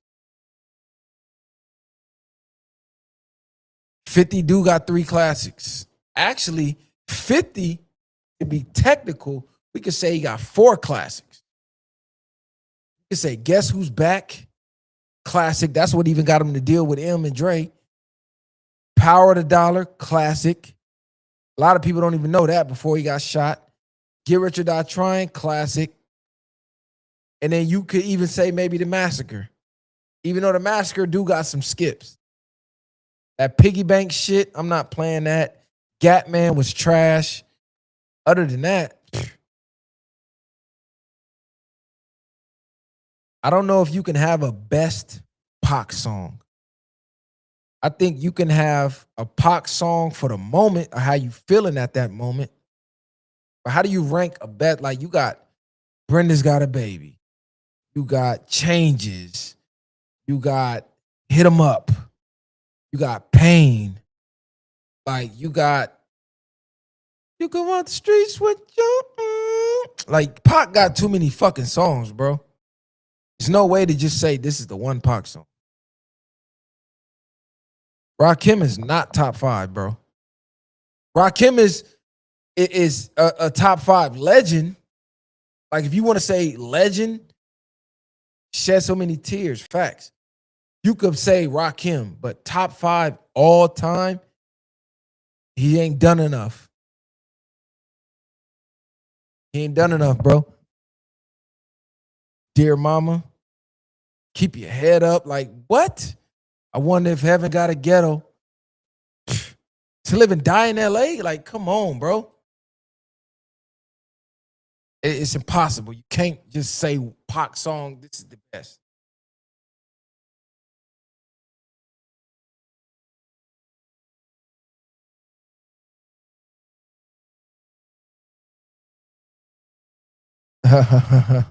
I will say before I get up out of here, the best hip hop song of all time is probably Slippin'. I'm gonna say DMX Slippin' is the best hip hop song of all time. Facts. And whoever want to argue that with me, tune in to the live tomorrow. We're gonna debate this shit some more. DMX Slippin', best all time. I I can't think of another song that just every single time you turn it on, that shit hit you every time. From the second you hear the fucking leaves blowing, the laugh. Like, nigga, to live is to suffer. But to survive, well, that's to find meaning in the suffer. Like, the song is perfect from front to back. Even the ad-libs is perfect. It ain't no other song you could turn on every single time that's gonna hit you like Slippin', bro. It's not one song. Slippin' is smoking any song Common put out in his life. Are you crazy? If you ever bring Common's name up with fucking DMX, see, y'all niggas, y'all on the angel dust tonight, man. Y'all like Smokey in the pigeon coop. Only person that can save me is my mama. That's y'all niggas tonight. Y'all sweating in the pigeon coop. Talking about some fucking It's Slipping Better Than I Used to Love Her by Common. Nigga, what? That was almost bad as the MC Shan comment. Even the ladies in the back, like, even the way the song ended. See this shit right here? This that shit that all real niggas can relate to. It's from the heart, baby. So don't get it twisted. Expect, like, we'll never have another DMX.